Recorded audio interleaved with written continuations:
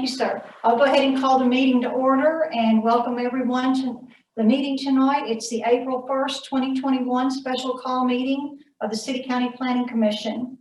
And the first thing I'd like to do is ask Zach Jones if he would please call the roll. Yes, ma'am. Shannon Blackburn. Yes, sir. Commissioner Clark. Yes. Commissioner Graham. Yes, sir. Oh, I guess I should call Commissioner Balance. Commissioner Gay. Commissioner Ritchie. Yes, sir. Commissioner Starks. Sir. Commissioner Unseld. Yes, sir. Commissioner Vitale. Yes, sir. Commissioner Volkert. Commissioner Warren. Yes, sir. Chairman Rooney. Yes, sir. And thank you very much. Commissioners, you've all had a chance to look at the summary minutes of the March 18th meeting. Are there any corrections to those minutes? No corrections. I ask for a motion, please. So Move moved. that. Thank you. And a second? Second. Thank you. All right. Yes, if you could call the roll for us. Yes, ma'am. Commissioner Warren. Yes, sir.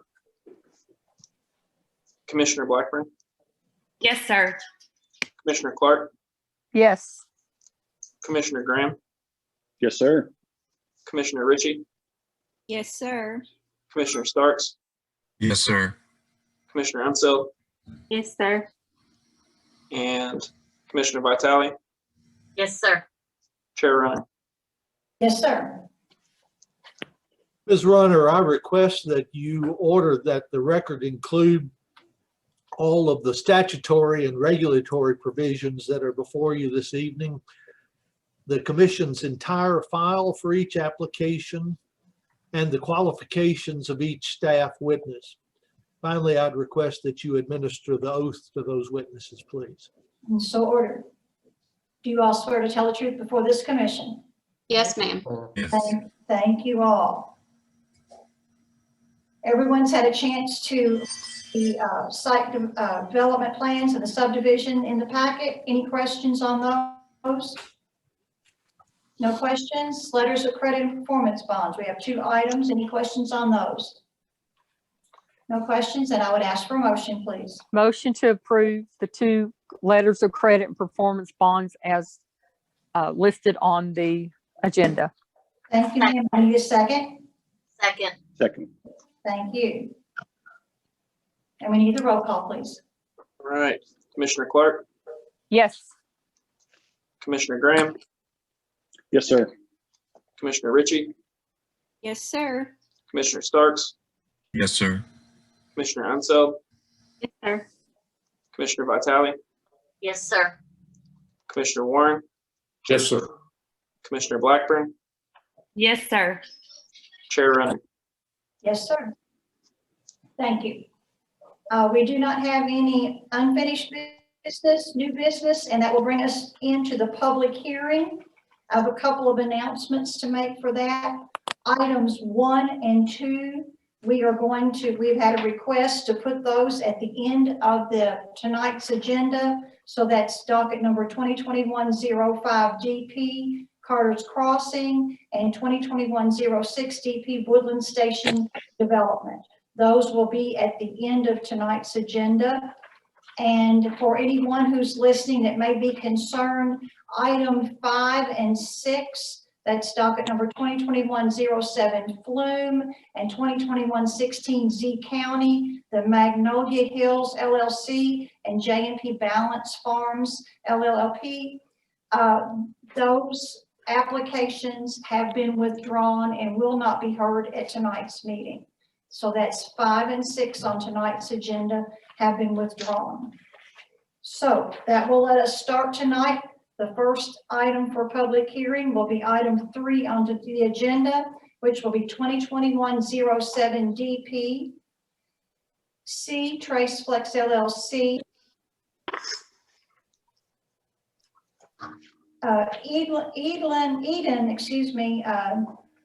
Nuhanovic, NK Holdings LLC, and MFG Cumberland Trace LLC have filed an application to amend the general development plan, which are the development plan conditions on tracts of land containing approximately 4.4953 acres located at 0, 280, and 288 Cumberland Trace.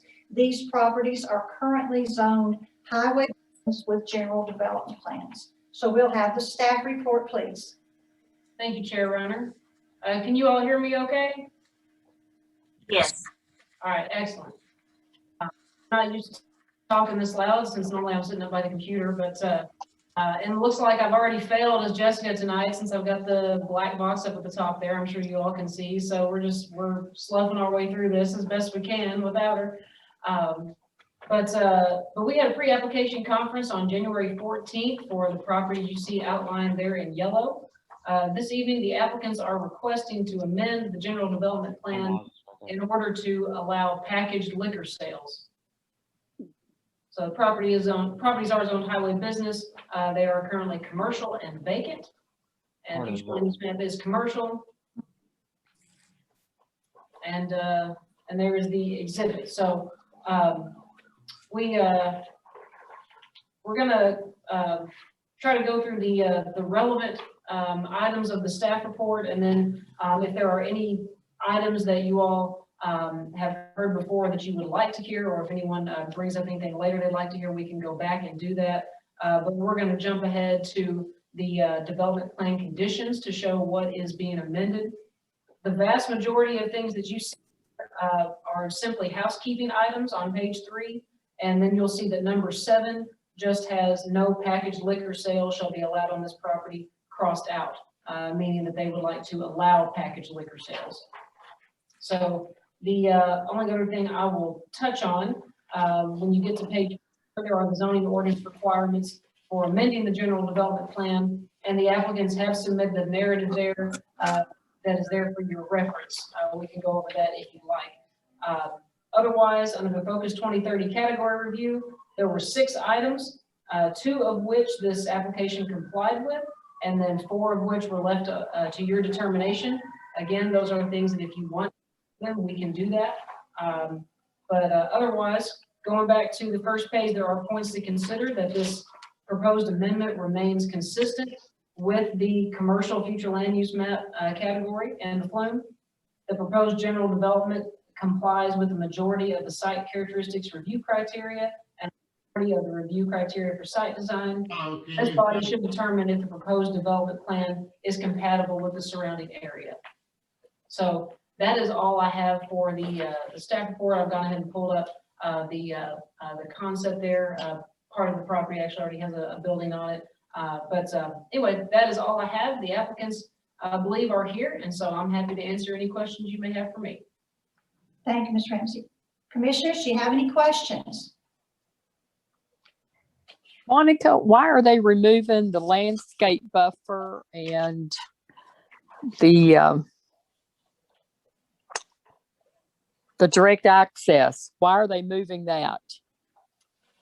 Yes, ma'am, that is a good question. The reason for that is that the original boundary of the rezoning actually extended back farther away from Cumberland Trace, but this application is, this boundary is no longer the same. And so that, what that landscaping and all that referred to was the other portion that's behind this, currently the multifamily portion. So that is not a part of this boundary.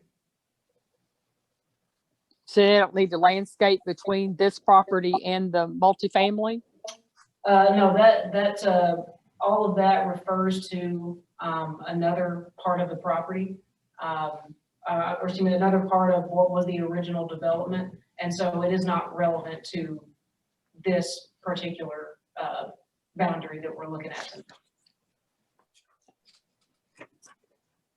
Monica, one question, if I may. I see, if I'm looking at this right, I see 2 number 7s. One of those number 7s is crossed out regarding sanitary sewer. Has there been a change with the connection to sewer for this property? No, sir, that's just required, and so I see. Okay. even if it's required, they can remove it. Yeah, so it's just redundant. I see. All right, thank you. Yes, sir. Any other questions from the commissioners? This will be a question for the applicants. And just their narrative is a little bit different. It says alcohol sales are permitted by the drink at El Maz, but which is similar to the sale of packaged alcohol, which I would like their explanation of that. Yes, we have the applicants present.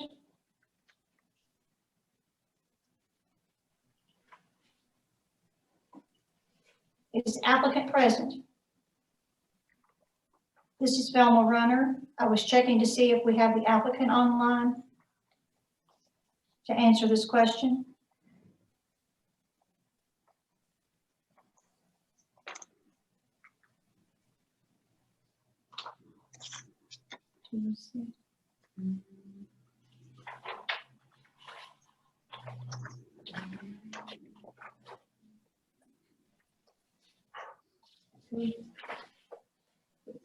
Ms. Runner, it might be good. I'm looking at the application for general development plan amendment, and it lists the applicant as C Trace Flex LLC. And it looks like that application was signed by Zach Williams, the managing member of C Trace Flex. Then there were a couple of other folks who signed the application. Eden Johanovic, an owner, and a member of NK Holdings, whose name is David Frischman, a manager for MFG. So any of those people who might be on the call tonight. Do we have any of those people present tonight?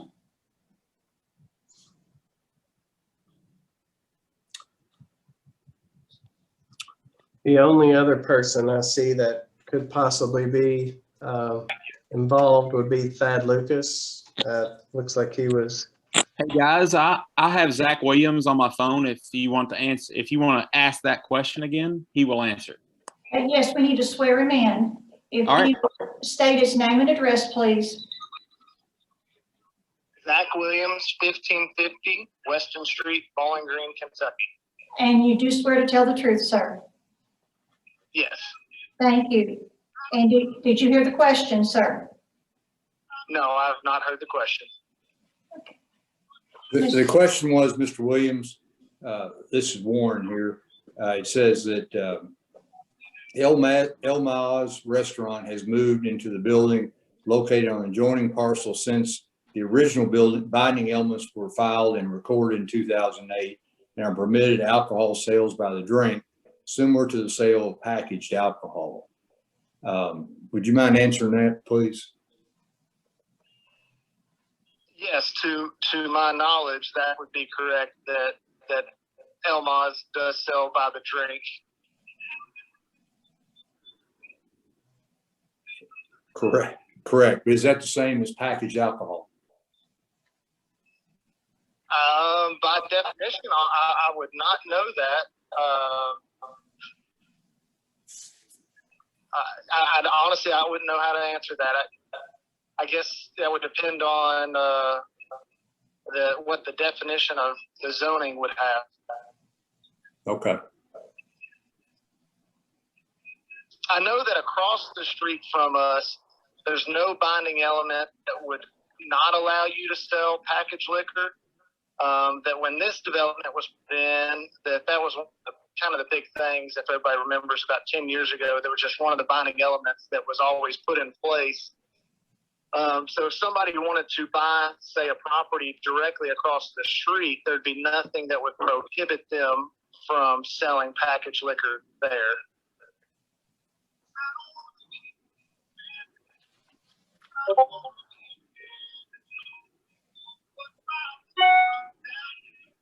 Thank you, Mr. Williams. Do we have any other questions for the applicant from the commissioners? Yes, is there any way staff could blow up that? We don't have a picture of that design in our packets. The one that's on the screen right now, could they zoom in on that? Because that's not in our packets. I can try to do that without causing too much of an issue here.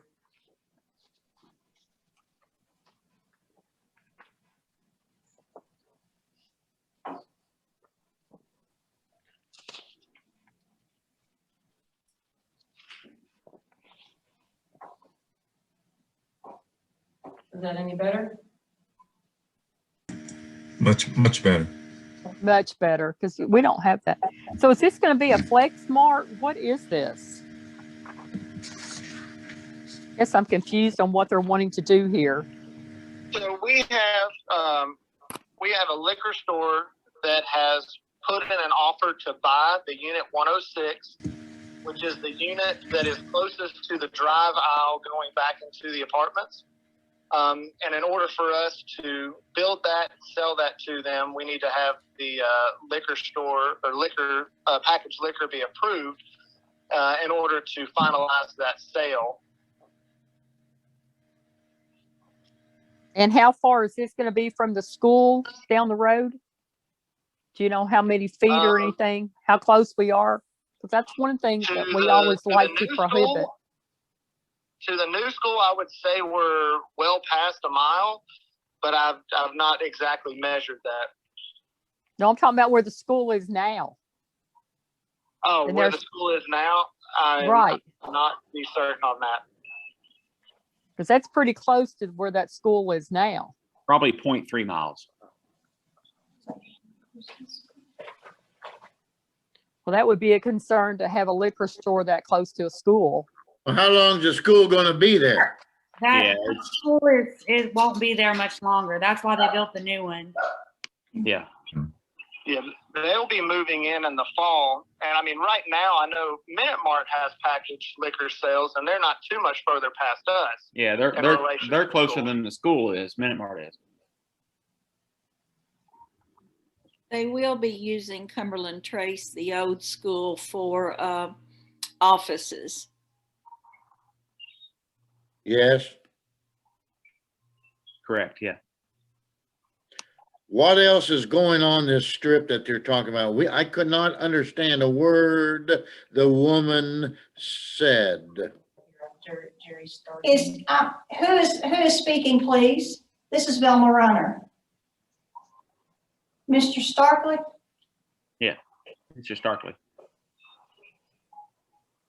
Do you have a question for the applicant, sir? Are you here in opposition to this request?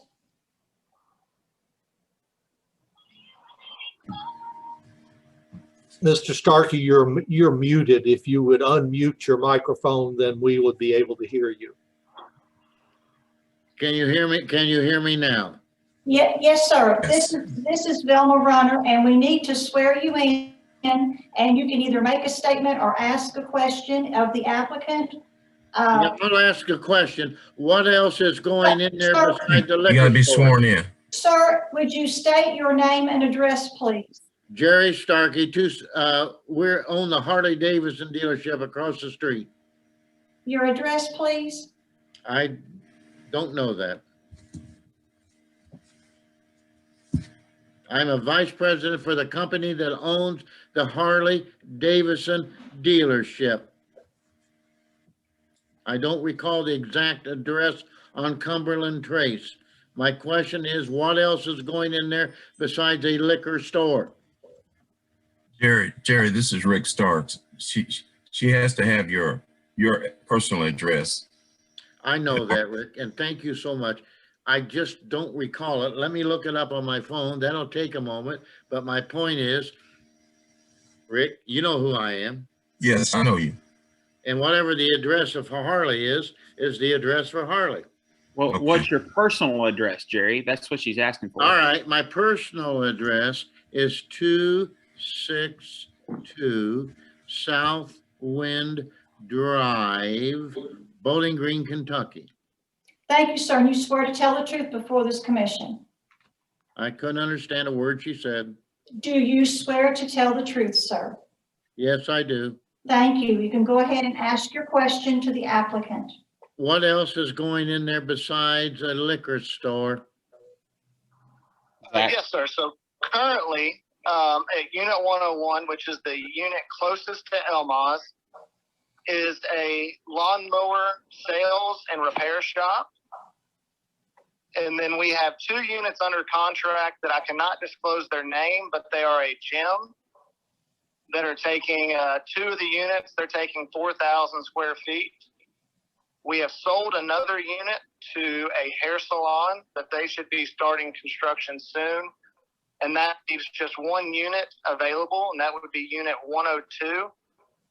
That we have a couple people interested, but no commitments for the last unit. Thank you. So what we're saying is pretty much everything that's going in that strip is basically commercial. That is correct. Thank you. And this is all on lot 101, correct, Zach? Not 102? Correct. Do we have anyone else in the audience that has a question concerning this application or is in opposition?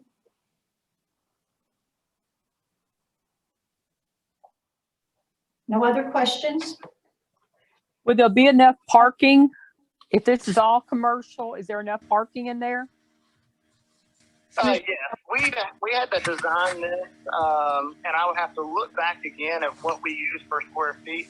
If I recall correctly, we have 155 spots, and we're a 12,000 square foot building, so we would have adequate enough parking to where if we had a mix even of restaurants to take use there.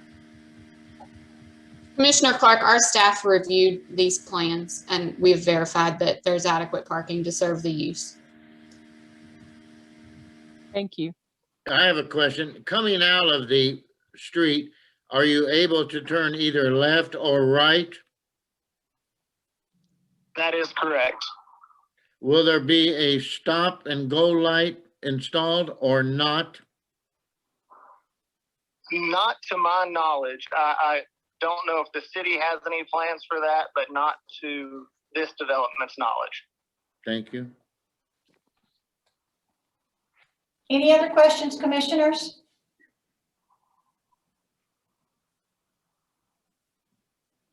No other questions or comments, then I will ask for a motion, please.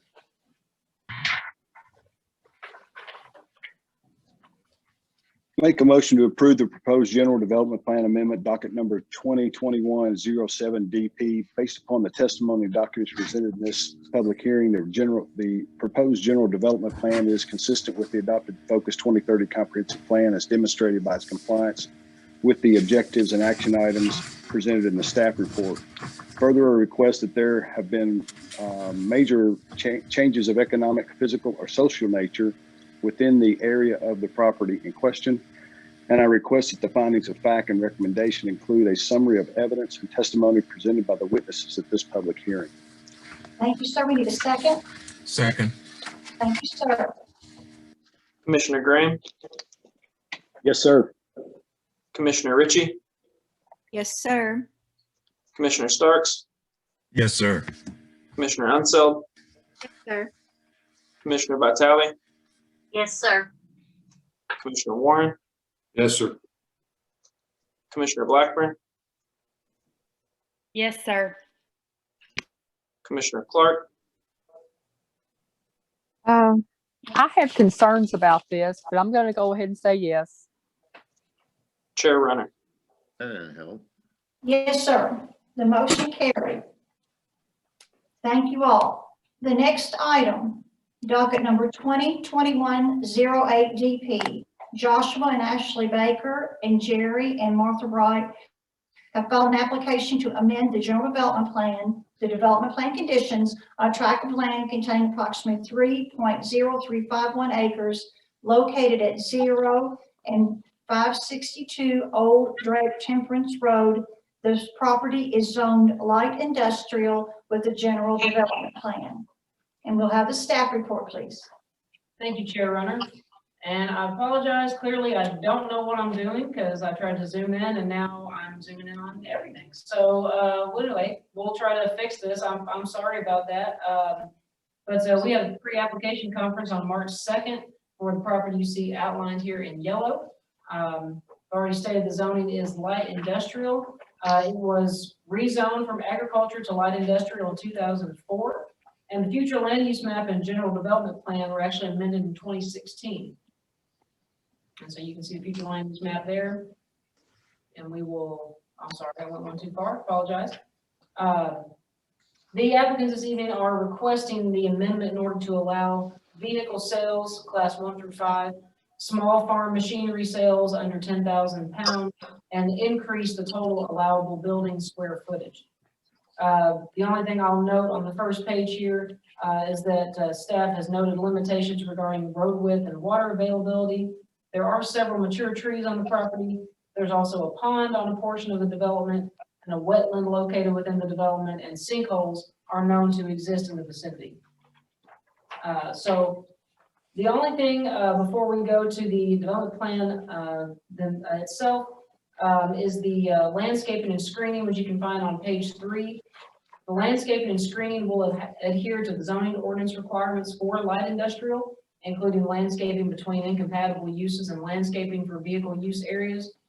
The site currently does not comply with development plan condition number 6 regarding landscaping or landscaping requirements of the zoning ordinance. Staff has been working with the current owner, the applicants, and their engineer to come up with a solution on how to bring the property into compliance with the landscaping requirements. If this application is approved, landscaping will be installed on site to meet the requirements of the development plan conditions and the zoning ordinance. So you will see there in the development plan conditions, the only 2 things they're proposed to change are number 4, just adding the language I just used earlier about vehicle sales and small farm machinery sales. And number 5, total building square footage originally was to not exceed 6,000. They're requesting for it to read 8,000. Is this on Cumberland Trace? No, sir. We have moved on to another case. All right, thank you. I'm out of here. Yes, sir. There is again, a narrative from the applicants listed there for your reference. We can go over that if you'd like. The Focus 2030 category review, there were 11 items that staff evaluated, 6 of which complied, and 5 of which are left up to your determination or generally comply. And we can go over those if you like.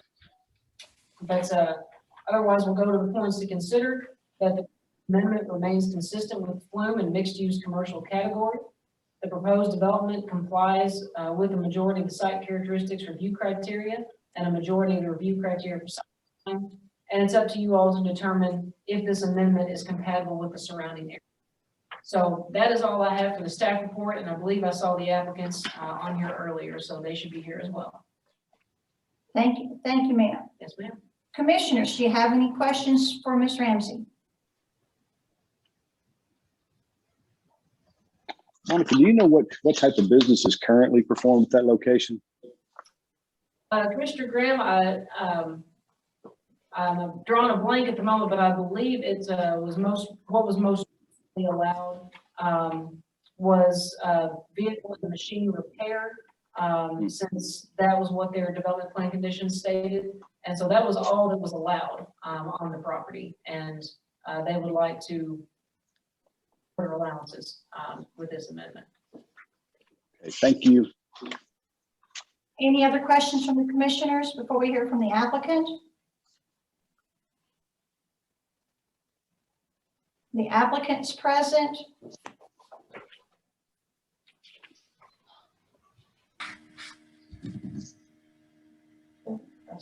The Bakers. Mr. Wright. Right. Mr. Wright is right Yes, here. yes. Do you have anything that you would like to add, sir? Mr. Wright?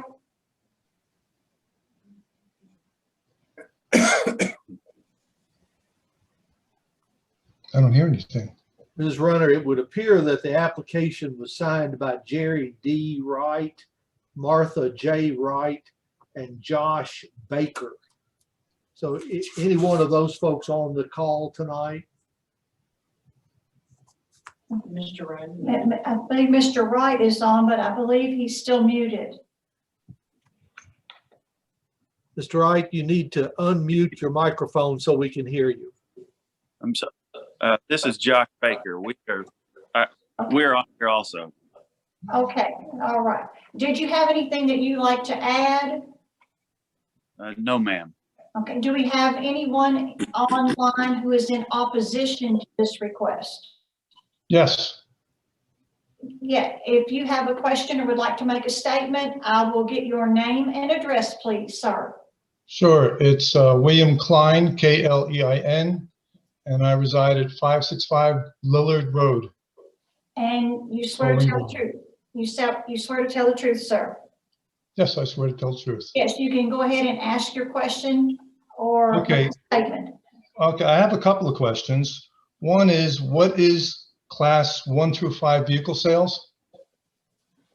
Sir, those refer to passenger vehicles. It's based on size, but that's a classification, federal classification, I believe. But we use that term in our ordinance to be consistent with how those vehicles are classified across the board. But Okay. passenger vehicles primarily. Okay, and then it says point number 9, no outdoor storage of materials shall be allowed on the property. What do you consider outdoor storage? I mean, are the vehicles going to be outside? What is not permitted outside? With the vehicle sales, I mean, cars can be sold outside, but it would be, that would include things like product or, vehicles that are being worked on, or any sort of equipment being used could not be stored outside. Okay, And Rachel or Ben, jump in if I'm misspeaking here, but because I don't have the ordinance right in front of me, but I believe I'm on the right track. okay, so just for further clarification, I'm new to this, I apologize. Where will the vehicles be placed in regards to the property that they're going to sell? That may be a better question for the applicants. This is their concept we have pulled up. They may want to speak to how they intend to display. We intend to use the I concrete. apologize, sir. If we need to get you sworn in, if you'd state your name and address, please. Yeah, Josh Baker, 7825 Plano Road, Bowling Green, Kentucky. And you swear to tell the truth, sir. I do. Thank you, Mr. Baker. And you can go ahead and answer that question, please. All right. We intend to use the existing concrete pad that's in front of the building for our display lot. Okay, is there an indication of how many vehicles will be out there displayed? Maximum, minimum? We are very small. We might have 4 or 5 for sale. There may be more vehicles there, but we may only have 4 or 5 for sale. Are you going to have a fenced in area around where you're going to have these vehicles for security? That wasn't the original plan. And are you going to have lights above them for security, for No. protection? You're not going to No. have any outdoor lights? No.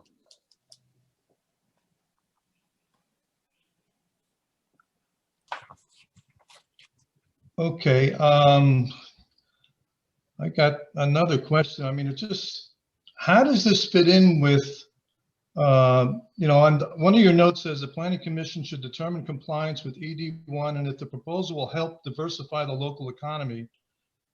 Is this going to help diversify the local economy if our local area is all residential and agriculture? I'm trying to understand why this is being placed in such a rural area that's surrounded by houses. Is he asking you? Yeah. I guess answer. I'll take anybody's answer on that one. This is Jerry Wright. I'd be more than happy to answer that. If you would state your name and address for us, sir. Your address? Jerry Wright, 1280 Detour Road, Bowling Green, Kentucky, 42101. And you swear to tell the truth, sir? I do. Thank you. That particular building was a manufacturing building, several going back to the early 2000s.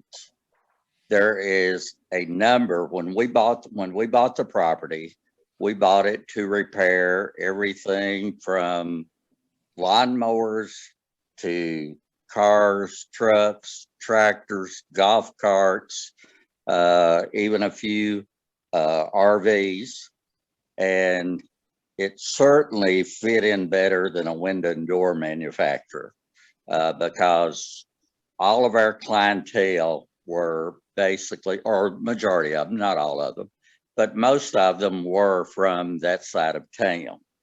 And you'd be surprised a lot of the things we're asked to do in that location if you have some mechanical skill. So it's not really out of sync with that part of the county.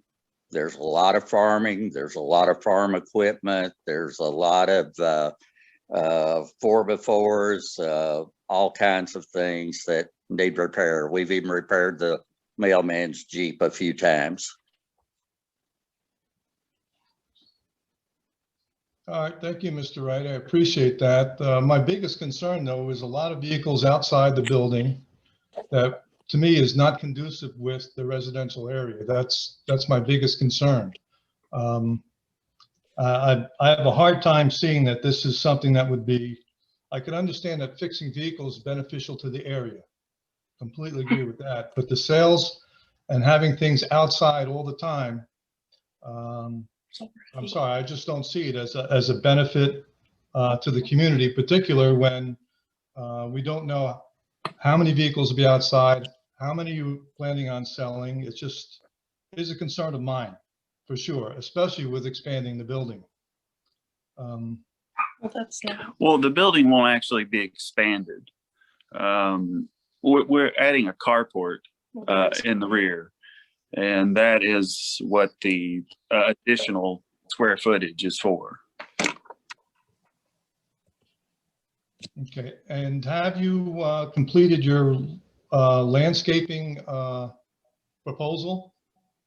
That's part of what's necessary in here is to have that. I would hope that the planning commission may want to see that proposal before they approve this application. We're working with them, and whatever they want is what we'll do. If Mr. Klein, they would have to submit a landscape plan that we would have to review for compliance with their development plan conditions and with the zoning ordinance requirements, if this were to be approved. But the landscaping, regardless for this type of use, has to be installed. Okay. And I've lived in this community for the better part of 40 years. I am 40. And we know everybody in the community. You know, we'll work on cars for people in the community. Actually, the property wouldn't really change from what's going on right there. It wouldn't really look any different other than some landscaping. Okay, well, can I ask one more question? If you live on Plano Road, do you own the cars that we can see when we're coming from Plano Road towards Old Drake Temperance Road that are out in the field? I do. How many cars are out in that field? See, we owned another business and we sold that in order to buy this business. Well, I didn't have a place to put those in my move. I'm slowly getting rid of those cars. So those cars won't be coming over here because I No. mean, it looks like there's a lot of vehicles there. I mean, some of them will, but from what you can see there from the road, there's only about 15 or so cars sitting back there. Is that considered a junkyard back there then? Or why are those cars all still sitting there? Well, We just closed on our other property yesterday. Mr. Hetty was who you. So, you know, it's just going to take time for me to get all these moved. So where are they moving to, the new location? Because that's They're 15 moving- cars. That's a fair number of cars moving Some of there. those will be moved to be repaired and sold. Some of them will go to the junkyard.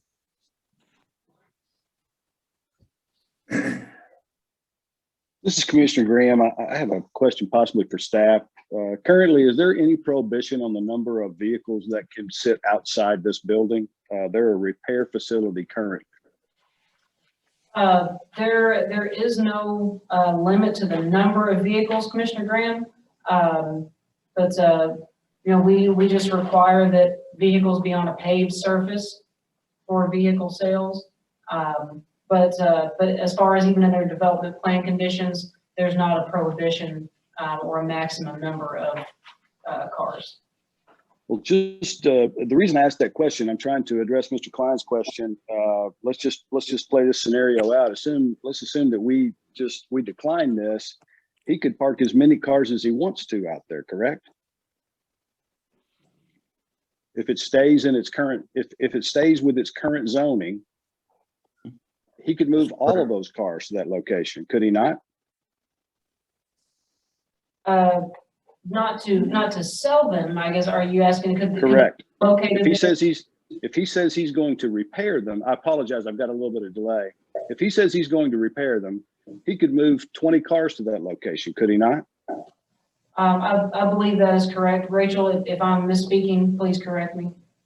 Well, you are correct. I just want to clarify one item. So right now, the current uses, again, are for vehicle and machine repair under 10,000 pounds. And so under those uses and the zoning ordinance, that would permit I guess the parking of vehicles or machinery waiting to be repaired, but that would not include junk cars or wrecked cars that are inoperable. That would be considered a different use under our waste related use category. So these would be vehicles that are just waiting to be serviced or repaired, but would not include wrecked or inoperable vehicles. Okay, and so Mr. Klein, is that helpful to you? It's my understanding that this is already zoned. Your first question was, why do we have a property like this in the county? And it's because of the current zoning. Its current zoning the current zoning is industrial, is that correct? Light industrial. Yes. Light industrial. Yeah. And to switch to sell vehicles, it requires a different zoning, but it frankly isn't far removed from where we are. So with regard to the number of vehicles, and that's the question I'm trying to more specifically address for you. So hopefully that's been helpful to help you understand why such a zoning is allowed in what you described as a residential neighborhood. I appreciate that, sir. I happen to think that it was probably miszoned in the beginning, because in reading your future land use map designation on page 2, it says the mixed use commercial land use designation applies to strategic areas mostly underdeveloped today that are located near designated industrial parks and accessible from major transportation corridors. And I'm sorry, I don't see that. That could be just me. But my biggest concern is, yeah, it doesn't sound like there's any regulations about that. He could actually park 25 cars in the front of that. And every time any of myself or my neighbors are driving by, we're driving by a used car lot that's sitting out there, which is certainly not conducive to the residential area that we tried to move to.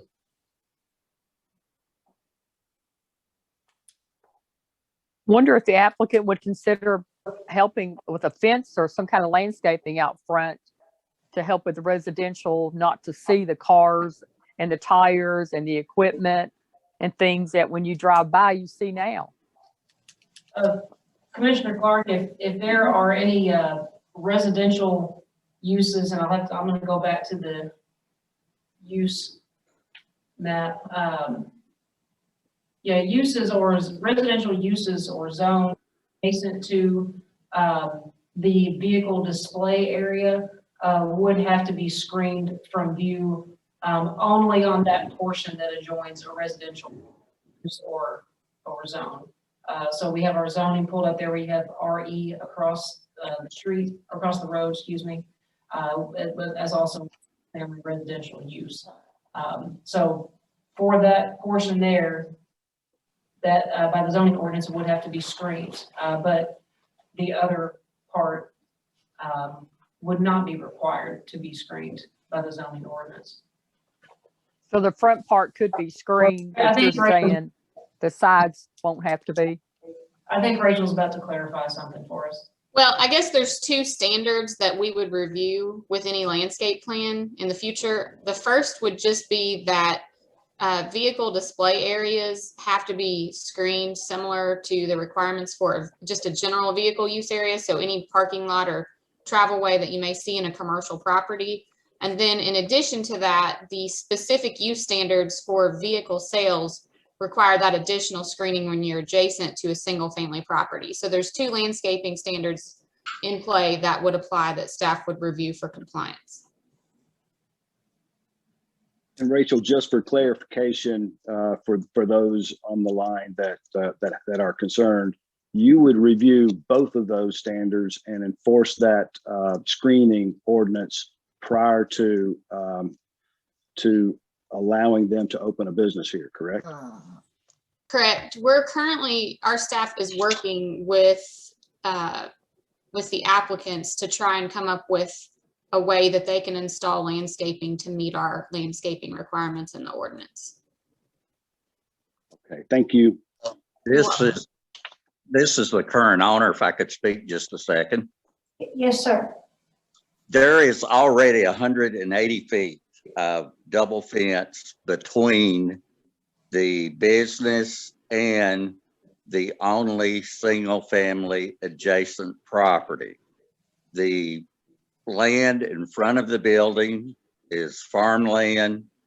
The land behind the building that's not owned by the building is farmland.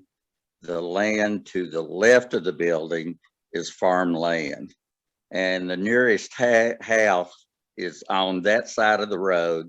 It's the people who originally owned and built the original building, and it is probably 300 yards away. Thank you, sir. Do we have anyone else with a question concerning this application? I'd like to ask a question. Yes, ma'am. The 15 cars that are presently on the property or nearby the property, are they operational? A lot of them are, yes. And do you plan to fix those up and sell them, or are you? Yes. Okay. Yeah. Okay. Thank you. Chair Runner, this is Rick Starks. I have a couple of questions of the applicant. Yes, sir, please, go ahead. In their write-up, it indicates the vast majority of sales at this location will be from online postings rather than everyday commuters. And it goes further to say there is also a need for small farm machinery in the area, which will be a future venture if the property is obtained. First question is, could the applicant elaborate a little bit about the online sales and how that works, and does that have an impact on vehicles being on the lot or off the lot? The second question is about the small farm machinery. If you obtain this property, where would that location of small farm machinery be located on the property? As far as the vehicle sales, that would be listed online on our website, sites like Facebook Marketplace. People would contact us if they had something, or if we had something they were interested in, and then we would set up an appointment for them to come view the vehicle. That's how that would work. with the online sales, some eBay. What was the other? The other was related to the, Oh, you indicate there's also a need for small farm machinery in the area, which would be a future venture. yes, could you, all that would be indoors.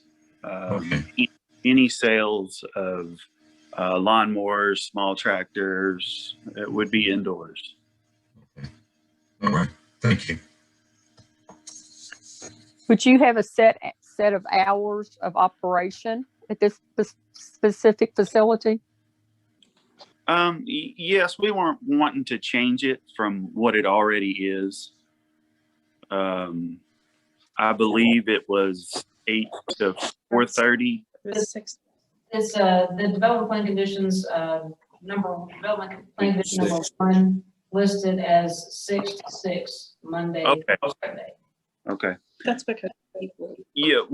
scheduling appointments. I mean, Our hours would be, 8 to 4, Monday through Friday. because of appointments. That's why we Some did that. Saturdays, and we would like to keep it the 6 to 6 because not everybody can make it in the 8 to 4 time period. Just kidding. Do we have anyone else with a question for the applicant? I have one more question. How many Yes, sir. vehicles, how many Is that- vehicles, this is Bill Klein again. William Thank you, Klein. sir. I'm sorry. How many vehicles are currently on the lot now, and are they gonna stay, or are they? Because I know it sounds like there's change in ownership. What's gonna happen to the existing vehicles that are on the concrete pad now? This is Jerry Wright again. They are currently being moved. All of them should be out of there within the next 2 weeks, except for 2. We can't get those out until the paperwork is complete. One of them was abandoned by an insurance company. Another one was abandoned with a lien on it, and the bank plans to have it out of there by the end of April. You will end up, when you're in the repair business, or at least we did, you will end up occasionally with an automobile like that. We have already filed the mechanic's lien on one of them. It is to sell, I believe it's the 28th of April. And the other one, the insurance company has been told that before he takes over the building, that one has to be moved, and they've agreed to release the bank has agreed to release their lien and let us move that. Thank you, sir. Any other questions? In the general development plan, number 1, the hours of operation, can we get those clarified and fixed in this particular case? Because they said there would be no Sundays, and it would be 8 to 4, Monday through Friday. Can we get that clarified and fixed in these? Commissioner Clark, I believe after that, they mentioned that they wanted to keep it flexible in case there were people who needed to come after those normal business hours. He did. I think he requested 6 to 6. Yes, sir. That's what it is already. That's the current hours. Yes. But Monday through Sunday, or did you take Sunday out and just do No. Monday through Friday? It's just Monday through Saturday. But No if there's Sun- no lighting, do you want to, well, I guess in the summertime you'd be okay, but in the wintertime, you couldn't go to 6 o'clock at night with no lights out there. Well, you could if somebody's picking their car up after being serviced.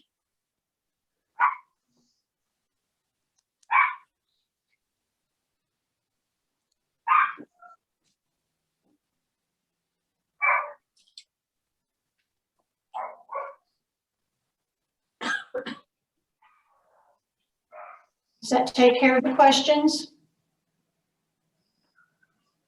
No more questions from Bill Klein. Thank you, sir. No other questions? Unless the commissioners have a comment, I will call for a motion. Make the motion to approve the proposed general development amendment docket number 2021-08 DP based upon the testimony and documents presented in this public hearing. Proposed general development plan amendment is consistent with the adopted Focus 2030 comprehensive plan as demonstrated by its compliance with the objectives and action items presented in the staff report. Further, also find that there have been major changes of an economic, physical, or social nature within the area of the property in question. And our request findings of fact and recommendation include a summary of evidence and testimony presented by the witness public hearing. Thank you. We need a second. Second. Thank you, ma'am. All right, Commissioner Warren, Yes, sir.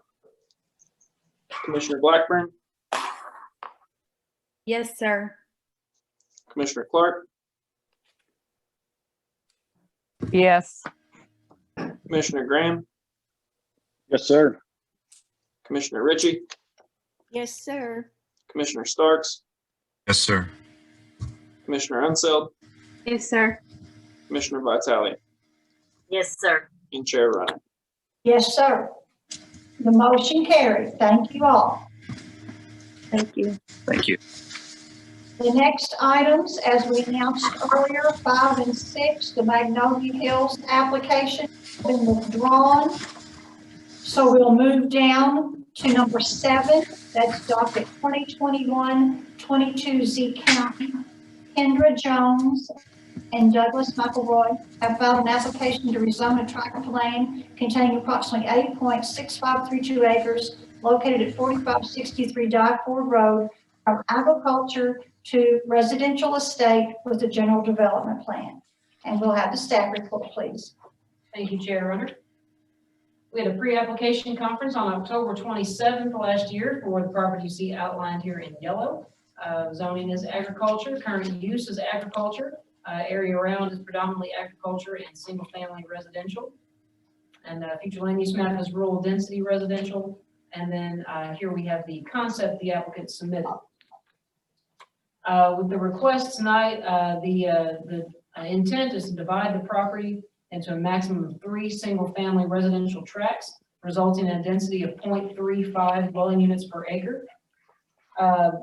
Just noted on the first page, staff did note exceptions regarding road width with the adequate facilities, and about half of the property contains mature trees or vegetation, and there are sinkholes known to exist on the property. So again, the site characteristics review and the site design and compatibility review, we can go over those, any of those items if you prefer. But I will go ahead to page 3 where we do have an area-specific policy review. This is located in the Plano Focal Point Plan, and which was passed just a couple years ago. And so staff evaluated 4 policies. PL1, that it did comply with that. PL3 refers to setback and facade orientation, and the item, the application generally complies with that item. PL6 is related to that, and PL8 deals with materials, and so it's up to you all to determine compliance with that item. There are development plan conditions. There are 10 that were submitted. I will paraphrase those, but we can go over them all in detail, or any of them in detail if you prefer. Number 1 deals with septic systems. Number 2 deals with access. Number 3 deals with the front setback. Number 4 states no manufactured homes. Number 5 deals with floor area. Number 6 deals with materials. Number 7 deals with orientation. Number 8 deals with vegetation. Number 9 deals with, or says the maximum of 3 lots, and number 10 deals with sinkholes. Under the Focus 2030 category review, there were 17 items that staff evaluated, 10 of which complied, 7 of which are left up to your determination, or could generally comply. Again, we can go over any of those if you would like to, but I will go back to the points to consider on page 1, that the proposal is consistent with the FLUME and the rural density residential category. The proposed development complies with the majority of the site characteristics review criteria, and the proposed development plan complies with the majority of the review criteria for site design and compatibility, and meets the minimum requirements in the zoning ordinance, with the exception noted regarding, again, that is in reference to Dyford Road being 16 feet wide. So that is all I have for the staff report. I'm happy to answer any questions. Thank you, ma'am. Commissioners, do you have any questions for Ms. Ramsey? This question will come up. It's development plan number 6. Each residence shall be constructed of wood, vinyl siding, brick, stone, concrete base siding with no exposed smooth faced plain block. Is the applicants, when we get to them, what is their commitment on percentages of these building materials? Thank you, sir. Do we have This is any Jim other Graham. questions? Pardon me, Chair. Before we go to questions, could I ask one more of staff before we move on? Yes, sir, please. So, Monica, do I understand correctly that the existing residence is going to stay? Yes, that's the existing residence, which is also shown here on the concept, that is proposed to remain in the center lot there. And then if this application were to be successful, it would allow for the subdivision of a lot on either side. So the net result would be 2 additional vacant lots. That's correct? That is correct. All right, thank you. Yes, sir. Do we have any other questions for Ms. Ramsey before we hear from the applicant? Do we know if they're going to do a shared driveway or if there's going to be 2 additional driveways added on this road? What has Public Works said about this? Commissioner Clark, the applicants in Development Condition number 2, I'll go ahead and read that since it has come up as a question. Number 2, the existing driveway is proposed to remain and will continue to serve the current home that is located on the property.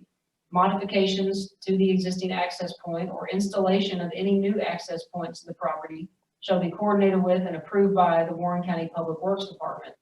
Internal roadways connecting the properties, i.e. shared driveways, will not be allowed unless required by the Public Works Department. Thank you. And do we know what the Public Works has said? I'm not sure if the applicants have already reached out to them or not, but perhaps they elaborate if they have.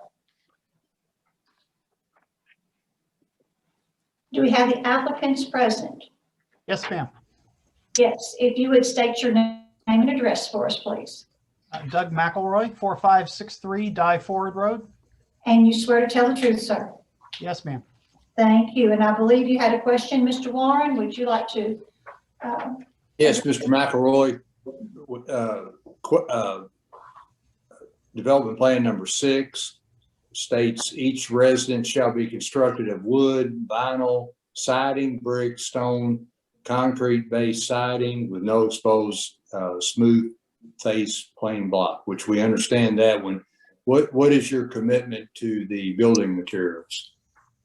I think the intent of that item in the plan was to ensure that the homes that were constructed would consist of one or possibly multiple of those materials.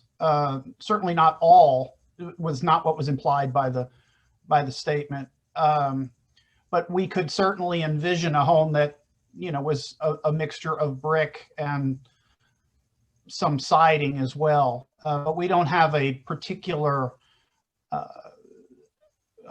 concept in mind for that. Does that answer your question? I'm sorry. I'm not well, quite sure if I'm getting at yes, sir, it does. But in a way it doesn't, because we have seen this so many times with the commission. And Mr. McElroy, we're just talking about what we see. Is this is not a negative statement.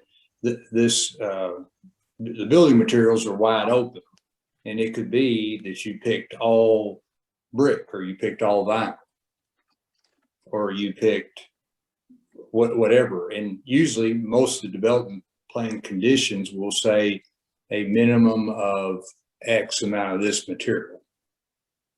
Yeah, I understand what you're saying. I'll tell you, I will say 2 things in response. The first is that the intent was really to specify acceptable materials, a list of acceptable materials to differentiate from what we might consider unacceptable materials.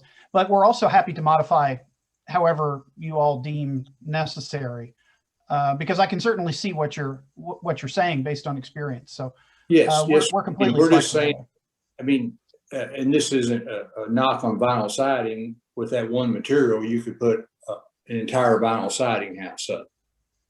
Right, and that's actually, the current house is vinyl siding. Okay, so I guess what Is we're it at, all vinyl siding? The current home is all vinyl siding? Yes, it is. What type of foundation does it have, sir? It is a crawl space with a brick facing. Okay, so it does have a brick foundation with vinyl siding. Yes. And so let me ask it this way, and certainly Commissioner Warren is well versed in what we're trying to address here without being too restrictive. Would you commit to say a 50% cementitious material? So that would be anything like stone, brick, hardy plank, etc. Or are you envisioning completely vinyl homes?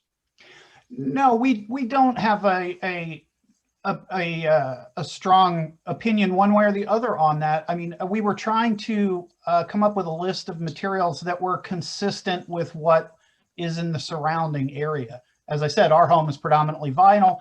There are some other vinyl homes nearby, or vinyl brick mix. There are some fully brick homes. So it really was intended to create the opportunity to construct a home that was consistent with what already exists in the area. If there are certain stipulations that you all would prefer, then we have no issue with that. Well, I would propose two, possibly. One of them, you currently have a home that has a brick veneer foundation. So yeah. Would you be open to stipulating that the other two homes would have a brick or stone foundation? No problem, absolutely. Okay. And then the second is, and I don't want to make this too restrictive for you, but would you be open to say, let's say 40% cementitious material? So an example of that would be on the front facade. If it has, say, a couple of gables or something, then you would put brick or stone in those gables just to give it some character. And it would eliminate the possibility of all wood or all something else that isn't cementitious. Would that be acceptable to you? Yes, absolutely. I mean, our goal here is to create the opportunity for homes that certainly don't detract from the value of the surrounding homes, but in best case, they would potentially add to the value. So however you feel that's best accomplished, we're certainly comfortable with that. And my last question is, you currently reside in the home in the center, is that correct? That's correct. Okay, so you have no interest in seeing something built that would detract from the value of your personal home, of course. Absolutely, that's certainly Okay. correct. Yes. So Hamp, would you wordsmith those two and add those? So, Mr. McElroy, this is Hamp Moore, and I'm the Planning Commission's lawyer. I'm looking at your development plan conditions, and you've addressed exterior materials in DPC number 6.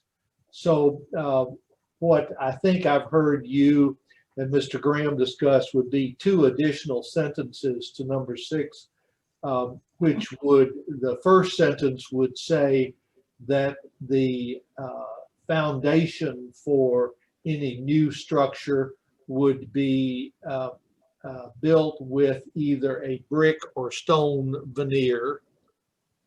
Is that agreeable? Yes. And then the second additional sentence would be that the exterior material used on the structures built on the premises would be at least constructed, would be at least 40% cementitious material or brick material. Hey, Hamp, before he answers that, this is Thad Lucas with Landmark Engineering. I want to make sure that if something happened in their current home, caught on fire, burnt, and they had to replace it, that these restrictions wouldn't restrict putting that house back as 100% vinyl. Would or would not?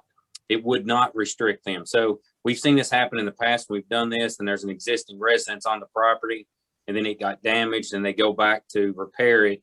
And because it was over the 50%, it fell under the new guidelines, and they were required to meet the 40%. So I just want to make sure we protect the existing house and not put a restriction on it. Well, what we'll do is say any new structure built on the premises. Okay. Well, That's sorry, fine with us. Hamp, wouldn't that be a new structure though? If for some reason the existing structure in the future were demolished by fire or natural disaster? Yes, it would. And I'm going to have to leave that to Mr. Graham and Mr. McElroy as to what Can we their list the lot intent- numbers? Hamp, I'm sorry, I've talked past you there. I'm sorry, I didn't hear you. Could we list the lot numbers of the two new lots and just make it for those two new lots? We'll just have it apply to, Thad, what are the lot numbers? I can't, they're so small. It's 1-1 and 1-2. They're the two new lots? That is correct. Okay. So, Zach Jones, are you getting all of this down? Yes, sir. And comfortable with what we've said? Yes, sir. Can you repeat it one more time, just so I've got it written down? Yeah, so we're dealing with DPC number 6. Mm-hmm. We're going to add a sentence to number 6 that says that the foundations for any structure built on lots, is it 1-1 and 1-2, Thad? Yes, that's correct. That's would correct. be built with either brick or stone veneer. And secondly, a second sentence that says that the exterior materials on any structure built on 1.1 or 1-1 or 1-2 would be at least 40% cementitious material or brick. So exterior materials built on 1-1 and 1-2. What was the rest of that, Ham? Would be 40% cementitious material or brick. Be 40%.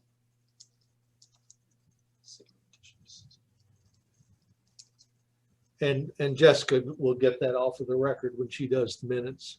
Sure. Now, can you repeat one more time, just so I've got it? The last sentence of the first 40% cementitious material. I'm sorry, Ham. The last sentence of the last part of the first sentence. Foundations, any structure built on lots 1-1 and 1-2 will be built using with brick a brick veneer for now. Veneer, brick or stone veneer. Using brick or stone veneer. Got it. Thank you. And so one last question, if I may, since we have Thad on the line. Thad, can you hear me? Yes, sir. So I see what, like on 1-1, it appears that there's maybe a utility easement or an electric easement. What are the other two? So there's one that's if I'm looking at the plat, it goes left to right and then kind of makes a square. And then there's another one with an X and a solid dash line. What are those easements? The X with the solid line is an existing fence. A fence, so okay. On the left side, it's got a fence kind of goes diagonal. And then the one that goes into the existing house and then goes to the right is an overhead electric line. All right, so that easement would stay in place, or they would pay to have it moved, I guess, on 1-2, correct? That's correct, but I would assume it would stay. Okay, and then on 1-1, is that a fence as well? That is correct, yes. Okay, so those two are not easements, just the one that, I guess that services the home on lot 1, correct? That is correct. Is it overhead? It is overhead. Okay. Yeah. All right. And Thank you. then that line also goes and services adjoining properties. Got it. I saw that. It goes off site. That's correct. Okay. Thank you. Yes, sir. Do we have any other questions from commissioners? Do we have any other questions from anyone online or anyone in opposition to this request? Has the applicant talked to Public Works about driveways? No, we have not done that yet. Okay, thank you. Anything else? No other questions, no opposition. I will call for a motion, please. Make a motion to approve the proposed zoning map amendment together with and condition upon the general development plan docket number 2021-22 Z County based upon the testimony and documents presented in this public hearing. Proposed zoning map amendment is consistent with the adopted Focus 2030 comprehensive plan as demonstrated by its compliance with the objectives and action items presented in the staff report. Therefore, the proposed zoning map amendment is in agreement with the adopted comprehensive plan. Further, I request this motion includes a summary of evidence and testimony presented by the witness in public hearing. Thank you, sir. We need a second. Second. Thank you. All right. Commissioner Warren, Yes, sir. Commissioner Blackburn, Yes, sir. Commissioner Clark, Yes. Commissioner Graham, Yes, sir. Commissioner Ritchie, Yes, sir. Commissioner Starks, Yes, sir. Commissioner Unseld, Yes, sir. Commissioner Vitale, Yes, sir. and Chairman Running. Yes, sir. The motion carried, so our recommendation will be for approval. Thank you all. Thank you. Thank you. Next item, 2021-23 ZBG, Ahimelech Kentucky Properties LLC and Bulbush Properties LLC have filed an application to rezone a tract of land containing approximately 15.7146 acres located at 0 Cherry Farm Lane, known as Lot 7 of Cherry Farms, and has frontage along Cumberland Trace Rd, Deer Meadows Avenue, and Cherry Farms Lane from RM3, which is townhouse multifamily residential with a general development plan, highway business and agriculture, to RM3, townhouse multifamily residential with a general development plan. And we'll have our staff report, please. Thank you, Chair Runner. We had a pre-application conference for the property you just described on Cherry Farm Lane. As you mentioned, there are 3 zoning designations that currently exist for the property: Ag, RM3, and Highway Business. The proposal this evening would rezone the property in its entirety to RM3 in order to develop a maximum of 204 multifamily units on the property. The future land use designation for the property is moderate density residential. And I'm going to pull up the proposed site layout here. You'll see that there is access proposed to both Cherry Farm Lane and also Cumberland Trace to the bottom of the screen there. And then I'm going to show you a density map just for reference here. You'll see that densities in the existing area range from 0.42 dwelling units per acre to 27.4 dwelling units per acre. And the density of the proposed development is 12.98 dwelling units per acre. Going to jump back to the site plan and point out a few items here. The first, under landscaping and screening, the applicants have agreed in the development plan conditions along the northern, which would be the left, and eastern, which would be the top side of the screen here, along those boundaries to install a 20-foot landscape buffer with a wooden privacy fence. Under open space, we'll just note that the applicants are proposing a clubhouse and pool shown on the proposed layout and have agreed to provide 30% open space in the development. Under connectivity, the development plan conditions require that building improvements on the property be located as such to allow a future connection between Cherry Farm Lane and Cumberland Trace Road. So if you look at the concept plan here, you'll see that those buildings are kind of situated in the area of the property to where that roadway could then one day in the future maybe connect Cherry Farm Lane all the way over to Cumberland Trace Road. This property is located in the area of the Scottsville Road Corridor Study. The staff evaluated 3 applicable recommendations and found 2 of those to be in compliance. There's one for your consideration, number 3, which looks at open space. Again, there is a clubhouse and pool shown on the site plan here.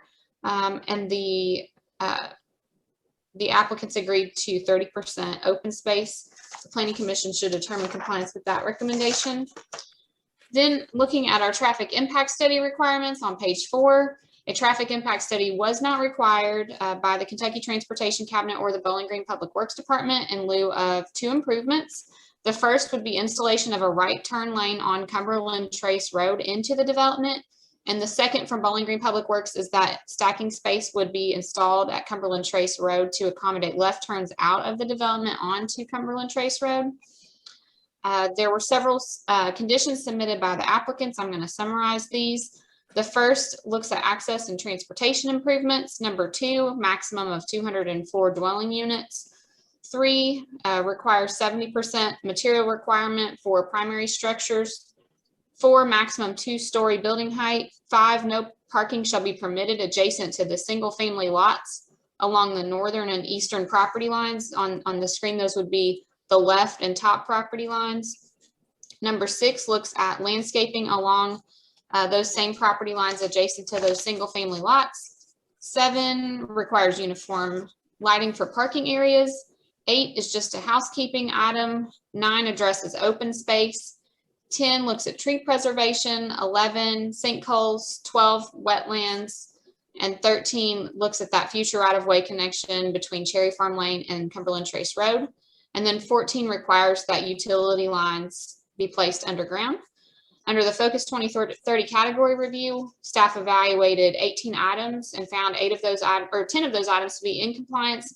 8 are left to your determination. Those deal with quality of development, character preservation, compatibility, open space, infill development, and character and pattern of development, and housing suitability and housing options. With that, I'm going to wrap up with our points to consider on page 1. The proposal is consistent with the future land use map. The proposed development complies with the majority of the site characteristics review criteria and the review criteria for site design, and meets the minimum requirements in the zoning ordinance. And the Planning Commission should determine if the proposed development is compatible with the surrounding area. That is all I have for the staff report, but I'm happy to go over anything in greater detail if we need to. Thank you, ma'am. Commissioners, do you have any questions for Ms. Hurt before we hear from the applicant? Rachel, I do have a question. I'm sorry, go ahead. Sorry. That's okay. Rachel, currently the site map shows a pool and clubhouse, but the DPCs only depict 30% open space. If the developer finds it acceptable, can we add that as can we add that just so that we know that something like that is going to be built, or what's protocol there? You could certainly request that, but that would ultimately be up to the applicant as to whether or not they would agree to that change. Got it. Okay. Thank you. Thank you. Would this development be considered a high density type development rather than a moderate because of the number of units? Commissioner Clark, if you look on page 2, I didn't read the future land use category description, but moderate density residential allows development up to 13 dwelling units per acre. The comprehensive plan would say that that's classified as moderate density. And so the applicants are proposing a density of 12.98 dwelling units per acre, which would fit within that future land use designation. Okay, thank you. That's what I couldn't figure out. Thank you. You're welcome. Any other questions before we hear from the applicant? And I believe, is that Mr. Brooks with? Yes. Yeah, yes, sir. Thank you, Chair Runner. Kevin Brooks, I represent the applicant. Let me start by just saying in fact, this was maybe even an omission, but we'd be happy to commit to a clubhouse of, I guess, to help maybe a minimum of 2,000 square feet. We're not really sure how big that one is on the concept plan, but we would think that would probably be a safe number. So we're happy to make that a DPC.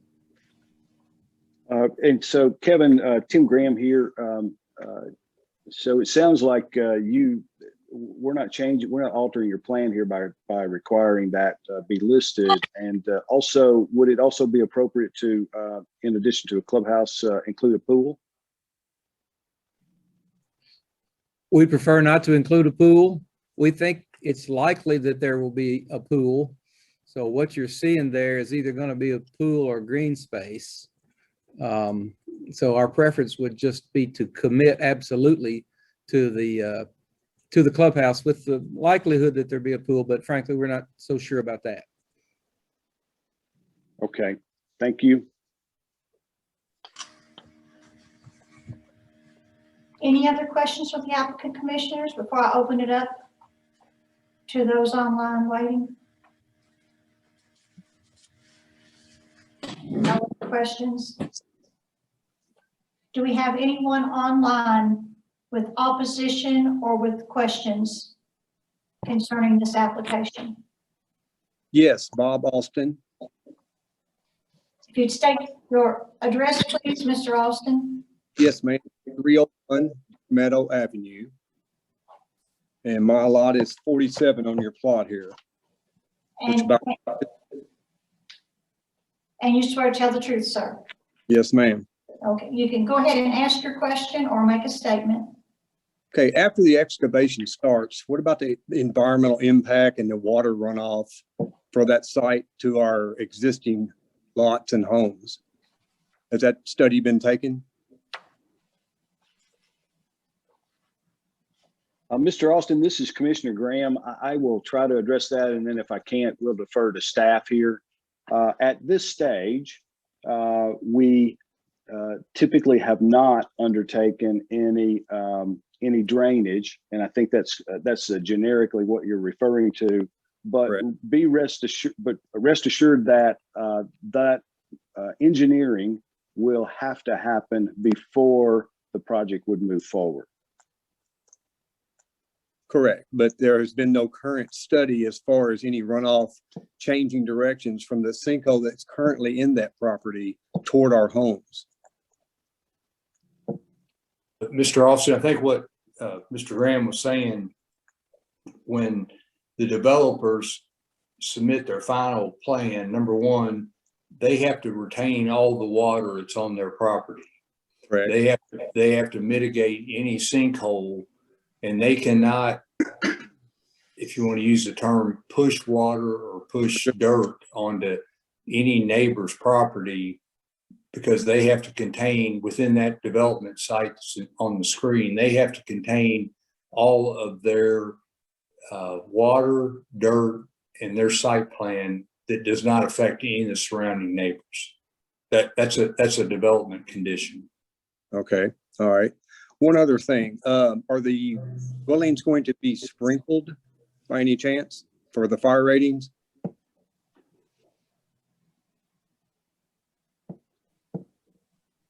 So you're getting out of my area of expertise, and maybe a staff person can help me, but I do not believe that these would be required to be sprinkled.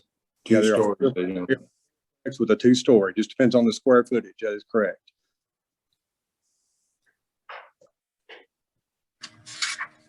Anyone have the answer to that?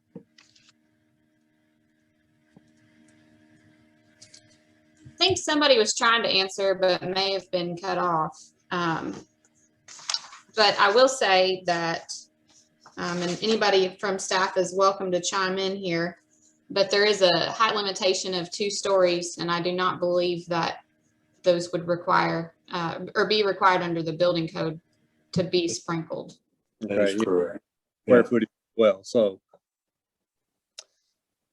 okay, the border that you were speaking of, as far as the privacy, the fence, and I guess landscaping as well, that will take place. You said it was going to be a 20-foot height. No, the buffer would be 20 feet in width. In width. Oh, got you. Okay. Yes, and then it would also include a privacy fence.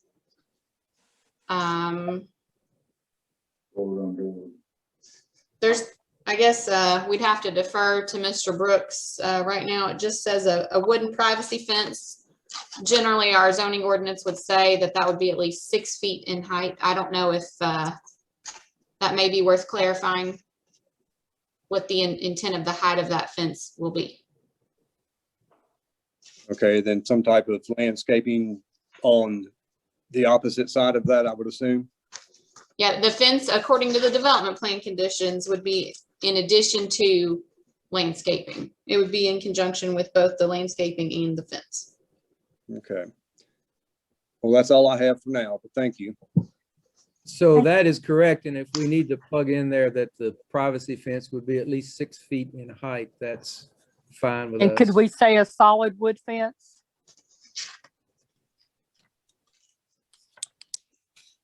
Commissioner Clark, the condition says a privacy fence. So just by the nature of the term privacy fence, it would have to be a solid opaque fence. Okay. Okay. I want to make sure because I didn't want a cattle fence or something. Yeah, good clarification. Thank you. No. You're welcome. Do we have anyone else that has a question for the Yes, I have a question. Your name, please. It's Rodney Williams, 192 Deer Meadow Avenue. And you swear to tell the truth, sir? Yes. Thank you. You go ahead and ask your question. Just back to the buffer. I think you've clarified that it will be a wood solid 6 foot privacy fence. I'm just, can you clarify the landscape material? We talking pine trees, bushes? And my main concern there is I'm going to be looking directly into the back of this, and these are going to be 2-story buildings. So I'm a little bit concerned about the height of the screen. I can answer that. The zoning ordinance, we set specific numbers of plantings based on a linear footage. And so under the ordinance, it would be a requirement of 6 evergreens and 3 deciduous trees per 100 linear feet. Okay, so what's the size of the tree that's put in during the development? Let me check on that. I'll have to look at our master plant list. I don't remember off the top of my head. Give me 1 second. Okay.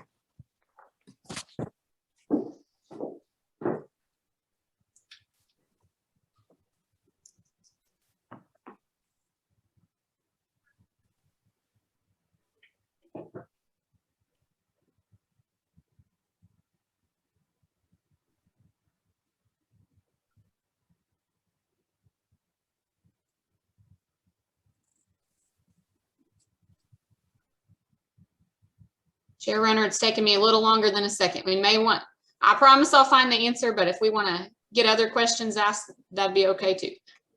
Thank you, ma'am. Did you have any other questions, Mr. Williams? No, that's all. Thank you. Do we have anyone else in the audience that would like to ask a question? Yes, this is Sue Ellen Carbon, 329 Deer Meadow Avenue. And we have an old. And you swear to tell the truth? Yes, I swear to tell the truth, yes. Thank you, ma'am. I apologize for interrupting you. That's okay. We have an old oak tree on the corner of our property, and I would say it's 100 years old. And I was curious how the new property or the property line comes up right on that old fence line, which that tree incorporates into the fence line. And I was curious of what was going to happen to all the trees and things that are along that fence line that's incorporated in there. I can help answer that. One of the development plan conditions states that existing trees with a caliper of 8 inches or greater located within 10 feet of the perimeter property lines will not be disturbed.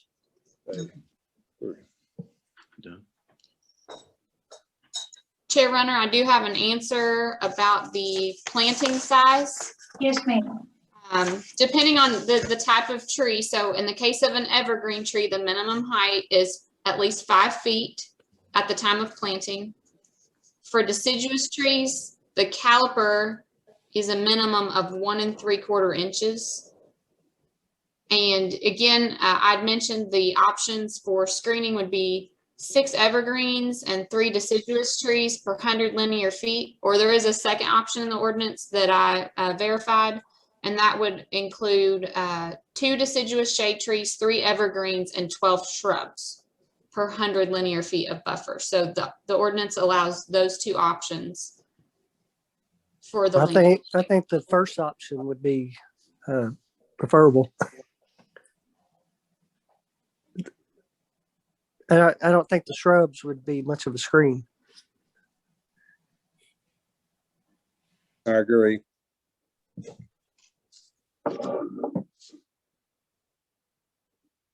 So in terms of what Mr. Williams just said, I'm not sure if that needs to be the subject of a development plan condition, but I can't imagine why the developer would not agree with that.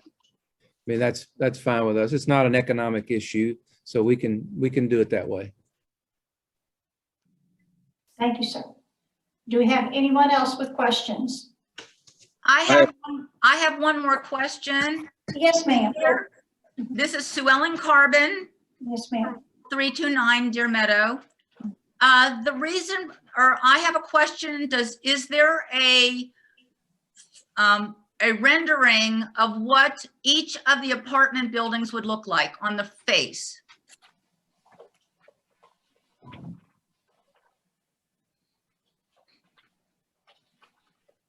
We do not have a rendering yet.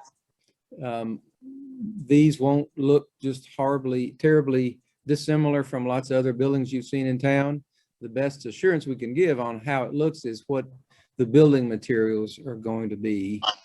And, you know, these are going to be mostly brick buildings.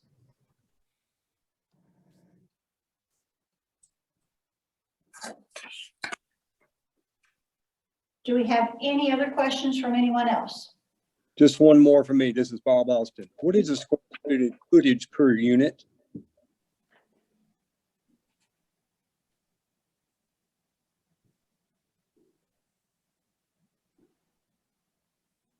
Was that, I'm gonna be sure I understand the question. I'm afraid I can't answer it, but you're asking what is the square footage per unit? Is that right? As far as each structure, the fourplex you're doing. And you're talking about per building, okay? Yes, sir. Let me see if I can get an answer. Mr. Austin, I think just to clarify, I think you just mentioned the term fourplex.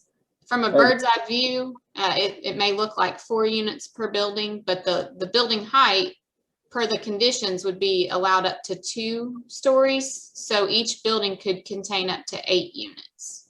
8, okay. That's correct. So 16 if it's a family of 2, whatever. 2 bedroom, I guess.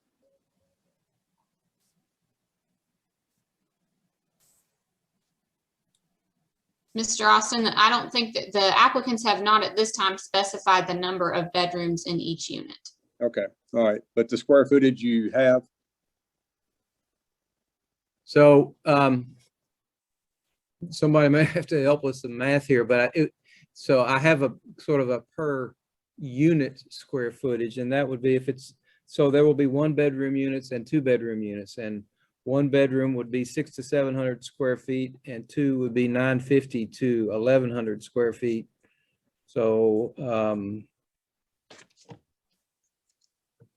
I'm not sure if that gives us a good answer to how big the building is, but it would be under 10. If you did all of the larger ones, it would be less than a 10,000 square foot building. Okay, so 8,000, what are you thinking? I mean, I think, and I would think they would be mixed, but I can't really do any better than that at this point. okay, so that should be available in the near future, though. Well, when an application is made for building permits, they're going to have to provide all that kind of information. But I mean, just to be fair, that won't be a part of a public hearing process. Okay, that's fine. That's rough. It's still in the early stages. All right. Do we have anyone else online that would like to ask a question? Yes, this is John Carbon. And yes, sir, and your address, please. Yes, it is 329 Deer Meadow Avenue. And you swear to tell the truth, sir. Yes, ma'am. Thank you. My question is, has the developer decided firmly on 2-story units? Would they at all consider single-family dwellings?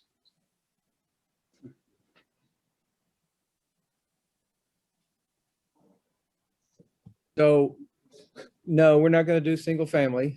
That's why we're here. There could be 1-story units. And in fairness, what we're looking at right here has a single 1-story unit. Once the site gets developed and the developer has a lot more engineering information, they could answer that, with a lot more specificity. But I mean, in fairness, the plan is for 2-story multifamily units. That's understood. I was just wondering if there were any options or alternatives on the table for considering something other than 2-story units. So not at this moment. Thank you. Any other questions?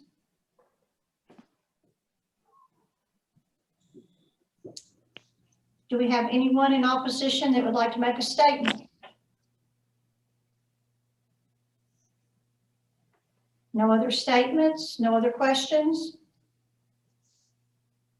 Then I will ask for a motion, please. Make the motion to approve the proposed zoning map amendment together with the condition upon the general development plan, docket number 2021-23ZBG, based upon the testimony and documents presented in this public hearing. Proposed zoning map amendment is consistent with the adopted Focus 2030 comprehensive plan as demonstrated by the compliance with the objectives and action items presented in the staff report. Therefore, the proposed zoning map amendment is in agreement with the adopted comprehensive plan.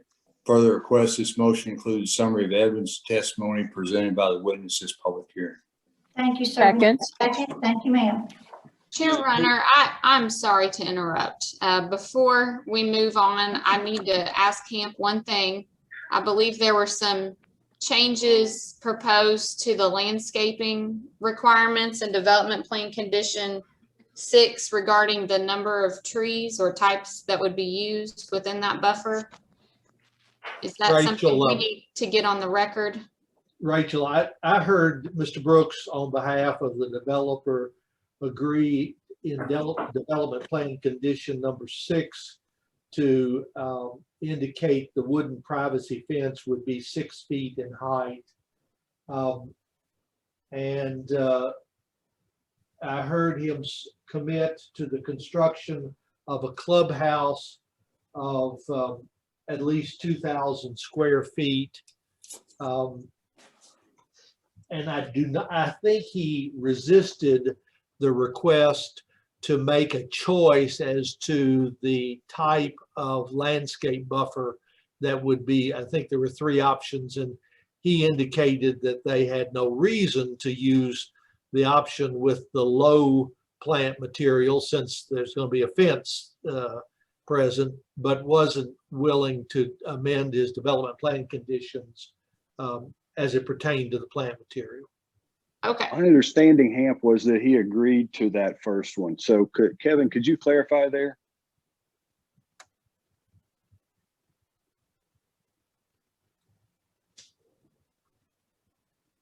So I think Mr. Moore stated it correctly in that we committed to the clubhouse, and we committed to the what was the other one, Hamp? I'm so sorry.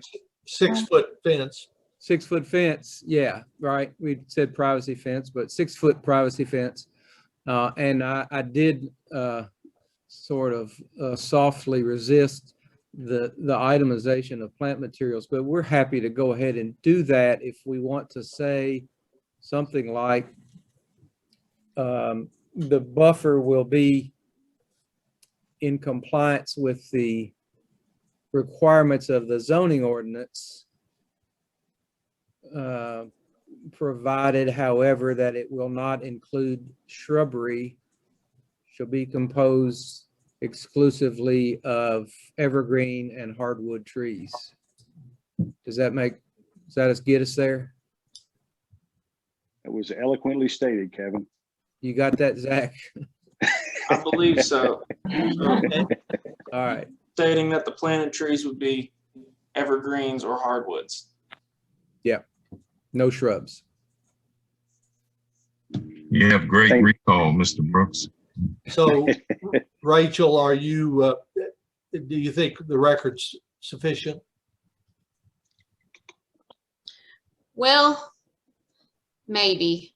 The way that the condition reads, it says it would incorporate a wooden privacy fence and supplemental landscaping. But we haven't really identified a number if it would follow the 6 evergreens and 3 hardwood trees per 100 linear feet, or what the intent would be. I guess that would be the requirement if we're looking at the linear feet defined in the ordinance, if you're using a mixture of evergreens and deciduous trees. Because the other option includes shrubbery, correct, Rachel? Right, and actually, I'm just remembering this. If you use an opaque fence as part of your buffer in the ordinance, you're not required to install shrubs or evergreens. That can be used in place of those materials, and you're only supposed to, in addition to that, by ordinance, plant your shade trees. So let me see if we can word this a different way. Mr. Brooks, would you be willing to amend your development plan condition to say you would install a 6-foot wooden privacy fence, as well as commit to, 6 evergreens and 3 deciduous per 100 lineal feet? That's what the ordinance states. Actually, I mean, I would like our neighbors to be reasonably happy with this. We like just the hardwood trees, which Rachel said maybe was an option since we have an opaque fence. We're happy to do that. Exclusively hardwood trees. I mean, but I'm open to more suggestions. Yeah, I So, don't think the Rachel- evergreens would be necessary if he's doing the hardwood trees and the wooden fence. So Mr. Austin and Mr. and Mrs. Carbon, and there was one other person I think we heard from. Oh, Rodney Williams. Does that sound reasonable to you? I would prefer the evergreens personally. So let's just use the standard we started with of however many evergreens and shade trees per linear 100 feet and exclude shrubbery, which is really what I was trying to say before. I didn't say it very well, I guess. I would So agree that's to what that. that's what Ben just proposed, I think, Kevin. Yes. So are you in agreement to that? Yes. Okay, perfect. So can we restate that with the proper verbiage, just for the record? Yes. I think we've got it on the record, Zach. Okay. We're just going to commit to the 6-foot privacy fence, and then that 6 evergreens and 3 deciduous per 100 linear feet as stated in the zoning ordinance. That's fine. And no shrubs. Correct. Okay, we had the motion on the floor. With all of that, are we still okay to stay with that motion? And I believe it was seconded. Yes. Yes. Yes, ma'am, I thought. Commissioner Clark, did you second it? Yes, I did. Okay. All right. Commissioner Warren, Yes, sir. Commissioner Blackburn, Yes, sir. Commissioner Clark, Yes. Commissioner Graham, Yes, sir. Commissioner Ritchie, Yes, sir. Commissioner Starks, Yes. Commissioner Unseld, Yes, sir. Commissioner Vitale, Yes, sir. Chair Runner. Yes, sir. And the motion passed, so our recommendation will be for approval. Thank you all. Thank you. Next item, 2021-24 Z County, Lexington Point LLC, and Michael Overfelt have filed an application to rezone a portion of a tract of land containing 41.5704 acres located on Dillard and Buttersworth Road from agriculture to RS1B, which is single-family residential with a general development plan. And we will hear the staff report.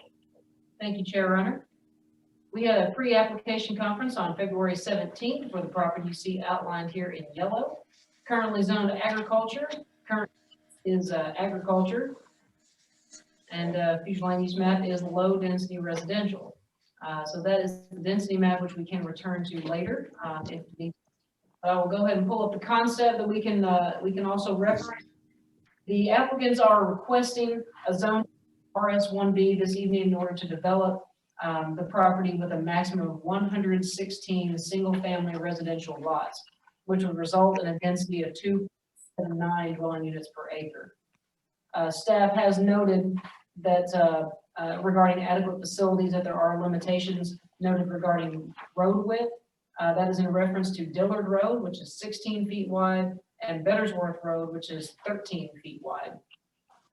There are also mature lines of trees along the western property line and also running through central portions of the larger tract. And there are also known sinkholes in the vicinity. Again, I will, if anyone wants to discuss anything from the site characteristics review or the site design and compatibility review aside from what we just mentioned, I'm happy to do that. Otherwise, I'll move on to the development plan conditions and I will summarize these. Number 1 references utilities. Number 2, the maximum number of units, single-family dwelling units, 116. Number 3 deals with materials. Number 4 deals with lighting. Number 5 with access. Number 6 with an HOA. Number 7 with sidewalks. Number 8 with poles. Number 9, again regarding access. Number 10, orientation. Number 11, trees. And number 12 refers to restrictive covenants and references that development plan condition number 3 regarding materials would become a plat restriction at the time that it was recorded with the Warren County Court Clerk. Traffic impact study. The Warren County Public Works was the agency that was consulted for this. They did not require a traffic impact study if the applicants agree to the following improvements. That access will be limited to a single point on Dillard Road and a connection to Bettersworth Road is required. And Dillard Road will be widened to provide a right turn lane and a continuous left turn lane approximately 150 feet in each direction from the entrance plus taper. And the applicants did agree to these requirements in development plan condition number 5. The Focus 2030 category review, staff evaluated 15 items, 6 of which comply, 9 of which are left up to your determination or generally comply. I won't go over all those necessarily unless you all would like to go over any of them specifically, but otherwise I'll go back to page 1 for the points to consider. That the proposed RS1B zone is consistent with the flume and the low density residential category. The proposed development complies with the majority of the site characteristics review criteria and a majority of the review criteria for site design, and compatibility of the proposed development should be determined by this body. One last thing I will note, you all should have received correspondence from several individuals in the area. They sent letters voicing concerns or asking questions, and it is my understanding we also have maybe some of those represented, have legal representation this evening. So that is all I have for the staff report, but I'm happy to answer any questions. Thank you, ma'am. Do we have any questions, commissioners, for Ms. Ramsey? Yes. Monica, pull up the existing land use map. Where is the new school supposed to be? Commissioner Warren, I am not sure about that. Ben, or Rachel, do you, I can't recall off the top of my head, anything about that. Well, I thought there was a plan to put a new school somewhere in that area, and I guess I might be mistaken, but they were talking about a new elementary school. I don't have any information regarding that. I don't know. Okay. If Ben or Rachel, I don't know if they want to weigh in, but I don't have any at my disposal. I don't remember exactly where, Rachel. I'm not sure if you do, but I do know it's in that area right along the railroad tracks there, kind of in that first just before that first off Dillard Road. It is on, yes, facing Dillard Road, yes. Chair Warren, I don't know if you can read it in your packet, but if we look at the plat that was submitted, it includes the adjacent property owner information. And then if you'll see just across the way at the top, the owner listed as the Warren County Board of Education. So that would be my best guess as to the location. Okay.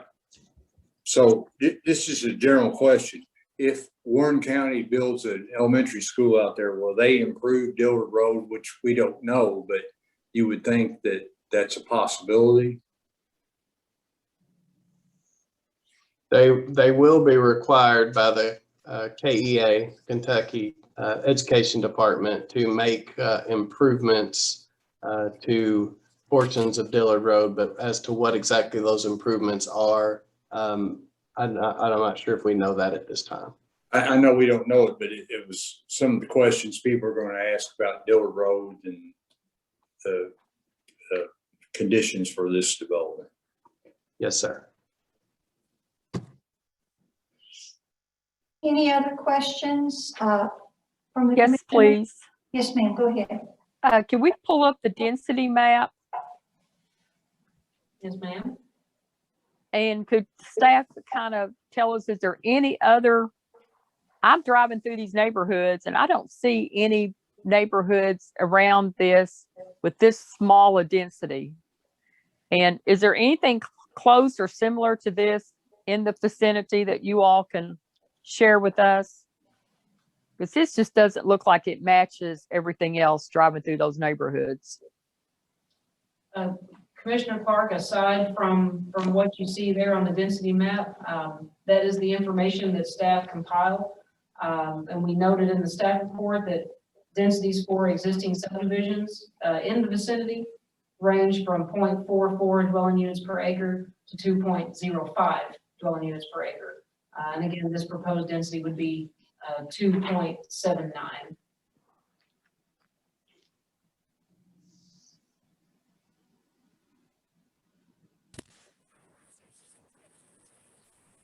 So this is Tim Graham. So this is twice as dense as any surrounding?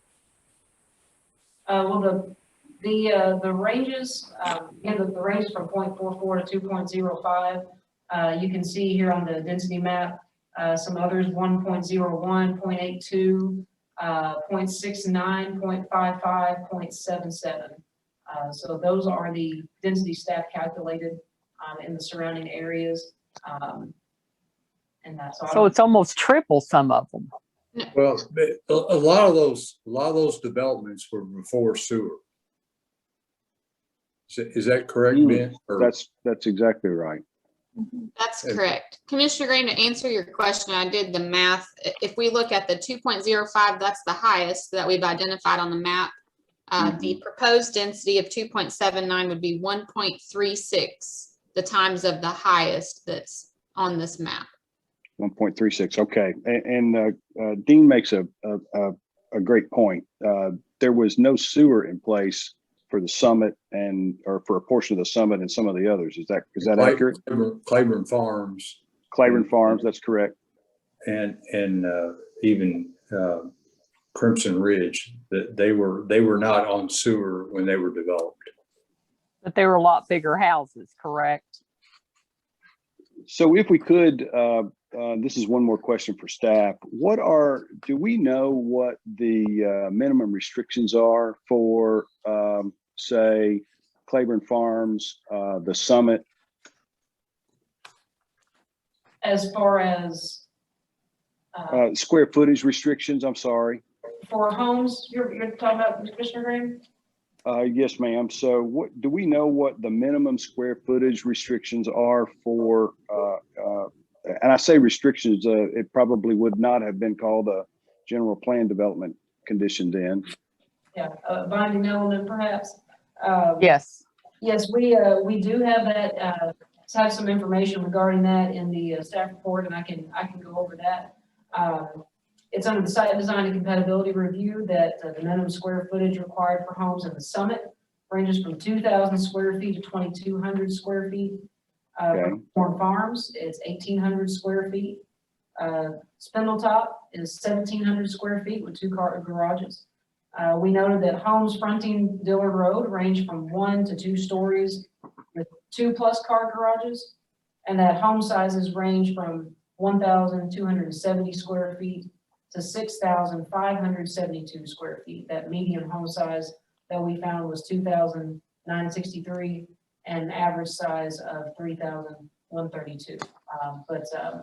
Yeah, so those are the calculations that staff found regarding the surrounding area and those other subdivisions. Great, thank you. Yes, sir. Any other questions for the staff before, commissioners, before we open it up for Mr. Brooks? Did you all also note the lot sizes when you were doing the house sizes? Are most of them 1 acre lot, 1/4 acre, 1/2 acre? They would have to all be 1 acre if they're pretty. Yeah, 1 acre with no sewer. And all of these subdivisions, all these surrounding subdivisions then are 1 acre lots? Not necessarily, because So- if the density is 2.05, that would mean that those lots are roughly a 1/2 an acre. So in Spindletop, and you can correct me if I'm wrong, Rachel, Spindletop was developed prior to the 1 acre minimum. So you could have septic on a 1/2 acre lot at that time. Yeah, way back in the day, you could do septic on 1/2 acre lots. Yeah, and I think that's what you're seeing there. Even though it's not on sewer, they do have smaller lots. Right. Yeah, I do want to clarify though that Summit is on sewer as well as, I'm not sure exactly where the dividing line for Hunter's Crossing is, but several of those neighborhoods are on sewer. And so for Hunter's Crossing specifically, Ben, it's only the new part of Hunter's Crossing, not the old part, correct? I believe that's correct. That's correct.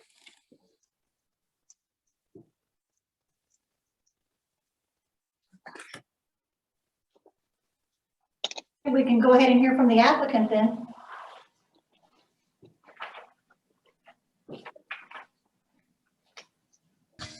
Thank you, Chair Runner. So these questions have been good ones, and you've made our job a little bit easier. So we'll try to be brief and then answer whatever other questions there might be. One of the most important things about this application relates to the first question that was raised, and that is the Warren County School Board does own the property directly across the street from this property. And so an elementary school there, I don't know their timetable, but obviously they bought it and it's for an elementary school. And so that school will stand between this development and the Summit. Otherwise, I would say, obviously, this development will be on sewer. We've had some discussion about sewer. Will be on sewer, and it pretty clear the developments that have occurred out there with 1 acre lots have pretty much been 1 acre lots because there was no sewer. Our comprehensive plan, of course, encourages sewer. And one of the reasons it encourages sewer is that we can do more compact development and that we can diversify our housing stock a bit. So, so much of what we do these days, of course, has to respond to market forces. And we think based on all that and the market forces that that's why we're here with this development tonight. I've got with me the applicant, and I believe our folks from Van Meter and Slavey, the engineers, are on, and we'll be happy to respond to any other questions you have. We have opposition. I think it was noted that we have a spokesperson for the opposition. Excuse me, Madam Chair. Are we going to hear opposition first, or would the applicant entertain questions from the commission first? Oh, go ahead, sir. I apologize. Go ahead. And No problem, none whatsoever. Kevin, if I could we talk about a couple things in the GDPs? I assume it was your intent, but my reading of this may be flawed. It does not seem to specify that the foundations of these homes would have a brick or stone veneer. It just prohibits plain faced block. Would your applicant be open to adding a brick or stone veneer for the foundations? Yes. Okay. And the second thing is garages. It does not seem to specify a 2-car garage minimum. Would your applicant be open to specifying a attached garage minimum? Yes, both of those were our intent. Okay. So is it your intent for a minimum of 2-car garage, Kevin? Yes. Okay, perfect. I think that's all I have. Where do you all think the garage requirement should be? Number 3? Probably would be a good spot for it, Ham. Yes. Okay. I hate to interrupt. I believe that's already a requirement. I think it's the A 2-car, is it? Excuse me, the second sentence in number 3. It says each resident shall have an attached car garage. Ah, great. Good catch. Thank you. Thank you, Rachel. So that just leaves the foundation, Ham. Yeah.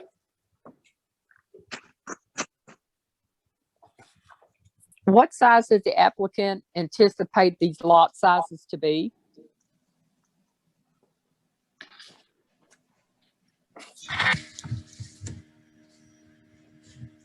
Be about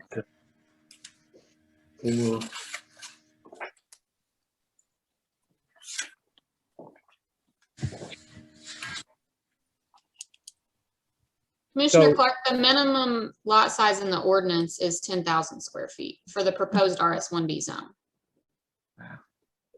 That's true. Right. Obviously, many of these will be larger than the minimum. And Commissioner Clark, I'll try to get you a better answer. We're looking right now. If we want to move to other questions, that's fine with us.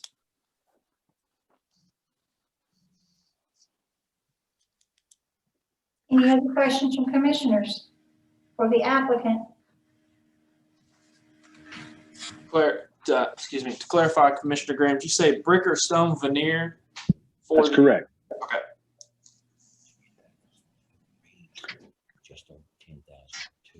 Kevin, while you're calculating that, one last question. I see what appears to be retention basin maybe on the back of some of the lots. My eyes are not allowing me to tell you the lot numbers, but would it be safe to say that what you have proposed here is the maximum number of lots? And if once the engineering calculations are done and larger retention is needed, you would sacrifice some of those lots to accommodate drainage and retention, correct? We would for sure. Yes. All right, thank you. And I can give you at least a little bit more information. I can't, on what we're looking at right now, I can't go lot by lot and tell you the size, but you've already heard that the minimum is 10,000 square feet. Some of these lots will be just north of that. And some of the larger ones will be in the neighborhood of 20,000 square feet.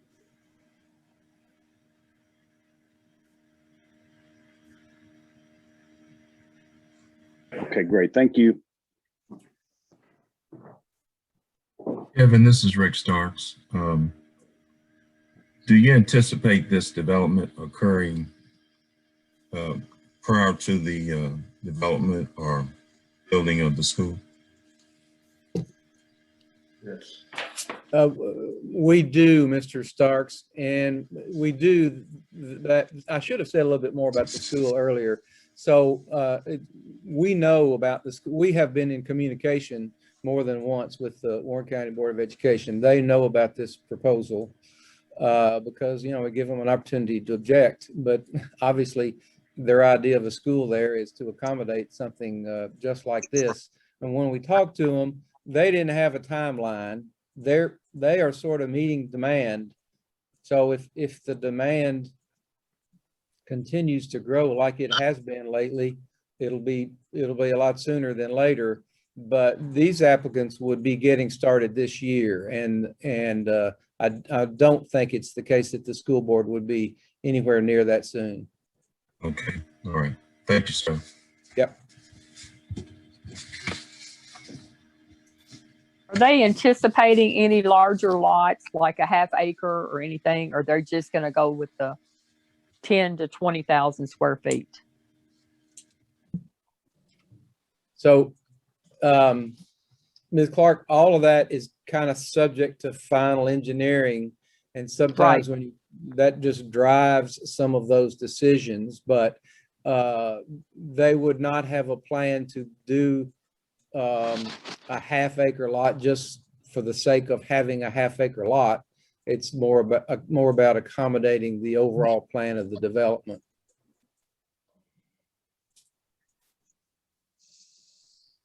Okay, well, just driving through all those neighborhoods, I just can't see it in that small lot compared to all those other larger lots, but.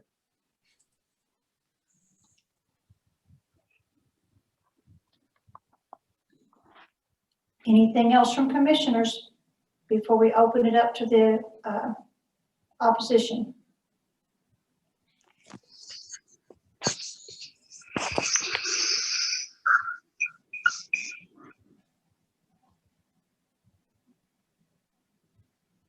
Nothing else? Then we have, I think I see a Robert Unseld. Yes. If you would state your name and address for us, please. Robert Unseld, 550 Calumet Court in Claiborne Farms. And you swear to tell the truth, sir? I do. Thank you. I'd like to talk a little about the site design and compatibility review, but I'd like to talk about it while we reference page 11 on the density map. The compatibility review says there's a maximum density of 2 units. And that's calculated on the Thomas Hunt group. It's in purple, very close to the proposed property. And there's a typo or miscalculation there, because that's proposing there's 8 acres with 4 units that has a density of 2 units per acre. And it's actually the reverse. And the reason I believe this is important, because if you take out that one miscalculation, the density of this entire area goes from 0.4 to 1.1 to about 1 home per acre. And so the increase in density is not 100%, but at least 170%, which represents Commissioner Clark's instincts when it comes to the actual density versus the proposed density. And since that seems to be such a fundamental part of this application, my concern is that tripling existing density may have a different impact than what we are assuming it will, given those changes. And of course, you guys double check my numbers if I'm incorrect.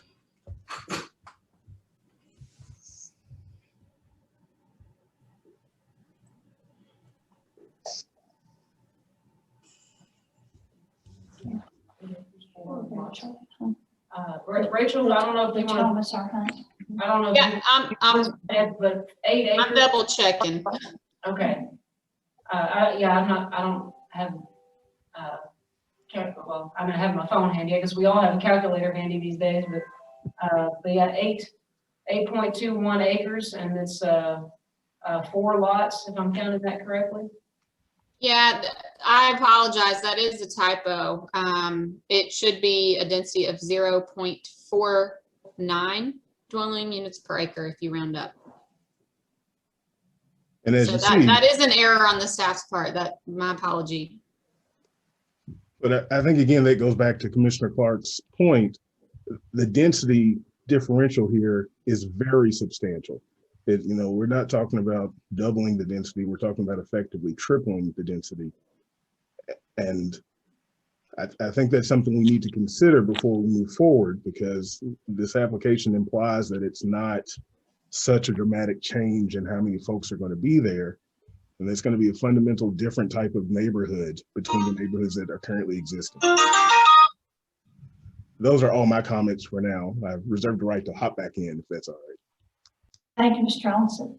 I'd like to, if I may, Yes. Madam Chair, could I follow up on his question just a moment? And this is a question for staff.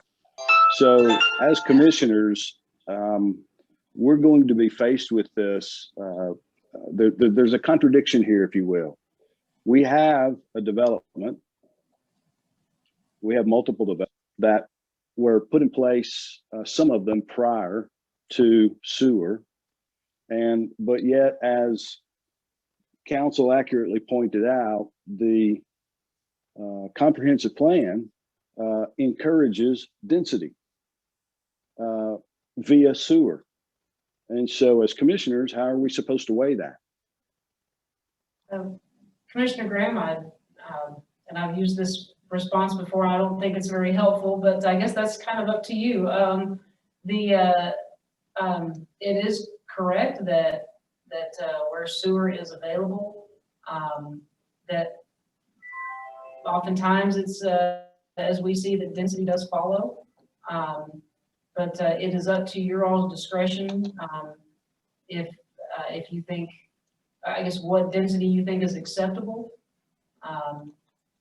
Again, I know that's probably not much help, but that's kind of my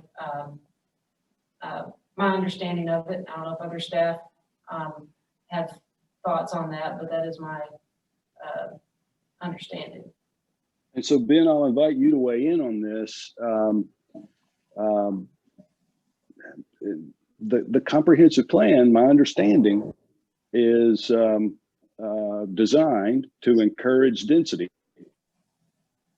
That is correct. So, but Monica is also correct. It is up to you to decide whether the proposal is compatible with the existing surroundings, and if not, what could make it compatible. So the addition of sewer does allow for more density, but what level of density and what level is appropriate is up to the Planning Commission decision. So that's why it's kind of hard for staff to answer that question, specifically. Thank you so much. Mm-hmm. Chair Runner, I will point out that we do have an attorney representation here. Miss Joy Beth Spinks is here representing someone too, and might need to go to her next.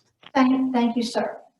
Ms. Spinks. Ms. Runner, can I kind of follow up on that point? Yes, sir. For a second? I'm sorry. That's fine, sir. I quickly turned to the comprehensive plan on the issue of compatibility, and I thought it might be helpful to Mr. Graham and others to read from LU 113, and it has to do with compatibility review, and that's what we're really grappling with here, I think. And it says all proposals for new development must be assessed to determine their compatibility with the existing surrounding development. Compatibility may be shown because the proposed use is the same as surrounding neighborhood, or it may be established by site design, buffering, control of access, other items that have to do with architecture and others. So if you all have the comprehensive plan available at LU 113 under the future land use map, page 13, you might it might be of some help to you as you try to weigh these compatibility concerns. And thanks, Hampton. I won't belabor this point other than to maybe ask one last question. If we take a literal reading of that and we say all developments have to be similar to existing developments, then the sewer density would never change. Am I also correct? Yeah, I mean, because in theory, at some point, you're going to have to have a development with sewer that is within at least proximity to a pre-sewer development. And so is my understanding correct? Yes, but they can make the lots a little bit bigger and still be, that would make it more compatible than 3 times the size. So what I'll say is you both may be right. And so it's up to the body as a whole when you vote to determine what is compatible. So one planning commissioner may think 3 times or 4 times or 5 times the density is too much and make it not compatible. Another may think that is acceptable. Okay, and so it's our determination. We define compatibility. Right. So it's the package as a whole and up to that applicant to provide that burden of proof of how they are compatible. And then the planning commission gets to decide based on that evidence. Great. That's helpful. And I apologize for that taking so long. I just want to get some clarity on what we were actually weighing here. I may add one more thing based on what Hamp just read out of the comprehensive plan a minute ago. If you look on page 23 in your staff reports, that same language that Hamp just read from the comprehensive plan is listed on page 23 under the site design and compatibility review section on page 23. And then there are several bulleted items of topics of compatibility that you may want to consider with this or any future application. Okay, thank you.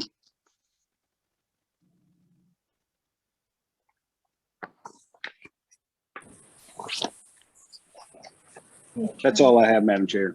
Thank you, sir. And now we'll hear from the opposition attorney, Ms. Spinks. Thank you, Madam Chair. And my name is Joy Beth Spinks. I work at Elpo Law. And just to be clear, we're still on questions for the applicant right now. This isn't our statement. Yes, ma'am. Okay. So my first question is, I noticed in the application that there's a plan for screening on Dillard Road. Is there also a plan for screening on the Vettersworth Road side?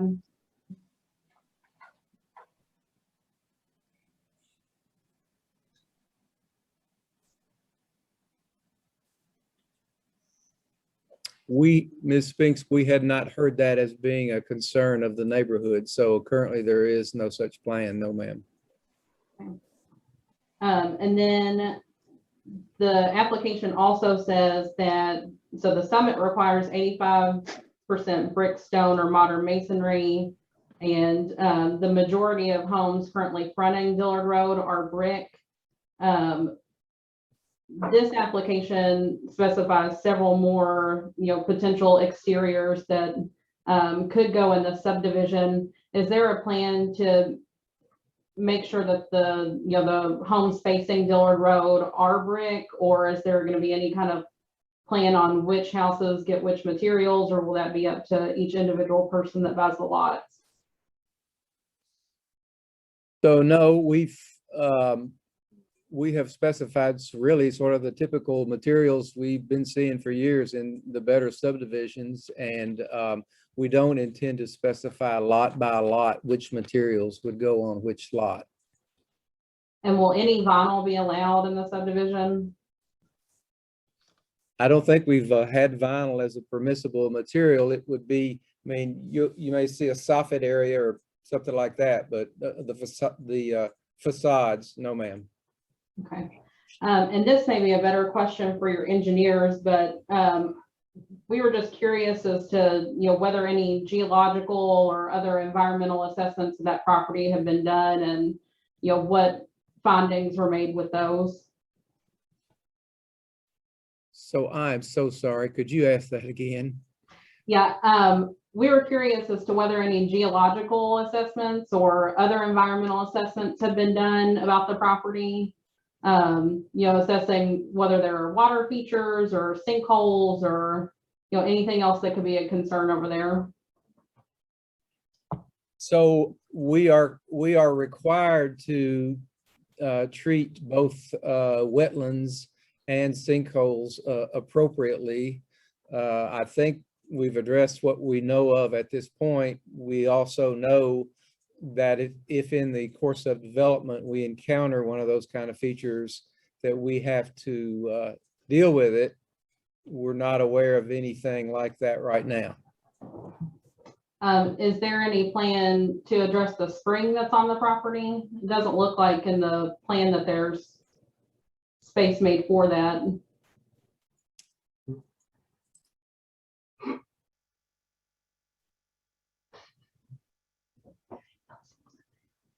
So, I mean, just to be clear, I want to be accurate. There is no plan yet devised by an engineer with which we would deal with the spring, but we certainly acknowledge that we'll have to do that. That's just part of the development process.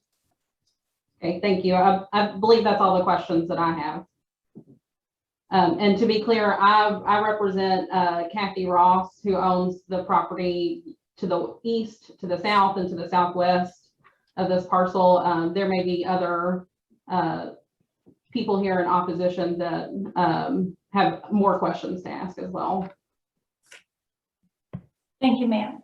We have other questions for the applicant. I have, I don't know the last name. It's Lydia W. Yes. Your name, please. I have just a couple of questions, but I have comments. I don't know. Oh, I'm sorry. My name's Lydia Wimpy, 1954 Dillard Road. And you swear to tell the truth? Yes. I have comments. I don't know if that falls into this question one, or is that reserved for later? Well, if you would like to go ahead and give your I think, okay. Mr. Moore? I know that. May I go ahead? Yes. Okay. Yeah. I know that I got an email from Miss Monica Ramsey, and I know a lot of people out here. I've lived here 21 years, and I know that a lot of people told me they were going to email even if they could not attend the Zoom meeting. So am I correct in thinking that the commissioners got some emails and phone calls or whatever? Yes, ma'am. If you're Chuck and Lydia Wimpy, yes. Yes, ma'am. We have your email in front of us. And others as well? Yes, ma'am. Okay, thank you. I just wanted to be sure, but I have comments on several areas, but something that the developer said was something about, and I wrote it down, about making this a compact development to diversify the area. People buy and spent a lot of money and built in this area for a specific reason. And it wasn't to have a compact development, or we would have gone somewhere else. And I realized that we were on septic and they're on sewer, but there's a difference between 10,000 square feet and over 43,000, which is 1 acre. And I assume that those that are 20,000 are probably the ones that include the drainage in the back that's required. So basically, most of them would be way closer to the 10,000. I know that in the Summit, that the average I saw from your density was 0.99, and the lease there is a half. They sell. People want that. They build out here for a reason. Those lots are still selling. They're still building. And I think that's compatible. Commissioner Clark, I want to thank you for saying several times that when you drive through this area, that you see what people, why they built and bought out here. Thank you for commenting on that. The home size, I know that you said what the requirements were, but I would say that the vast majority, if you've driven through these neighborhoods, Spindletop, Dillard Front, Claiborne, and Summit, they all went way over that.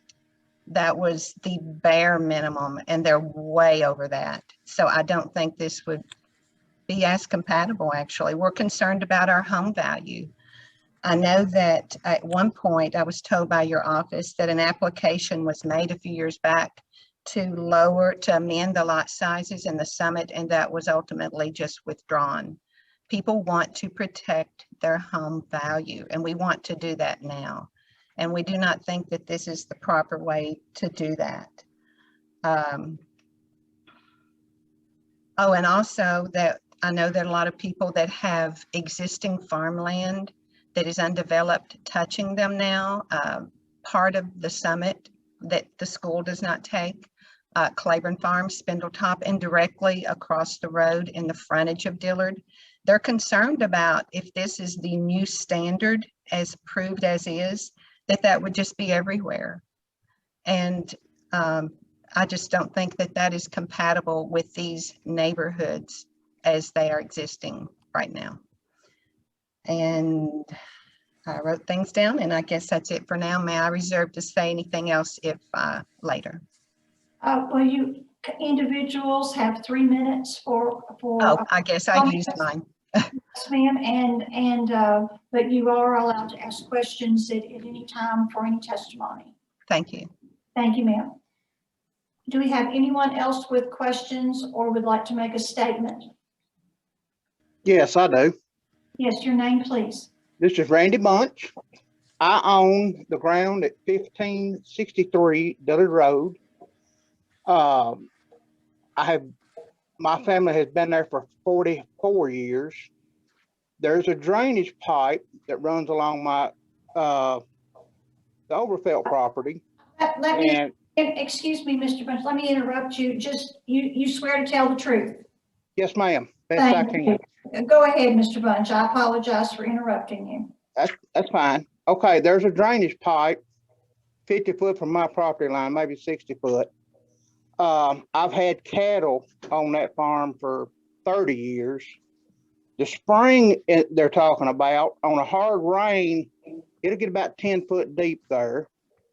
Where the drainage pipe comes down, it'll make a little pond beside my place. Now, so you're talking about retention back here, but in the 44 years, I have seen that water come across the Runner Farm, across Bettersworth Road, take the gravel off the road, come down the Overfelt and Ross Farm. And you're going to tell me this little bitty retention is going to stop all that water?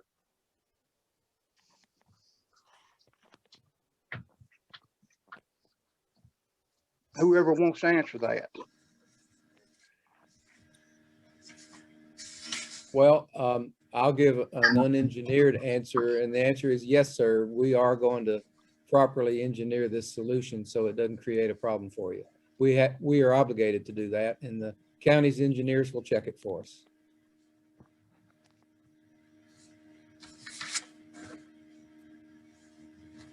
That's still a whole lot of houses in that little bitty spot, like the other people said. Thank you, sir. All right. Do we have anyone else that would like to speak, ask a question? I would like to speak. Yes, sir. If you'd state your name and address for us, please. Yes, my name is Tim LeBold, and I live at 1922 Dillard Road. And you spoke, sir. Okay, a lot of our concerns have been addressed with high density and home size, drainage, and I heard earlier that there was no traffic study. If you've been down Dillard Road, traffic there's already more than we can handle now. And so we have a lot of concerned neighbors and everyone in the area of the traffic flow, just going far worse. I don't know that I was really supposed to if I was supposed to put that in a question form, but anyway, I just wanted to just kind of say, I just wanted to jump in and say something on concerns of traffic. Most of the other concerns on home size and things have been addressed by others, but I was interested, will there be a traffic study later, or is that something that it's county and that's just, it just looked over? Mr. Wells, I could answer that question, I guess, just because the information is in the staff report. The traffic impact study in this instance, the county agreed to not require one if the applicants would agree to requirements that the county would make of them. And so the applicants did agree to those. And so that is why they did not put traffic impact study the requirements. I don't know if Mr. Brooks to add more to that. I'm sure he'd be happy to do that. Okay.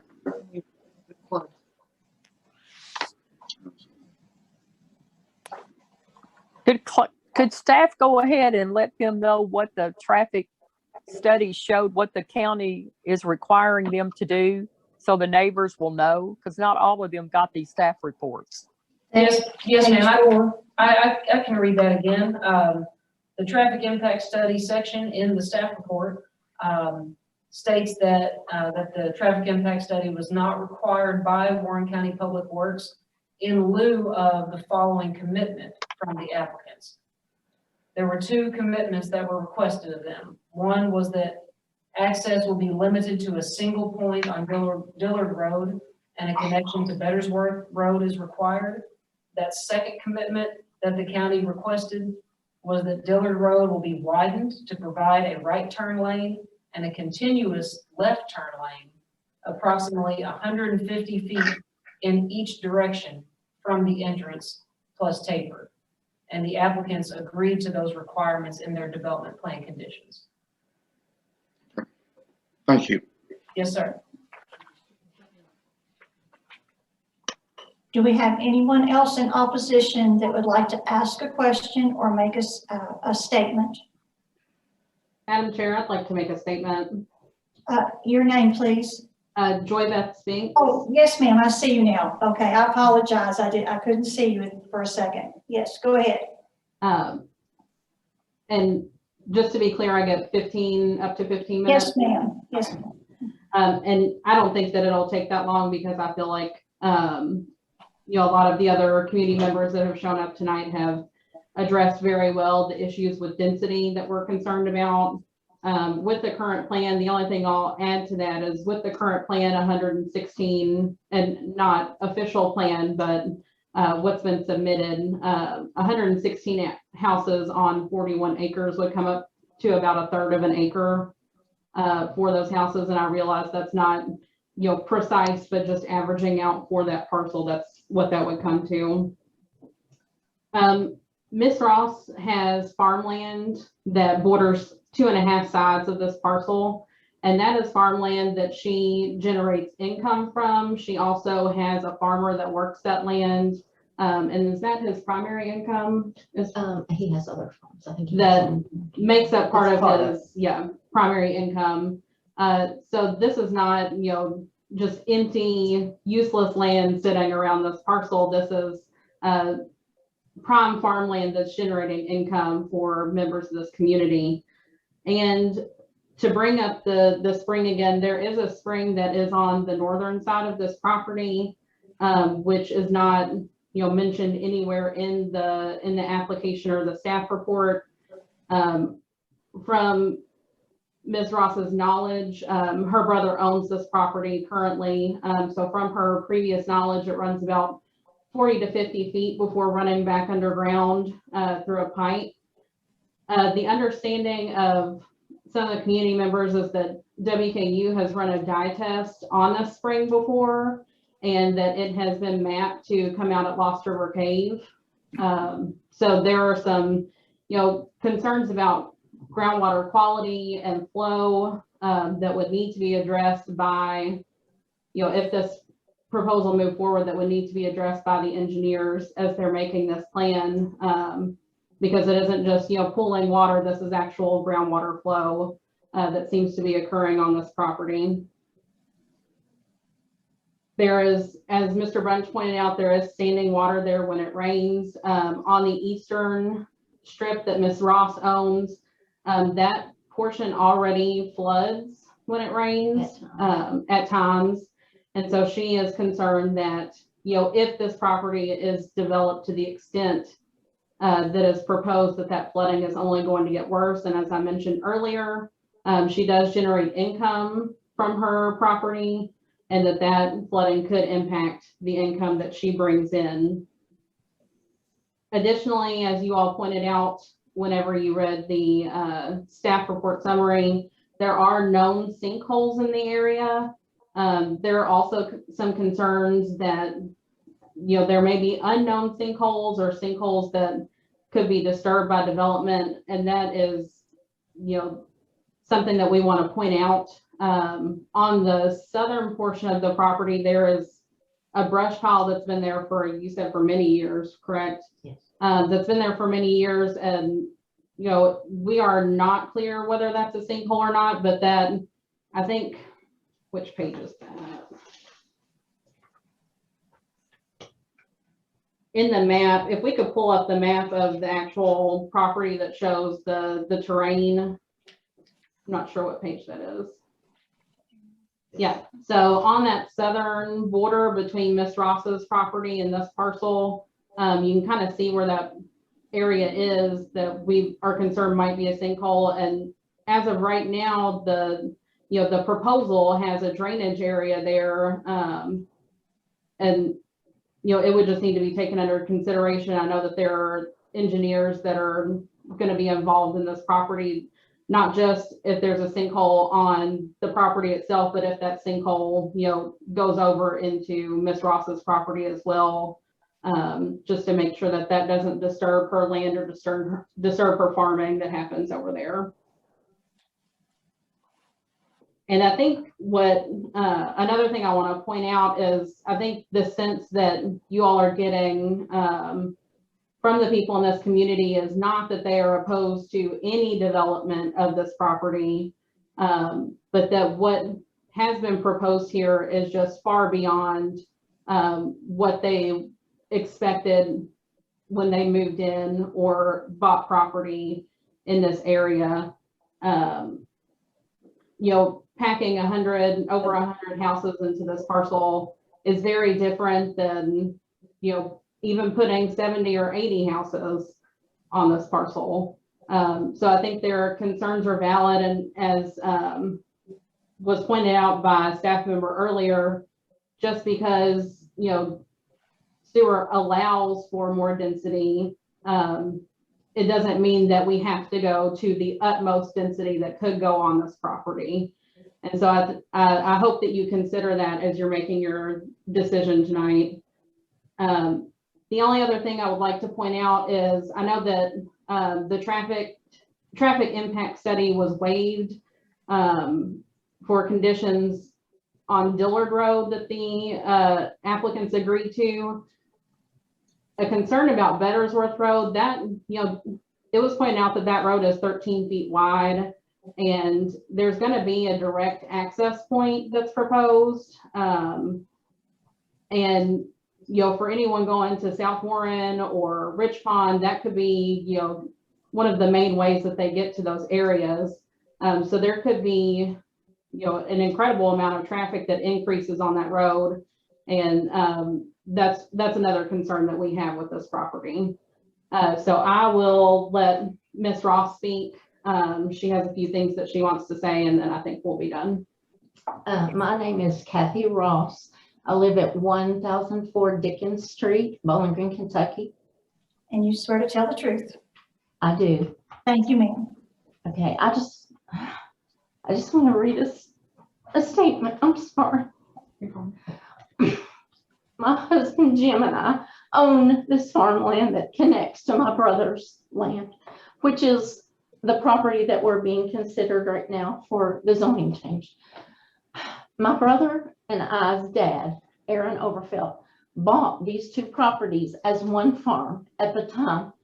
And it was in the early 1970s. And when he bought it, he had a dream. He discussed with Michael and me many times that we, his children, and possibly future grandchildren, would build homes on that property to share the peaceful atmosphere and the wholesome environment for future generations. Our dad so enjoyed being able to go out there and work the land and tend his cattle.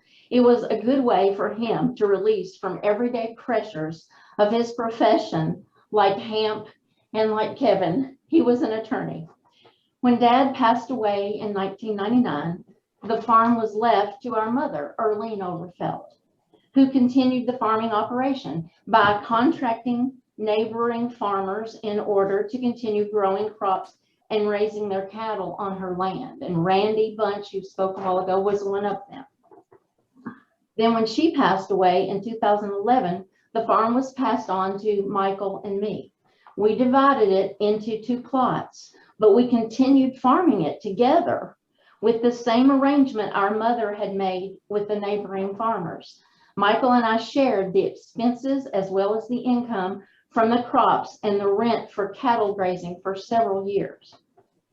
Well, now that Michael has decided to sell his portion of the farm to be subdivided, I fear the proposed development will create many negative circumstances for my farm operation as well as for other residents in the surrounding area. For example, putting a subdivision in next to my property could cause flooding, as Ms. Spinks has suggested, on my farmland, which is a little bit downhill from the proposed land development there.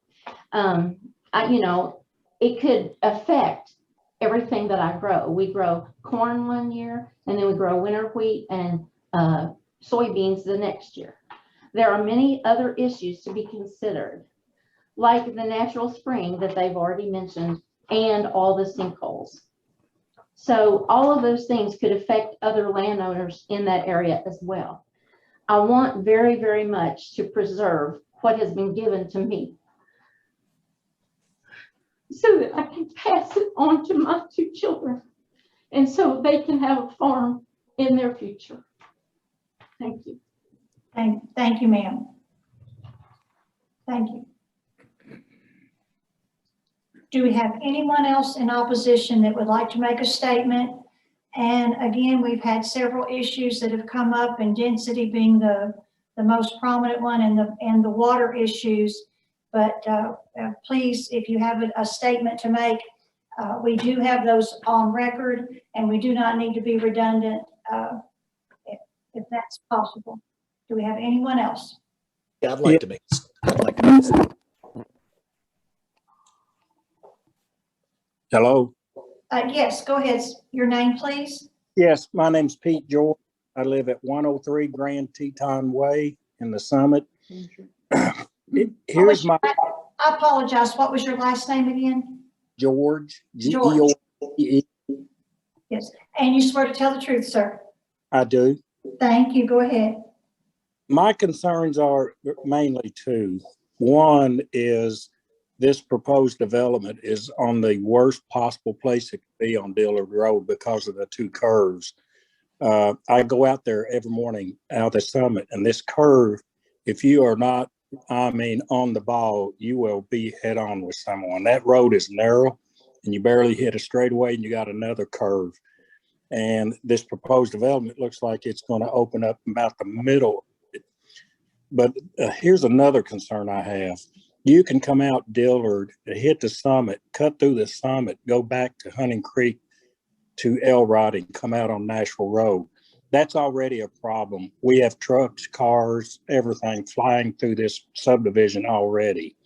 And if this development happens, this is going to be a nightmare. Somebody's going to get hurt. And also, I know the school board owns the land straight across. And I heard that once the school board decides to build, they will have to do something about the road.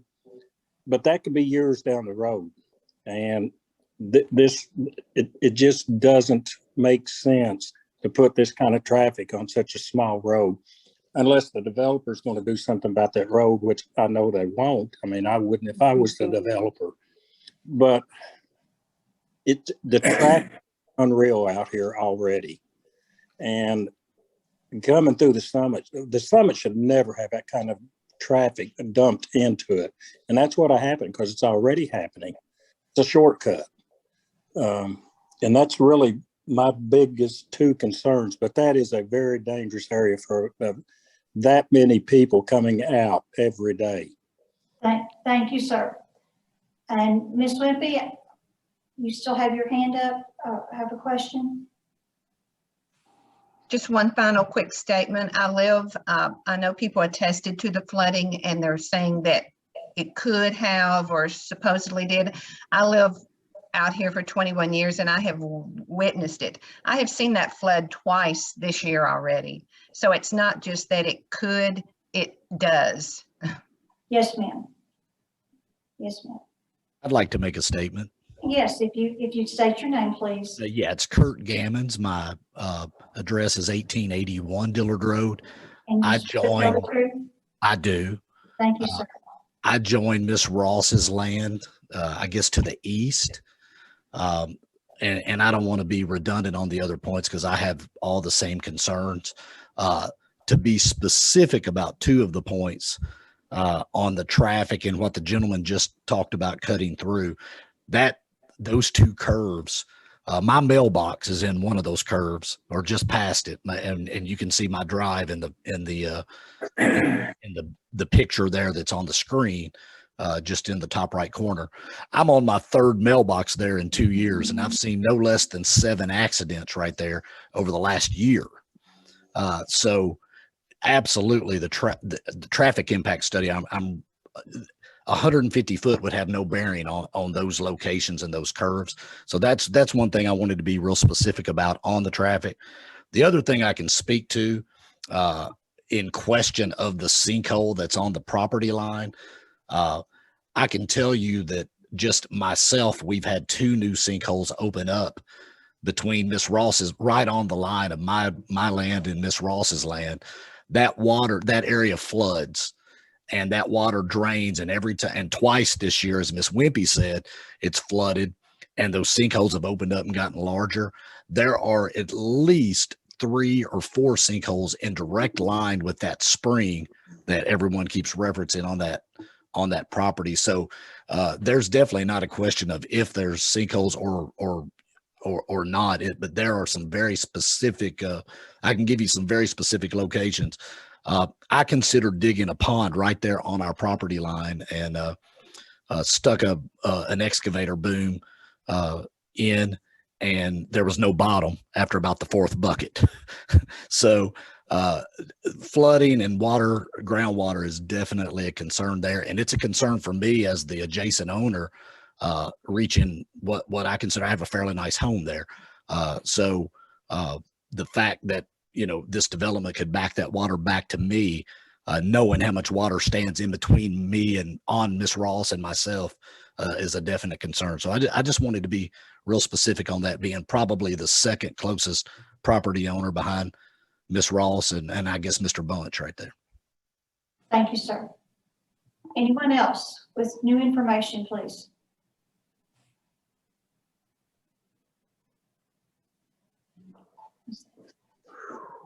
Madam Chair, if there are no others, if I may. We have 2 hands up still. I'm sorry, go ahead.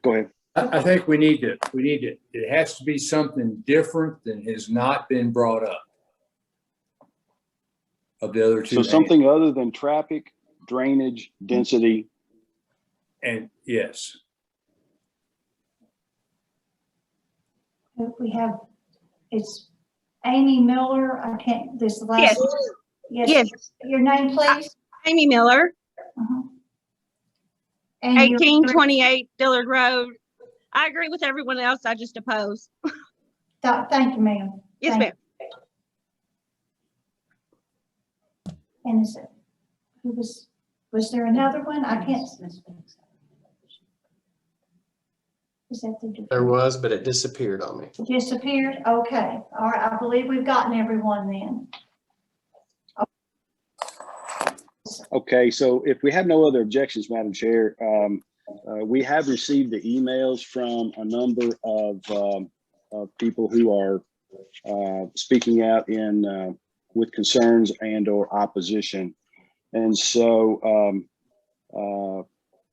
I can attest to the fact that this property is does have I guess let's call it flood prone, but I also trust that the engineering process will have to be done. So so Kevin, if I may, can I pose a couple of questions to you, and let's see if we have anything to offer here. If I could condense these concerns, they would be drainage, traffic, let's call it minimum square footage, and density. Traffic and drainage. I think traffic, there's not a lot you're going to be able to do about that. Drainage is that process is yet to come, and I'm going to trust the engineers to do their job. So let's turn our attention to minimum square footage. It appears that the minimum square footage for the adjoining properties is 1,800 rather than 1,700. Is that something that you're prepared to offer any concessions on behalf of your client? And then the second question is with regard to density. Clearly there is a rather significant difference in density here. And so are you prepared to offer any density concessions? We are prepared to answer your questions. I guess I would just ask the chair, I just want to be sure here that we're through with comments from everyone else. In other words, I have some comments to make, and I want to answer all the questions that you folks have, but I want to exercise my privilege to go last, if I might. Okay. Sure. Mr. Peterson, do you see anyone else that I have missed? I do not, but I will also say if concessions are made, then I believe Hamp, please correct me if I'm wrong, but there should be allowed time to comment on any changes to the development plan conditions as well. Mr. Peterson's correct. I agree. Thank you. Thank you. Okay, so two questions. One is on house size. I will comment that of the three major subdivisions near us, we actually are already matching one of them, and we are only 100 square feet smaller than another of those. That said, we would be willing to increase by 100 square feet, so that minimum would go from 17 to 18. So we are at or above two of the three adjacent subdivisions.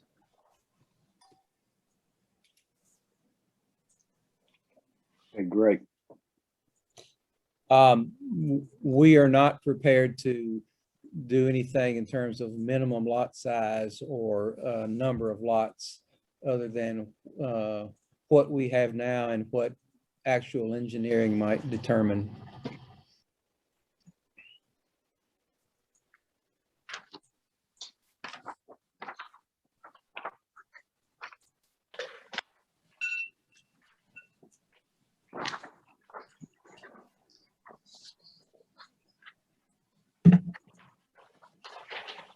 Okay, Madam Chair, that's all I have. Thank you, sir. So we have, do we have any other comments or questions from commissioners before we open it back up to the audience? Chair Runner, this is Rick Starks.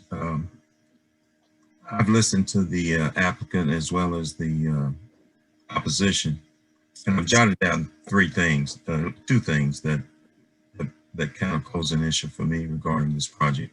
And they've all been talked about, and Kevin just related to them as well, I think, or at least Tim did.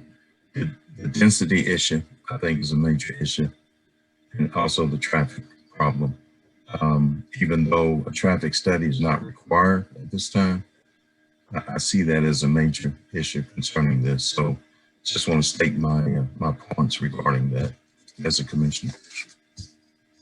Thank you, sir. Any other comments?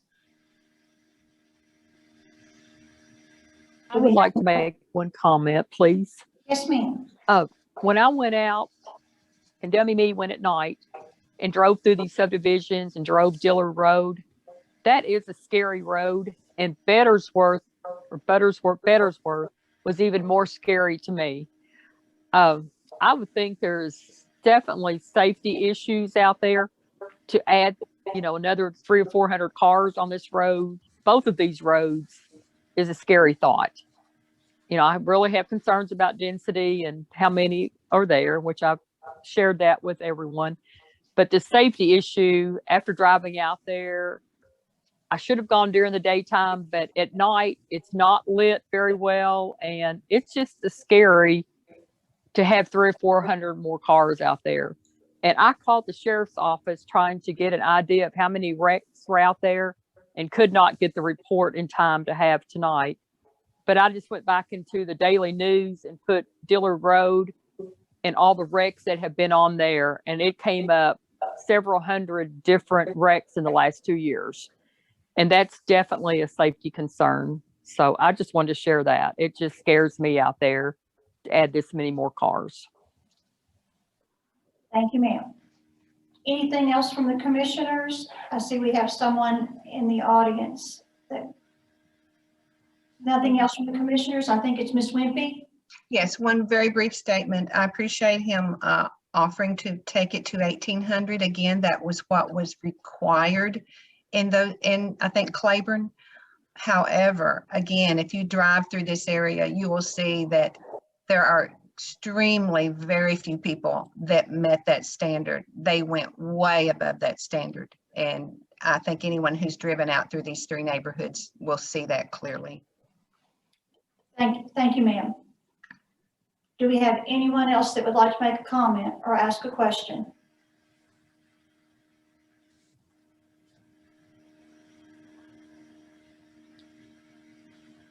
I don't see anyone else. Hello. Yes, Mr. Bunch. Yeah, I know you didn't want to keep going about the traffic. Part of Bettersworth is blacktop. Middle of it is gravel. The end that comes out on 242 is blacktop. Okay, the kids get out of South Warren High School. We talk about wrecks. There's a stop sign at Bettersworth and Dillard. It just will be a wide open sign. So you've got all that traffic already there. Then you're going to put a school across the road.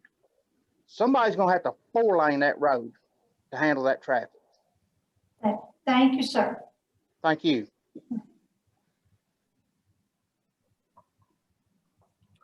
Do we have anyone else?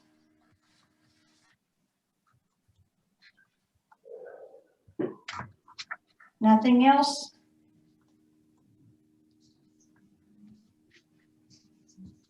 Then we have the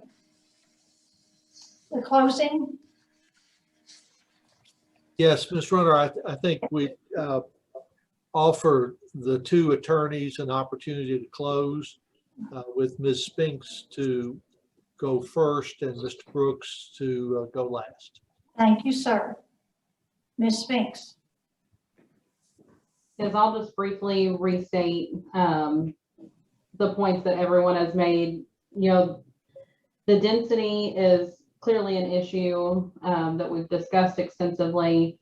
The traffic is a huge concern on both Dillard Road and Bettersworth Road. The geological features of this area are a concern, multiple sinkholes, the natural spring that's on the area that has been traced to Lost River Cave. I again reiterate that, there's not going to be opposition to any development of this area, but what's been proposed is just far outside of the surrounding area, is out of character for the surrounding area, and not compatible with the subdivisions that are in the immediate vicinity of this property.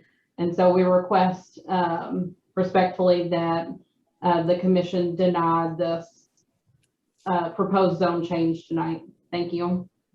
Thank you, ma'am. Mr. Brooks.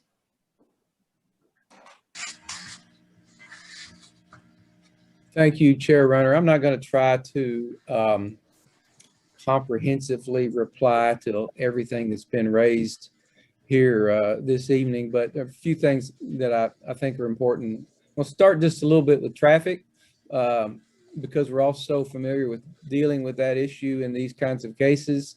I don't want to overstate what I know, but I know when we started this process, we had a meeting with Planning Commission staff and the county folks who were on board, and there was a very thorough discussion of these roads and their capacity to handle this development.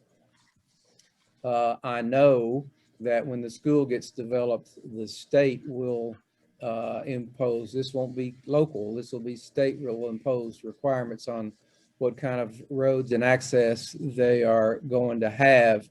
And I would just invite you, I mean, I don't expect you to feel sorry for developers, but at least sort of consider where a developer is, because we are in the position of saying, you tell us what you want, and that's what we got to do.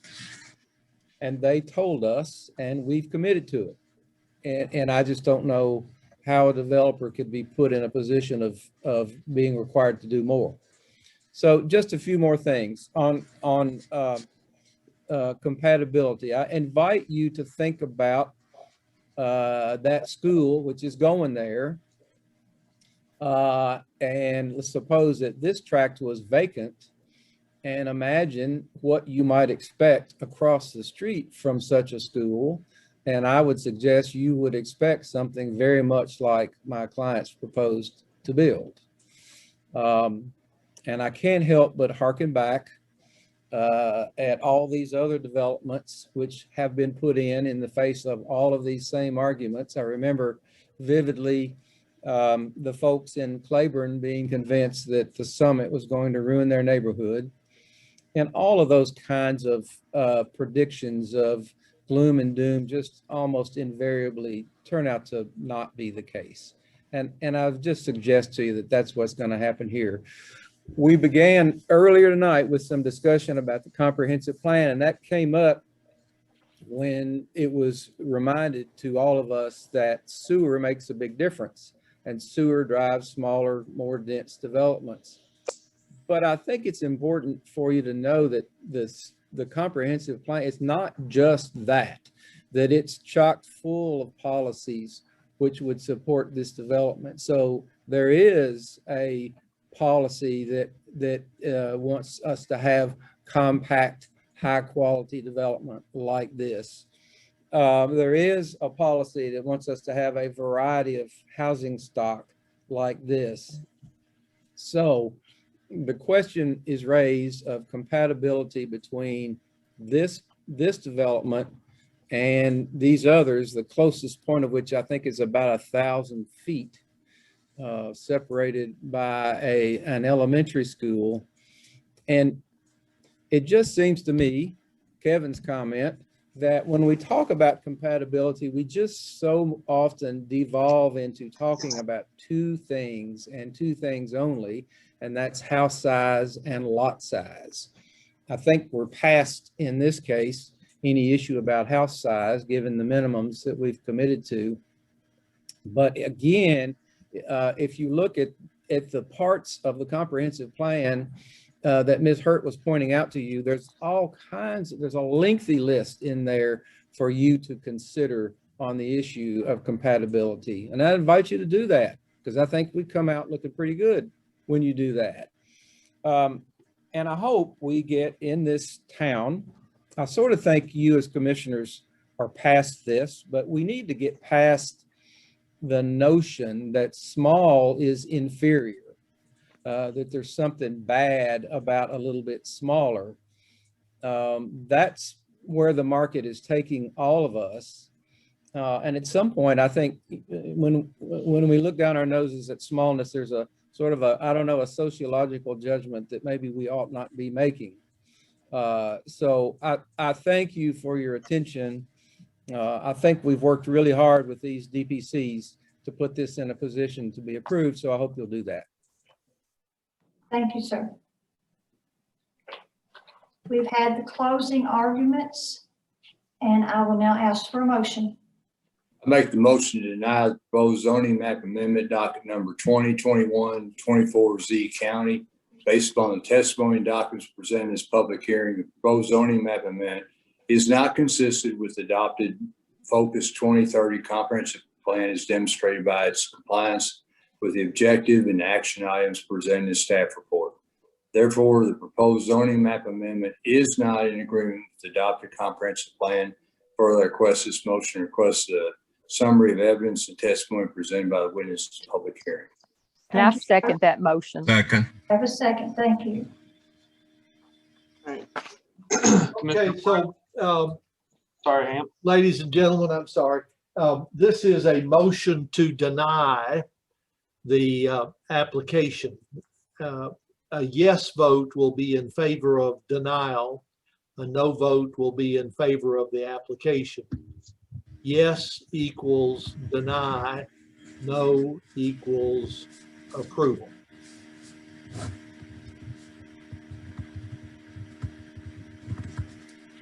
Thank you, Ham. Commissioner Warren, Yes. Commissioner Blackburn, Yes, sir. Commissioner Clark, Yes. Commissioner Graham, I'd like to state before I vote that I could support this project with a density concession, but in its current state, my vote is yes. Commissioner Ritchie, Yes, sir. Commissioner Starks. I'm sorry, what was that? Yes. Thank you. Commissioner Unseld, Yes, sir. Commissioner Vitale, Yes, sir. Chair Runner. Yes, sir. The motion passed.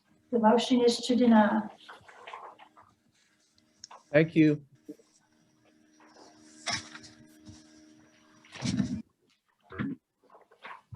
Thank you all.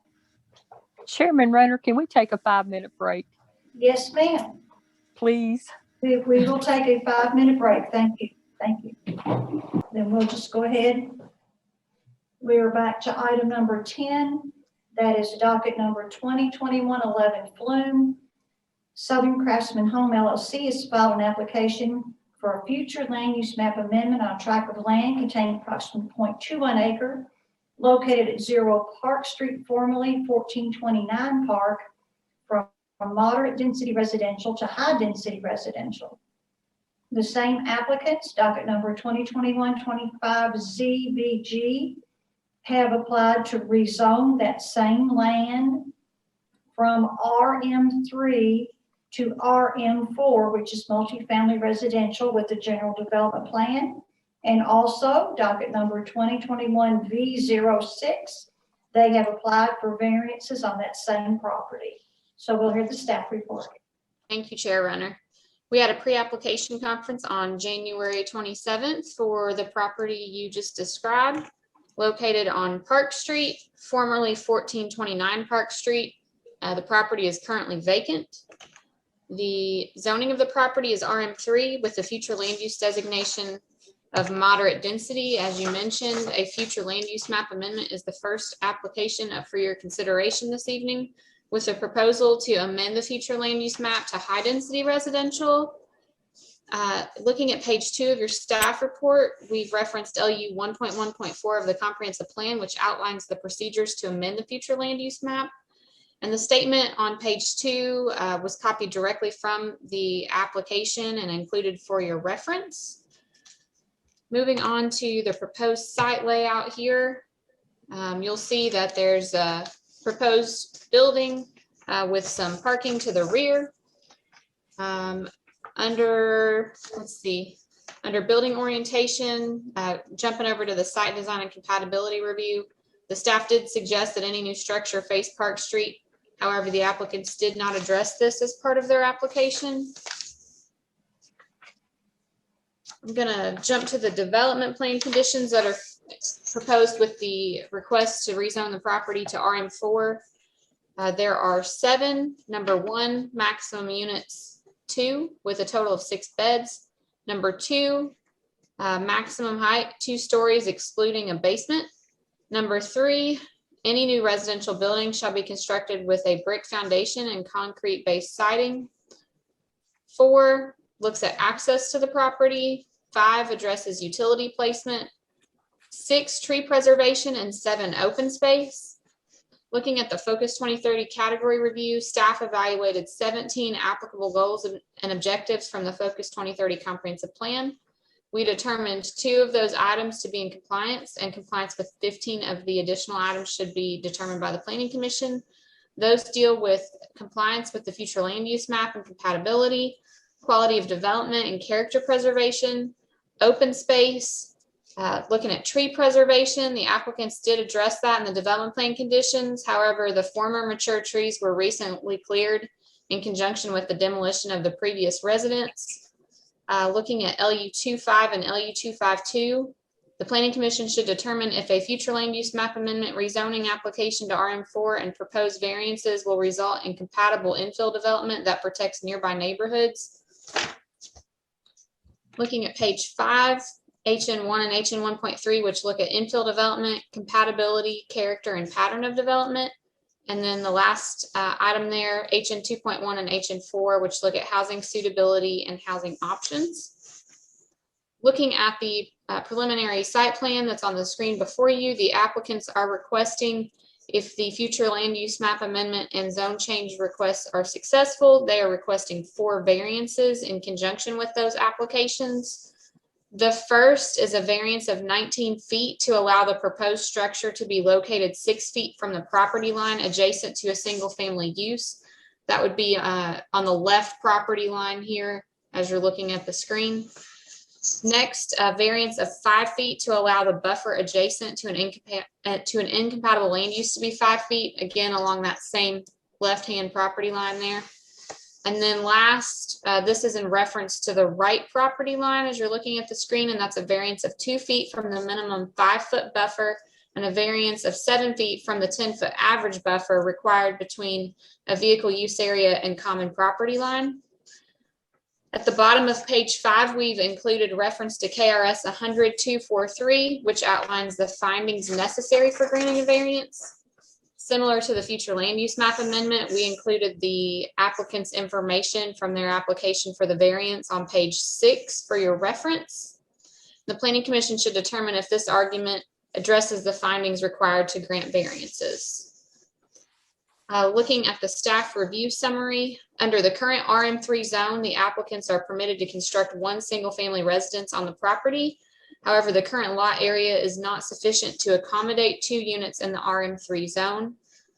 The applicants would like to construct two units on the property and have therefore requested the future land use map amendment, zone change, and variances for the proposed development. With that, I'm going to wrap up with the points to consider on page 1. First, the Planning Commission should consider if the argument provided by the applicants to amend the future land use map meets the criteria in LU 1.1.4, and if the proposed development is compatible with the surrounding residential uses. If the future land use map amendment is approved, the proposal to RM4 would be consistent with the future land use map. I believe there's a typo there. It's not commercial. It would be the high density category. Second, the proposed development complies with some of the site characteristics review criteria and some of the review criteria for site design. The proposal meets the minimum requirements of the ordinance with the exception of the variances for which the applicants have requested relating to the building setback adjacent to single family residential use, the minimum buffer width required between incompatible uses, and the buffer width between a vehicle use area and property line. The Planning Commission should consider if the number of variances requested in combination with the future land use map amendment and rezoning application for the most dense residential zoning category is compatible with the surrounding area. And the Planning Commission, last point to consider, should consider if the requested variances arise from special circumstances which do not generally apply to land in the vicinity, if the strict application of the provisions of the regulations would deprive the property owner of the reasonable use of the land, and determine the impact of the proposed variances on the area. The Planning Commission should further determine if the argument provided by the applicants addresses the findings required to grant a variance. I believe that is all for the staff report. I'm happy to go over any of the sections in greater detail. And I will also mention that you all should have received an email from me late this afternoon. We didn't receive that in time to include it with your packets, but I did send it to you earlier today, so I hope you received that. It was from a neighbor, or I guess from a member of the public. Thank you, ma'am. Commissioners, do you have any questions for Ms. Hurt? Rachel, on page number 3 says building orientation. Staff suggested that any new structure face Park Street. However, the applicants did not address this as part of their application. And maybe they can answer that, but maybe you could answer why we would request it face Park Street. Yes, just in looking at the existing residential structures that are located on Park Street, the majority of those structures do have a front facade that faces Park Street. Okay.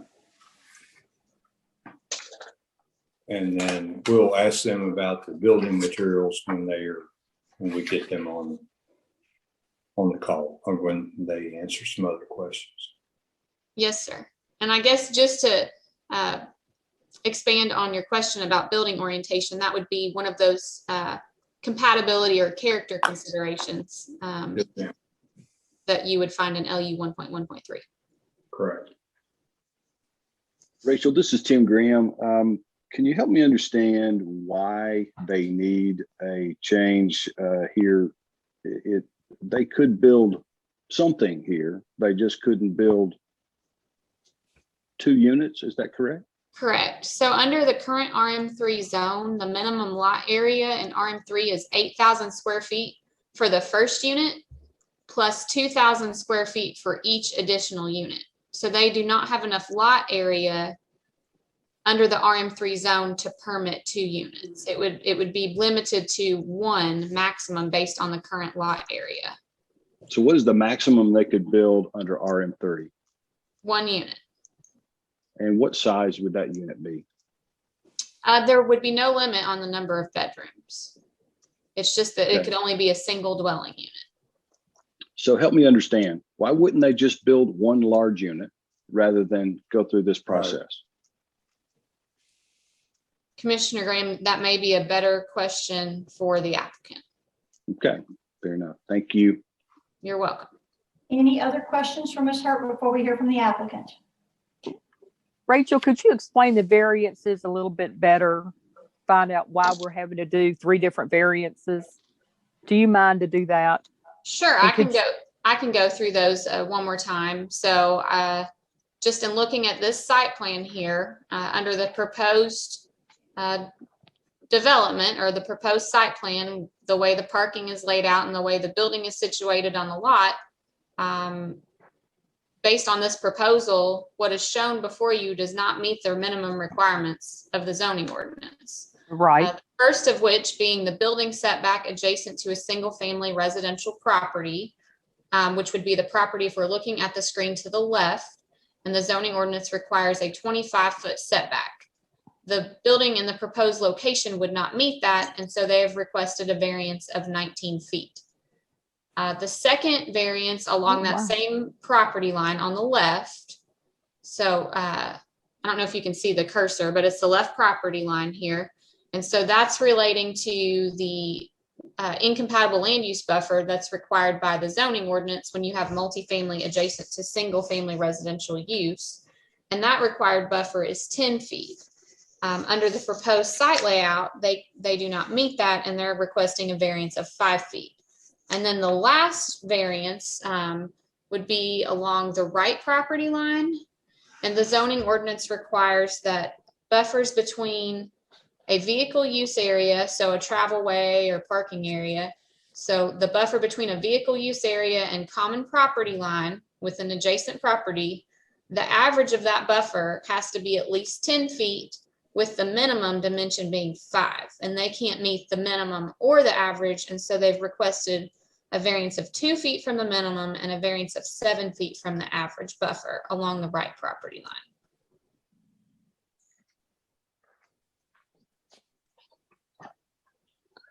Will that leave any room at all for any landscaping or anything around that? If they've only got 2 feet or 5 feet? I mean, that's not leaving any room for any error at all.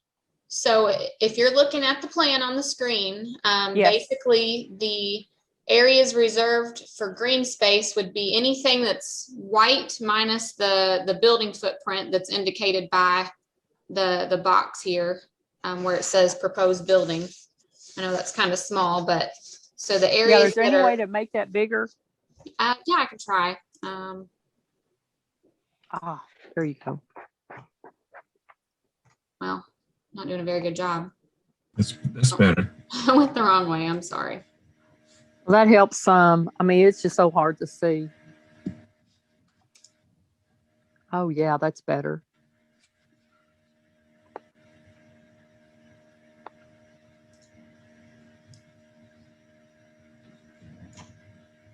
Oh yeah, I made it way worse. I'm sorry.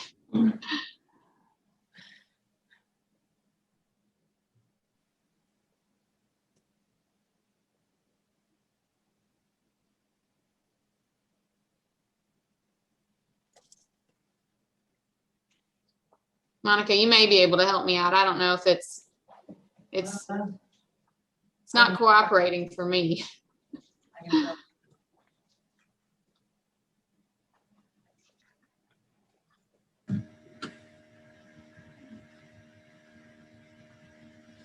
Better, worse? Like at the eye doctor? 1 or 2?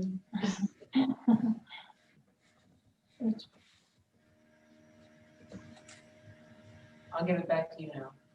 Okay. Is that how you want it, or? Well, I was trying to just zoom in on the lot, but I have not had any luck with that. I'll let you know. Let me just go back to the overall view of are there any of the other commissioners? Do we need to zoom in to a specific area, or have we answered your questions? Rachel, I had a question regarding the 25% open space. Where exactly is that on the? That would just be anything that's not covered with a building or pavement. Okay. Thank you. You're welcome. Anything else from the commissioners before we hear from the applicant?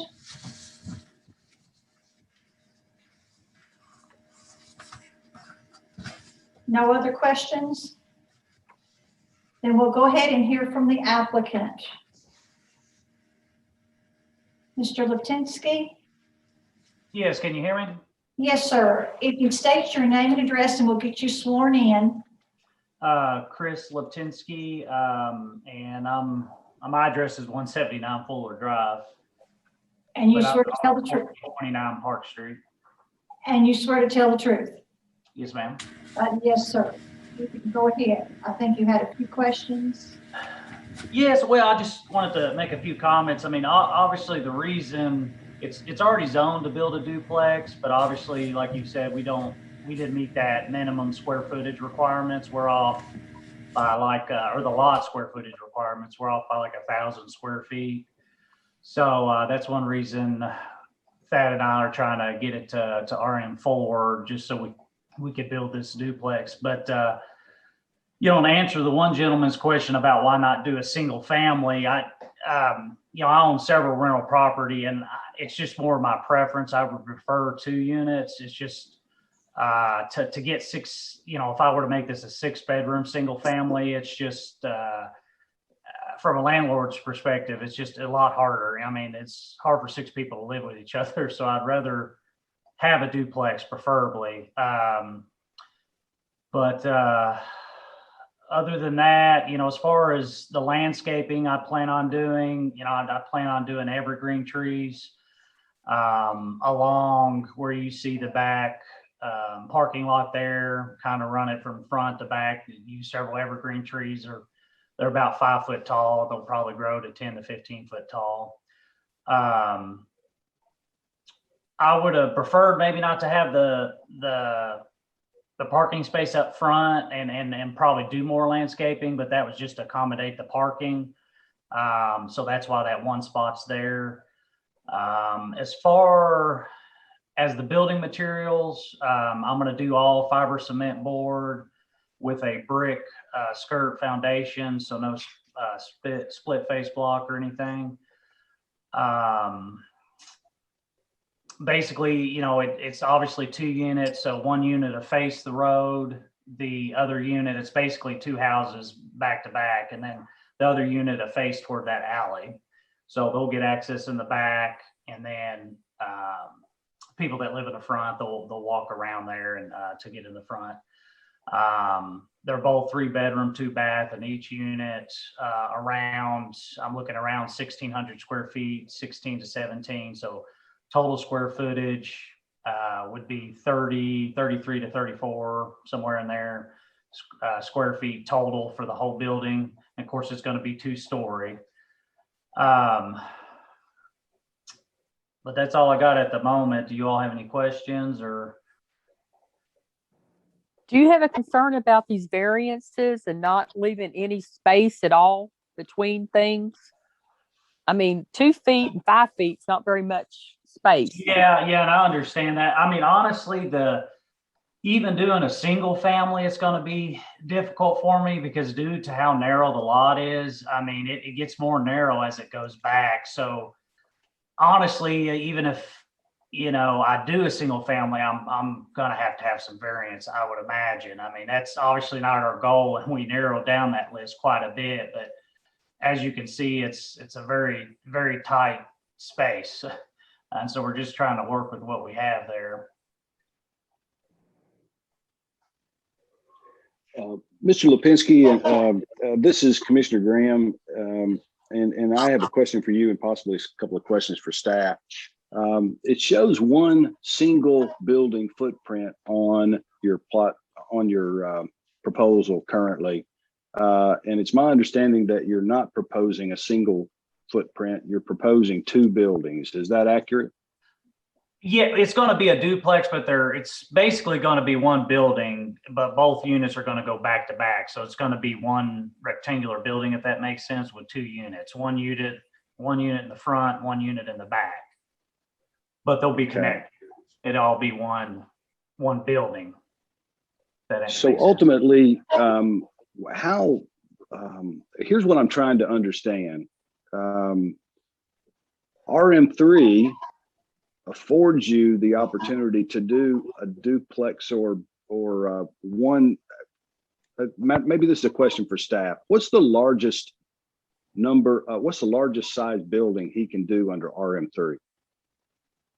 So under RM3, I guess, while that zone on the face would potentially allow a duplex, we still defer to our minimum lot standards per unit. So again, based so on it's the lot size that pushes him to RM4. Right, because in RM3, so the lot I think it's around 9,100 square feet. And in RM3, you have to have 10,000 to do 2 units. Okay, so there's not.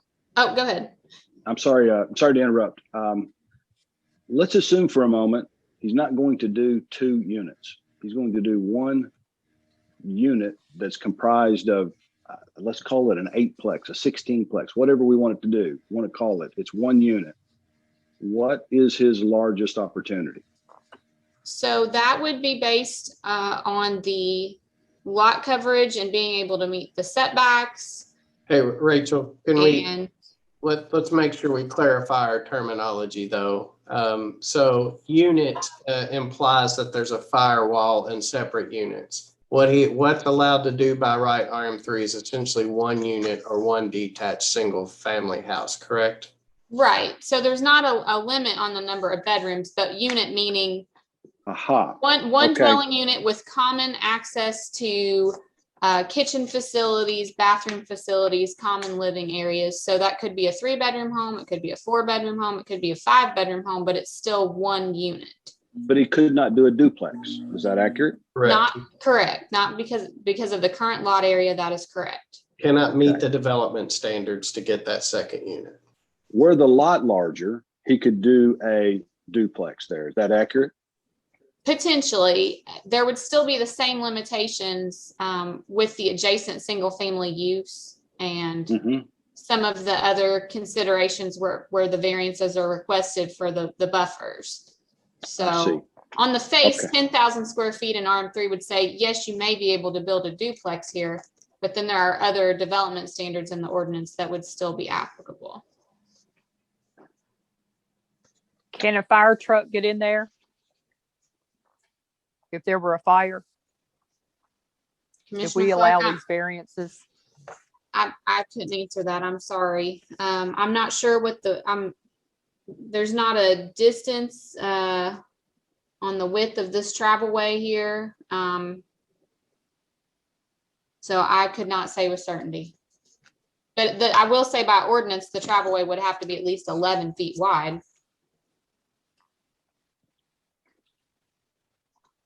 Thad, are you on the call? I am, yes. It's 12 feet. Well, we'll get you sworn in. Okay. Okay, you swear. Thad Lucas. Yeah. Yep, Thad Lucas. I live at 555 Dunbarton Avenue, Bowling Green, Kentucky. I swear to tell the truth. Thank you, sir. Yeah, it is 12 feet in width, and then the back it's a little wider because of the angled parking requirements on the parking lot dimensions. Is that after the variance or before the variance? That's with the variance, it would meet the width requirements at that time on the parking. So Thad, Tim Graham here. Is there a way to get him here to where he needs to go without these variances? No. And so even if he did a 1 unit multifamily, he gets stuck with the 40-foot or the setback up against a single family residential. So he would still have to get that variance. That's not if he did multi. So if it's a single dwelling unit, then the setback is only 7.5 feet. But it's not single family; it would be multifamily, single unit. So you're saying when it goes to, my understanding was if it's multifamily use, that kicked it because next door is single family. If it's a single dwelling unit, then that additional setback does not apply. Okay. But he's still doing a duplex is where the issue is. Right, because that's a multi-family structure that triggers that additional setback. So he could fit a 1 unit on that lot with no variances. There was a single family residence located on the property before it was demolished. Now, I don't know what the dimensions of that home was, but there was a single family home on this property before.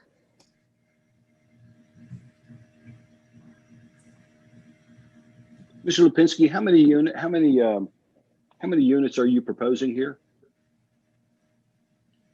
Well, I guess if it's two units, I guess I don't know what y'all define as a unit, but just there are 2 units back to back. How many tenants? Let's say it that way. 6. 6. So we have 3 bedrooms in each unit.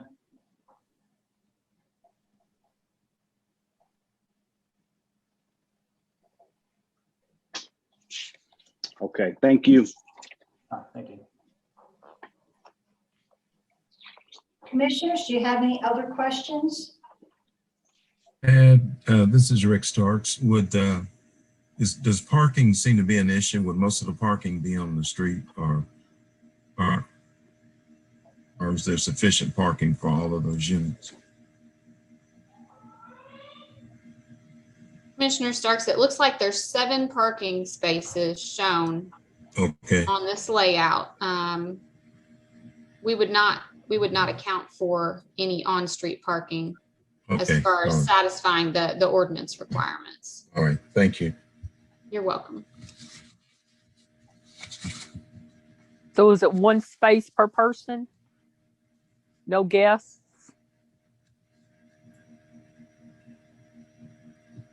Commissioner Clark, it's based on the number of bedrooms per unit. Right. So if there's 3 bedroom units and there's 2, each would be required to have 3 1/4 parking spaces, which would total 6.5, and then we would round that up to 7. And so I believe there are 7 spaces shown on this plan.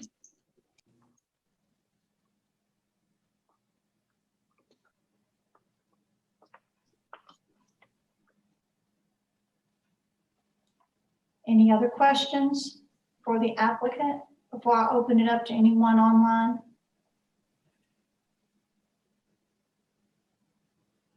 Do we have opposition to this? I'm sorry, did someone? Do we have opposition to this request?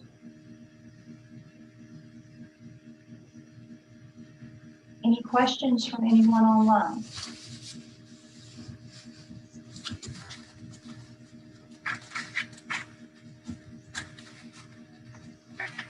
No questions?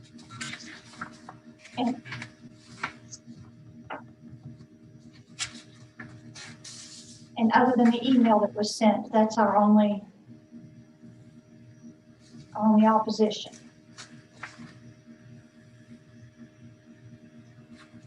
If there's anything else you commissioners would like to add before I call for a motion?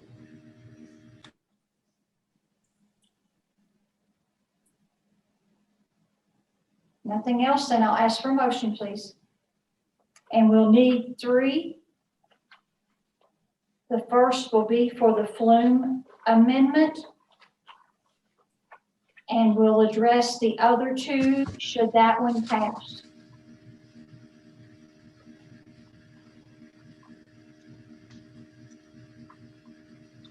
Make the motion to deny the proposed future land use amendment, map amendment docket number 2021-11 Flume, based upon the testimony and documents presented as public hearing.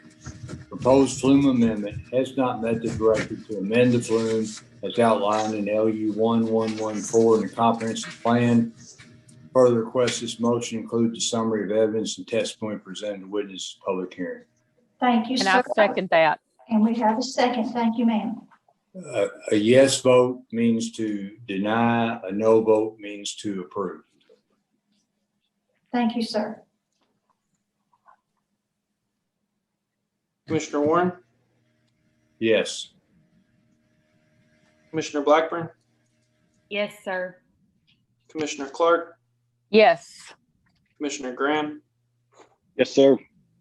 Commissioner Ritchie, Yes, sir. Commissioner Starks, Yes, sir. Commissioner Unseld, Yes, sir. Commissioner Vitale, Yes, sir. Chair Runner. Yes, sir.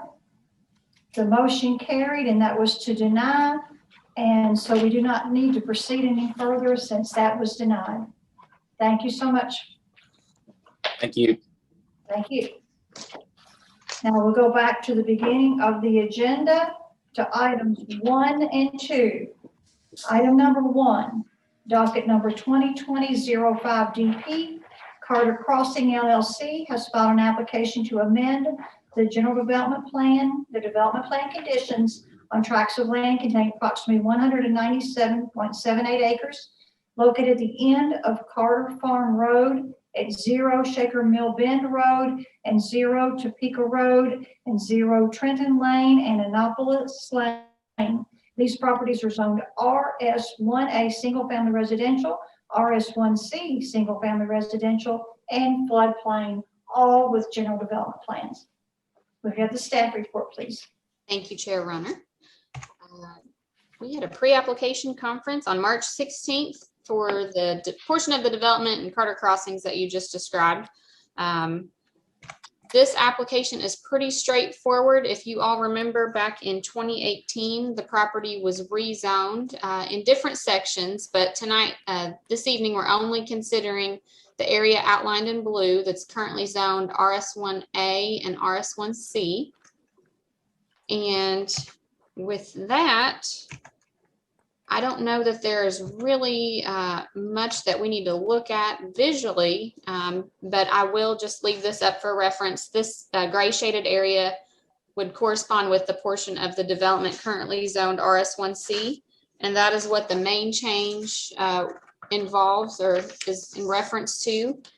There is one change proposed this evening, and that is to reduce the minimum required home size from 1,800 square feet to 1,400 square feet. And that would be for the portion of the property zoned RS1C, again, this gray shaded area. The minimum home size for the RS1A section of the development would remain at 1,800 square feet. We did outline some of the architectural features for the surrounding properties on page 3 there at the top. Those are there for your reference. I'll be happy to go through those in greater detail if you'd like for me to do that. But that would seem to be something that might be worth looking at, considering that the proposed amendment relates to home size. There are a few other housekeeping items that you'll see that are proposed to be removed.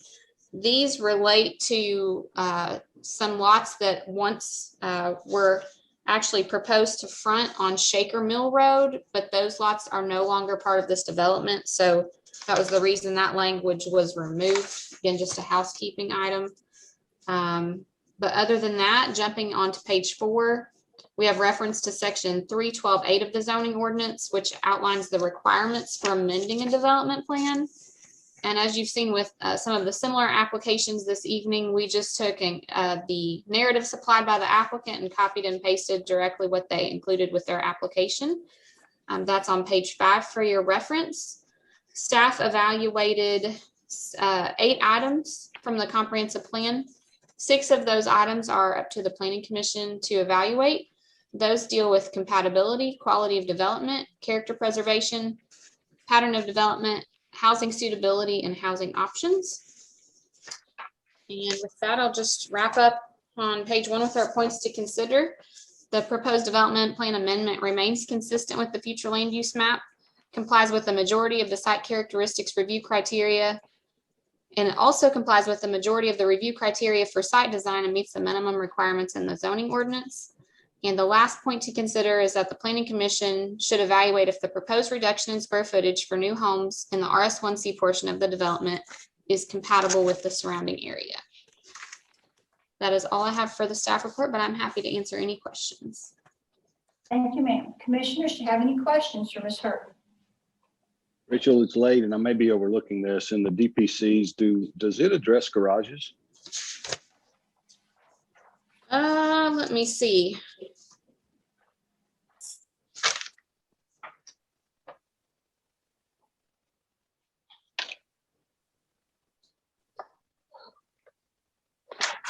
Let me read one more time. I wasn't prepared for that because the amendment only relates to square footage and I didn't do my garage research. Let me see here.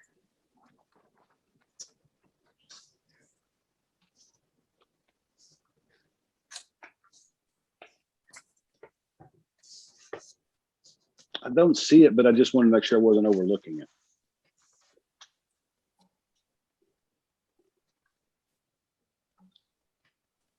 I do not see that there's a requirement for a garage either. The only reference to garages, it looks like it's in number 2, where it just says that any space constructed within any basement, garage, or porch, or any floor space in any bonus room with a ceiling height of less than 6 feet and any covered outdoor living space shall be excluded from the minimum square footage calculation.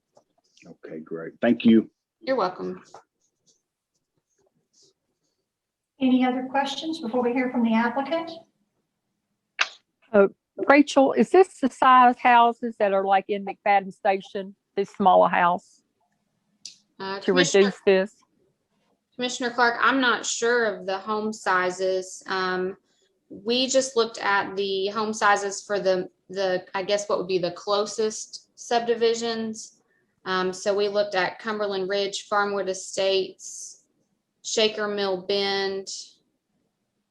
But we did not look at is it McFadden's Ferry or Yeah, they're right there on Cumberland Trace. I'm trying to picture how small a house. 1,400 square feet seems like a really small house compared to all the neighbors around it. So that's what I'm trying to picture, what size they're going that they could be.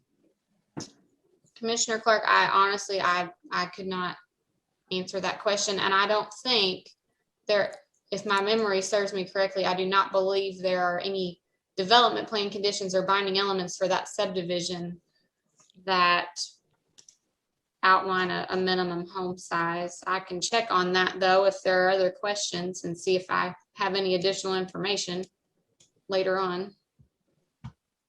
Well, when you did look at the surrounding neighborhoods, how big are the houses in those surrounding neighborhoods? So looking at page 3, the minimum home size in Cumberland Ridge is 1,800. Home sizes in Farmwood Estates range from 1,314 square feet to 2,238 square feet, with a median home size of 1,610 square feet. Home sizes in Shaker Mill Bend range from 1,358 to 2,334, with a median home size of 1,725 square feet. And then home sizes for properties located on the west side of Shaker Mill Road and south of Shaker Mill Bend Road range from 864 square feet to 2,650 square feet, with a median home size of 1,583 square feet. And there are also several twin homes that are currently under construction in the RM3 portion of Carter Crossings in the RM3 area, and those range in size from 1,113 square feet to 1,441 square feet. Thank you. And I'll just add one word of caution. Staff, particularly Rachel, has done a fantastic job here. But in that case, we would be comparing a minimum home size restriction to what was actually built. And if we use that same scenario and applied it to one of our previous hearings tonight in the summit, we would have gotten some drastically different numbers. So I think it's fair to the applicant to point out that this is just the minimum. It doesn't mean that they're going to all be that size, given that the summit has some homes 3 times the minimum. Would that be accurate? Yes, sir. I think it'd be fair to say that there are several subdivisions that may have a minimum home size, but it would be uncommon, and I don't know that it's even, I would say it'd be very uncommon that every home, if let's say, for example, the minimum home size is 1,600 square feet, that every home in that development is 1,600. That would just be the minimum. Yeah, that would be my thinking as well. So I just did a quick click survey here of the home sizes of the neighborhood Commissioner Clark referenced, and those are typically 1,100 to 1,200 square feet. The largest one I saw was 1,300 square feet. That's that McFadden's Ferry, McFadden Station, whatever it's called. Do you know what the, I'm sorry, do you know what the minimum restriction or square footage restriction was at that time when it was developed? I'll see if I can find that, but I think Rachel was saying there may not have been one, but I'll double check. That's Yeah, okay. there are no binding elements. Now, it could be that there's a plat restriction. We may be able to check there to see if there was something established before the development occurred as far as a private restriction, but there are no binding elements that would set a minimum home size for that neighborhood. Commissioner Clark, I interrupted you there. I apologize. Go ahead. Oh, I was just going to ask if they considered the 1,600 square feet from going to 18 to 16, or they just immediately went from 18 down to 14. Was it even considered to do 1,600 to kind of match the surrounding areas? Commissioner Clark, I believe the applicants may have to answer that question. I'm not sure. Okay. Okay. I didn't know if y'all talked about it in pre-app. Thanks. Any other questions before we hear from the applicant? Nothing else? Then we'll go ahead. Mr. Davenport. Thank you, Chair Runner, members of the commission. First of all, thanks for bumping me down the line as I was before the city commission on another zoning case from seems like many years ago. But at any rate, I'll start off with to Commissioner Graham's point. He is spot on, and I was going to mention that, you know, builders, when we have a minimum, doesn't mean you should expect every house to be right at that minimum. Of course, it actually never is, but the minimum does set the floor. I would point out on page 3 of the staff report, those square footage figures that Ms. Hurt has quoted to you. I actually did not ask for her to do that. I'm glad she did it though. I think it is helpful. A few things it probably points out is that oftentimes we don't really realize maybe how our square footage is calculated in homes. I think it's pretty common that you may think you have more square footage than the way the staff would calculate it, because, for instance, if you look at our DPC number 2, our minimum square footage will not include basement, it will not include garage, it will not include any porches. So it's very hard to look at a house and say, oh, that looks like a house that's that many square feet.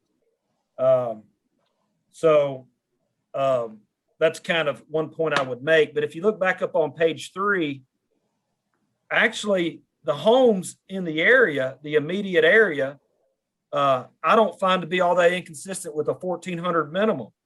The staff has pointed out that on one portion of Shaker Mill Bend Road, you have houses as small as 1,300 feet with a median of 1,700. On another portion of Shaker Mill Bend Road, you have houses from 800 to 2,600 with a median of 1,500. The other thing I would point out is that you'll note that she says in the report that Cumberland Ridge has a minimum, but this other area, these areas off Shaker Mill Bend roads have no minimums. So whatever has been constructed there was constructed in the absence of a minimum, of a floor requirement. Cumberland Ridge is the exception. Cumberland Ridge does have an 1,800 square foot minimum, but if you look at the exhibit that is on your screen there, you will see that we are requesting a revision to the RS1C properties, and those do not abut or adjoin Cumberland Ridge. So there remains a significant number of RS1A lots there to the left of the blue shaded area. So, and those we're not asking to change the minimums on that. Commissioner Clark, you mentioned the 1,600. When we filed this, honestly, recently, I thought that the RS1C had originally been slated for 1,600 back in 2018. So we filed this thinking we were requesting a change from 16 to 14, realized that we were going from 18 to 14. So that's kind of, it wasn't really discussed with staff, so to speak, but it was already in our thought that was the pre-existing condition from the 2018 development. Of course, the 2018 development here was a very large tract development that we had this idea that we were going to move from the 100 or the 1,100, the 1,400 square foot townhomes to the RS1C and then the RS1A. So what has happened in the meantime, as I think the commission has heard quite a bit here, the real demand in the market is not for the 2,000 square foot homes or necessarily the 1,900 square foot homes. There is a significant demand for this size home that we're asking for. The biggest thing I would leave you all, and I'm sure there may be some questions y'all might have, but I guess the strongest point I would make here is there is no request here for additional lots or additional homes. And this ties in a little bit to the discussion y'all had with Mr. Brooks earlier tonight. Typically what you all see is a request for a size home that makes it possible to increase and maximize a number of lots and therefore maximize the resulting density. This is actually working in reverse. The developer here, as they've started to build this out and have started to market this and look how they're going to build this out, the demand is in a different piece of the market than what was anticipated in 18. So they're not asking for any more homes, no more density, no more traffic, none of those concerns here.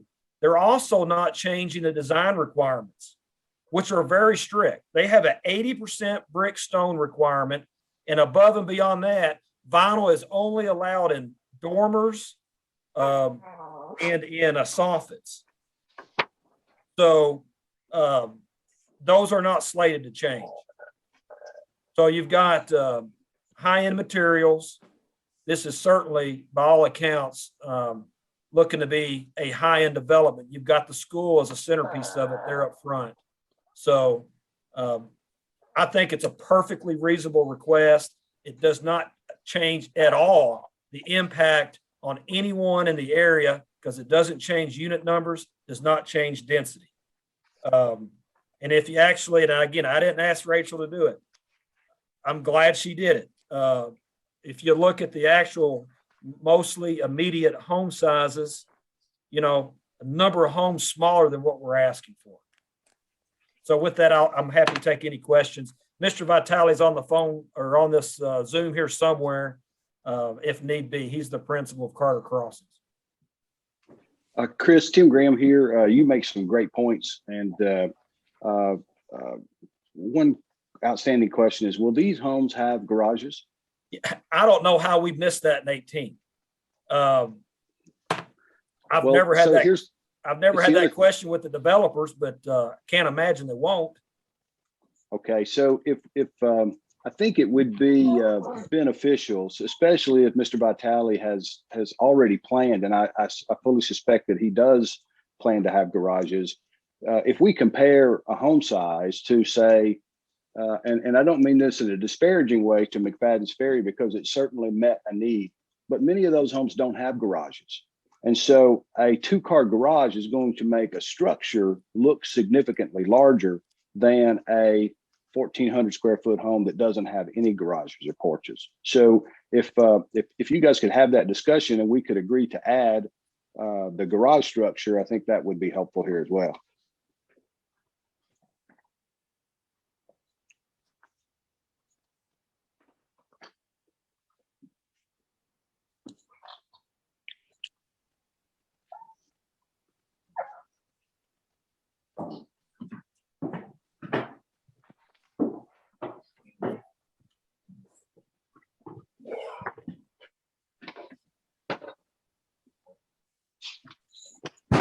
I'll tell you what I'll do. Oh, there's Mike. Can you hear me? Sorry, I was on mute. Candidly, I don't recall the garage required. I hate to interrupt you. This is Velma Runner. Let's get you sworn in, okay? If you'd state your name, yes. Mike Vitale, 1336 Edgewood, Bowling Green, Kentucky. And you swear to tell the truth. I do. Thank you, sir. I apologize again for interrupting. Oh, thank you. I'm confident there is a garage requirement. I can't tell you right now what that is, but we would certainly expect there to be. The square footage requirement we're discussing is outside of, or not, would not include the garages. And we would wholly expect that if any homes in the subdivision scrape the minimum square footage requirement, that will be a nominal number at best. We fully expect homes to be in excess of 1,400 square feet. And we have a requirement with the purchaser who acquired the ground right behind the school that we would not allow any homes at that minimum to be built for, I believe, because I took a note, I have to say, I'm not positive, I don't recall exactly, but I believe at least 12 to 18 months, there will not be any homes built below 1,600 square feet or 1,800 square feet. So, Mr. Vitale, this is Tim Graham. Yes, sir. I fully suspected that you intended to have garages, and I think it would be helpful. Do you have any opposition to including a binding element that states that these homes would have a 2-car attached garage? Commissioner, to be honest, I have to check. We have several contracts already for lots, so I'd have to go back and confirm that very well may be the case already. But given that we have contracts to sell lots, I need to, if that's not the case, I need to confirm that with the purchasers. So, Chris, is there anything we can do with that? given Probably our current not conditions? tonight, Commissioner Graham, because I appreciate, lawyers are paranoid by trade.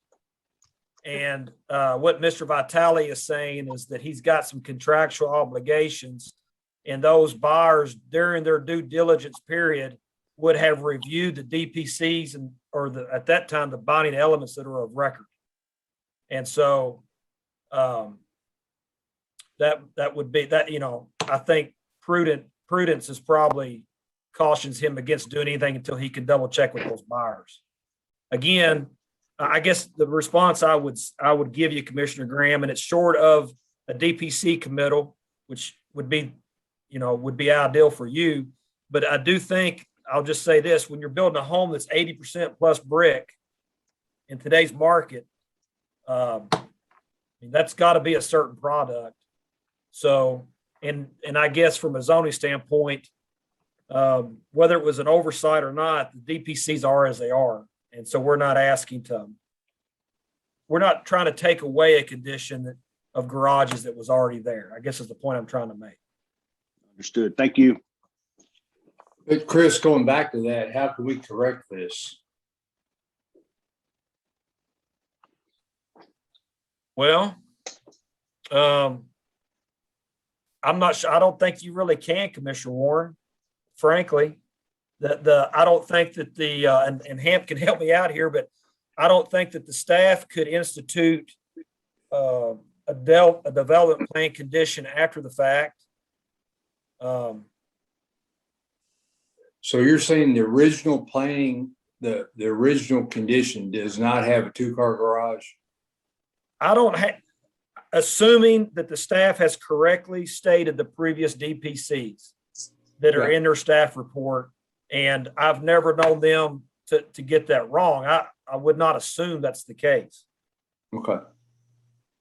I'm double checking right now. Typos. I've never made a typo, Rachel. I don't know what you're talking about. I would not believe that, given the anticipated lot costs, these houses in this development would have not have at the very least a 1-car and more likely 2-car garages. I don't think, given the size of the lot, it would be financially or economically appropriate. Let's As you all know, Rachel look that up.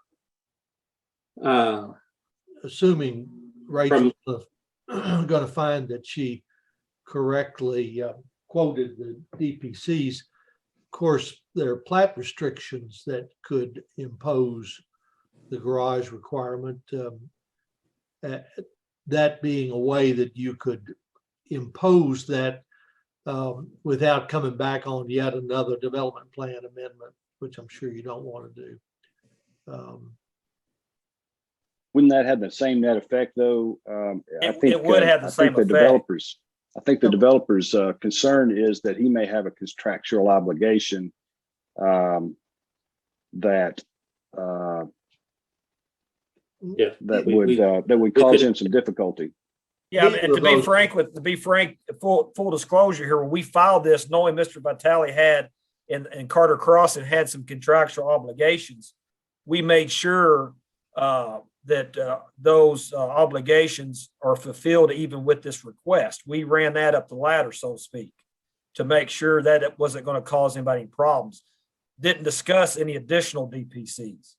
So, as y'all know, DPCs at this stage are final. So if you were to vote on a DPC tonight, that's a final action on those. So I did pull the recorded set of development plan conditions, and I do not see where there is any requirement for a garage. My best guess is that in 2018, it was an oversight. I guess because there are references to garages or a garage in number 2. So it could have been assumed that there would be garages since it was mentioned, but there is no written requirement as it currently stands for a garage. And there was another question earlier, and I'm just going to answer it real quick. There was a question about the minimum home size. in McFadden Ferry subdivision, and the minimum according to the plat restrictions is 1,000 square feet with a minimum 1-car attached garage. And I would like to speak to that also. This is Kyle Shirley, and I'll swear in that I'm telling the truth also. Your address, Yes, your address, please. it is 356 Stone Meadow Circle, Bowling Green, Kentucky. Thank you, sir. You're welcome. I own 10 homes there in McFadden's Ferry, and the garage minimum there is 1-car garage. So, Okay, I misstated that. I thought there was some that didn't have any garage. no.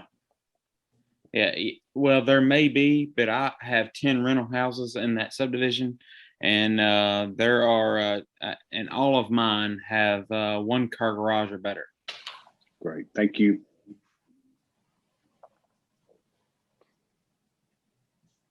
Could we add the wording in there that any lots not already under contract should contain at least a 1 or 2-car attached garage?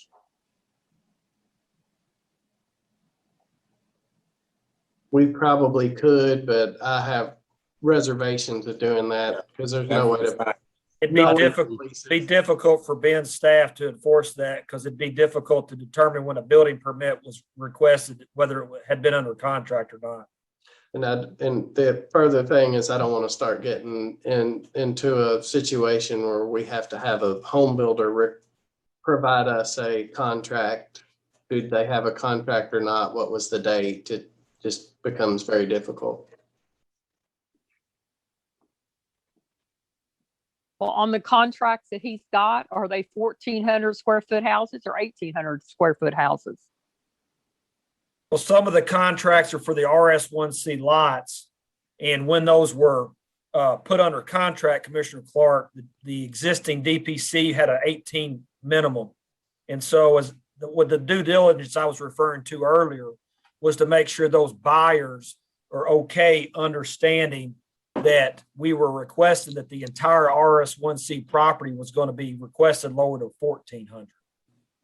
So to make sure that they were agreeable to that so that there wasn't a claim of basically a bait and switch. So we did not address this other issue. Correct. All of the parties with whom we've contracted are aware that we were going to make this file this application. And again, I fully expect there to be at least 1, if not 2 cars on each of these houses, but I too am at a loss. I don't recall whether it was in the binding elements or not. But given the lot sizes and the cost, it would likely be the case regardless of requirements. Again, we'll have minimum of 1,800 square foot houses that abut Cumberland Ridge. We didn't want to do anything that Cumberland Ridge might take exception to. So the houses that do not abut the Cumberland Ridge will abut the houses that abut Cumberland Ridge, and will certainly want to look somewhat comparable in quality and character. So we fully expect this to be an attractive development. Mike, this is Rick Starks. What do you anticipate the price range of these homes being? Or is that a fair question? I know it depends on the square footage. It's certainly a fair question. As we are primarily the developer and not the builder, we expect to be between 225 to 500 and change, depending on the size. Okay, thank you, sir. But I'm sorry for the broad range, but it's really the retail builder who will set that price. Right, I understand. Thank you. And to Mike's point there, I would say, as I mentioned earlier, this is a large scale development that has almost the whole spectrum of residential use in it, going from the multifamily up front that has the twin homes, the townhomes, and then up to the larger RS1A homes, which would obviously represent the higher end he's talking about.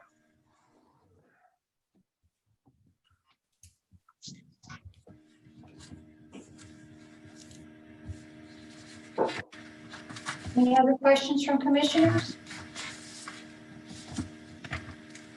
Chair Runner, I believe at the beginning of my presentation, I had a note on my staff report on the very front page to mention that you should have received an email with your packets regarding this application from one of the neighboring residents. So I just wanted to make sure that you all were aware of that. I'm sorry, I forgot to mention that at the beginning. Yes, ma'am, I received that, that they were going to be out of town and had the email. Thank you for sending that to us. Thank you. Do we have anyone online that would like to ask a question or who may be in opposition to this request? Chair Runner, I believe Miss Jan Perkins is on the call, and she has sent some information to staff that she would like for the commission to consider this evening. I think Monica has that and can help get that pulled up. Okay, yes, yes. Ms. Perkins. Yes. If you would state your name and address, and we'll swear you in and we'll let you ask your question or make your statement. Okay, my name is Jan Perkins and I live at 362 Shaker Mill Bend Road. And you swear to tell the truth? I do. Thank you, ma'am. Good evening, everybody. It's been a really long night. I don't know how you guys do this all the time, but anyway, what I'd like to talk about, or my fellow Shaker Mill neighborhood has asked me to talk. We do not have a lawyer, so I'm going to be doing the speaking a little bit, and then everyone else is going to jump in. So that's kind of how we're going to go. I have 5 slides, so I will make it not so long, but I have 5 slides. The first 2 slides will talk about the market conditions, sales conditions. So the next 3 slides will talk about our neighborhood. I'm going to first of all acclimate you to the sheet. If you could go to the front, thank you very much. The first information is coming from the Warren County PVA sales data. The first 2 columns going from left to right will be the dates that I'll be looking at, and they will be a fiscal year because of where we are in the year. The next 5 columns will be the home sales by square foot. This is all being extracted from the PVA. I'm sorry, I have difficulty saying that. The second column will be just a summation from the information within the sales data. Going down, there are 6 rows. The first 3 rows will be just raw data of square footage by each one of the placeholders. And then the next 3 will be what % those placeholders are to the total. I would like to concentrate on the percentage because that kind of helps keep the raw numbers from being skewing.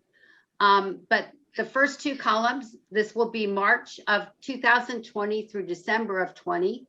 The reason I did not go to a whole fiscal year, which would be the end of February, is because the PVA database is only updated through December of 2020. The other 2 years are fully 12-month years. But what I want to call your attention to is really the far right side. I'm sorry. Okay.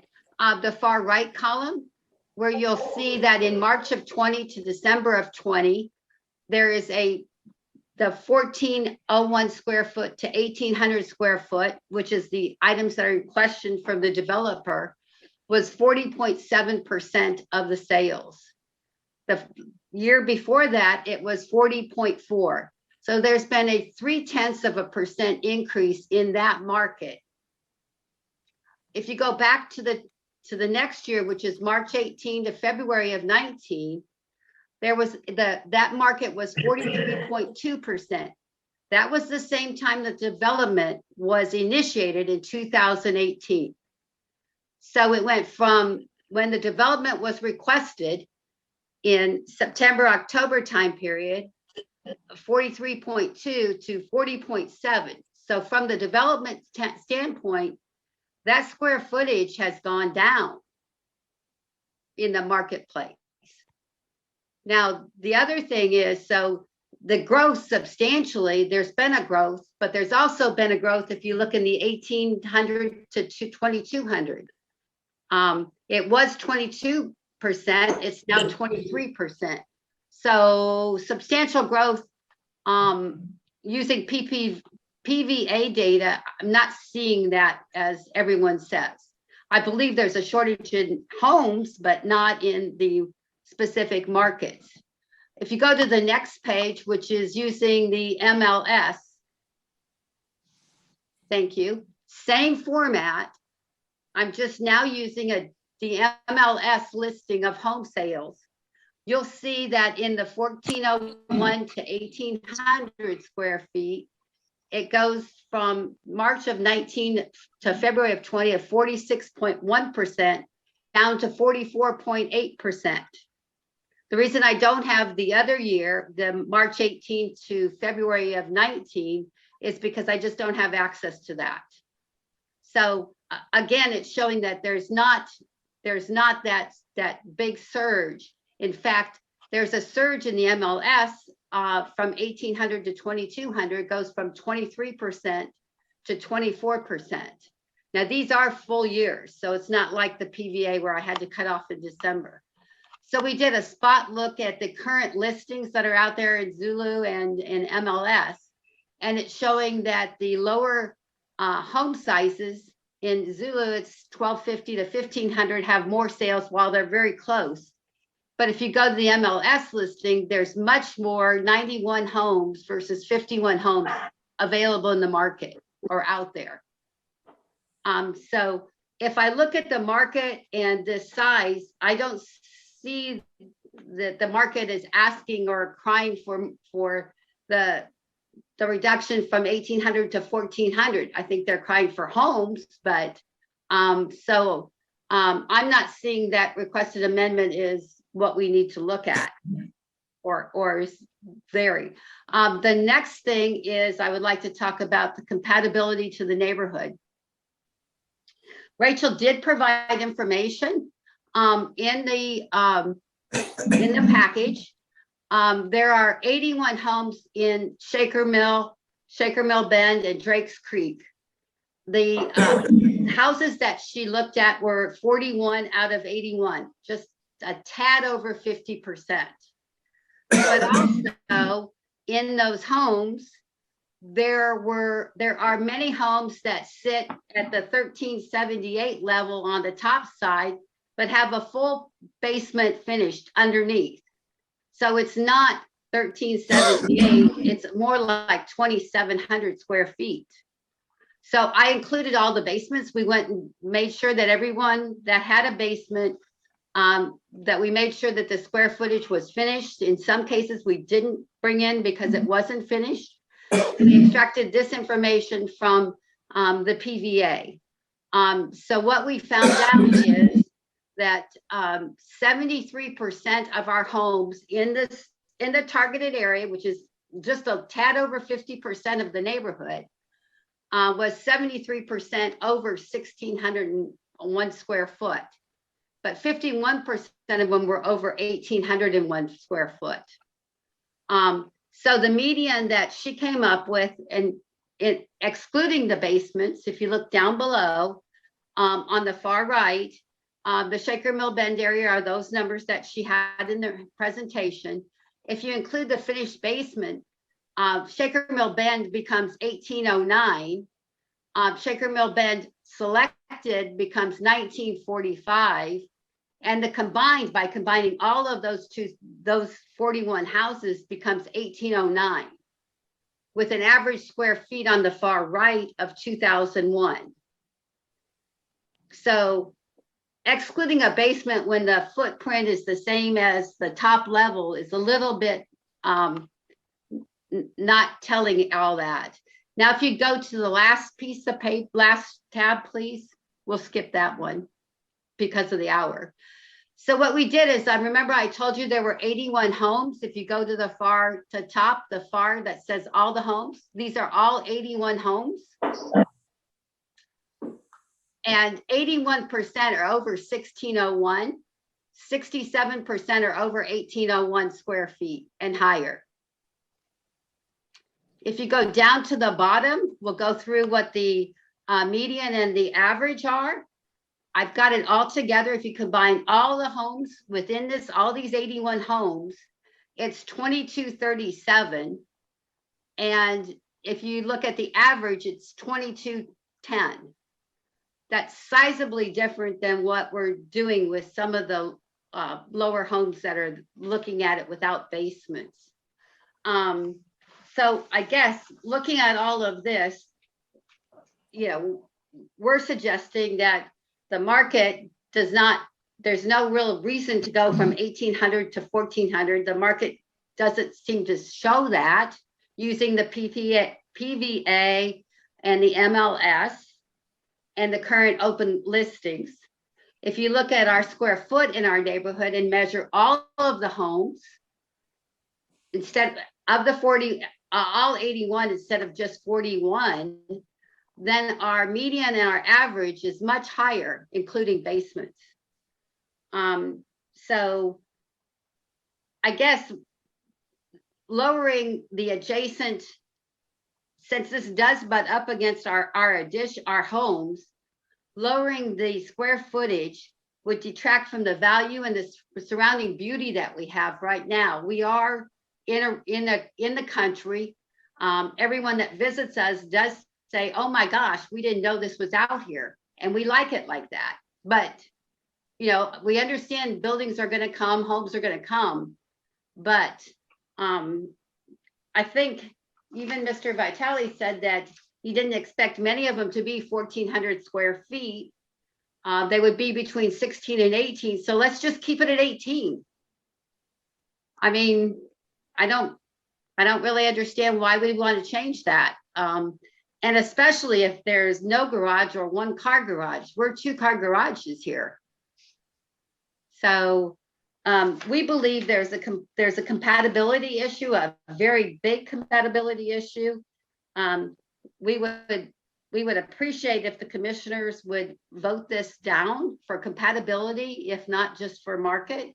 I guess the amendment just told us that there was more lower call for lower houses, so we didn't really know what was going on. So, but anyway, I think the commissioner should vote this down because of the compatibility for sure, and because there's plenty of use for the 1,800 and above square feet.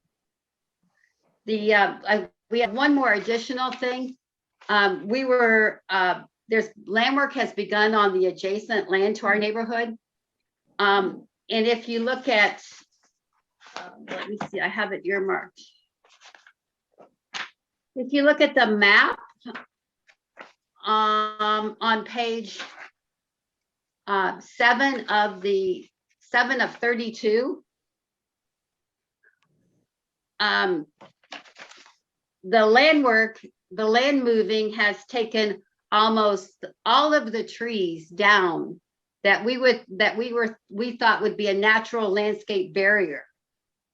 In some cases, 18-inch trees have been taken down.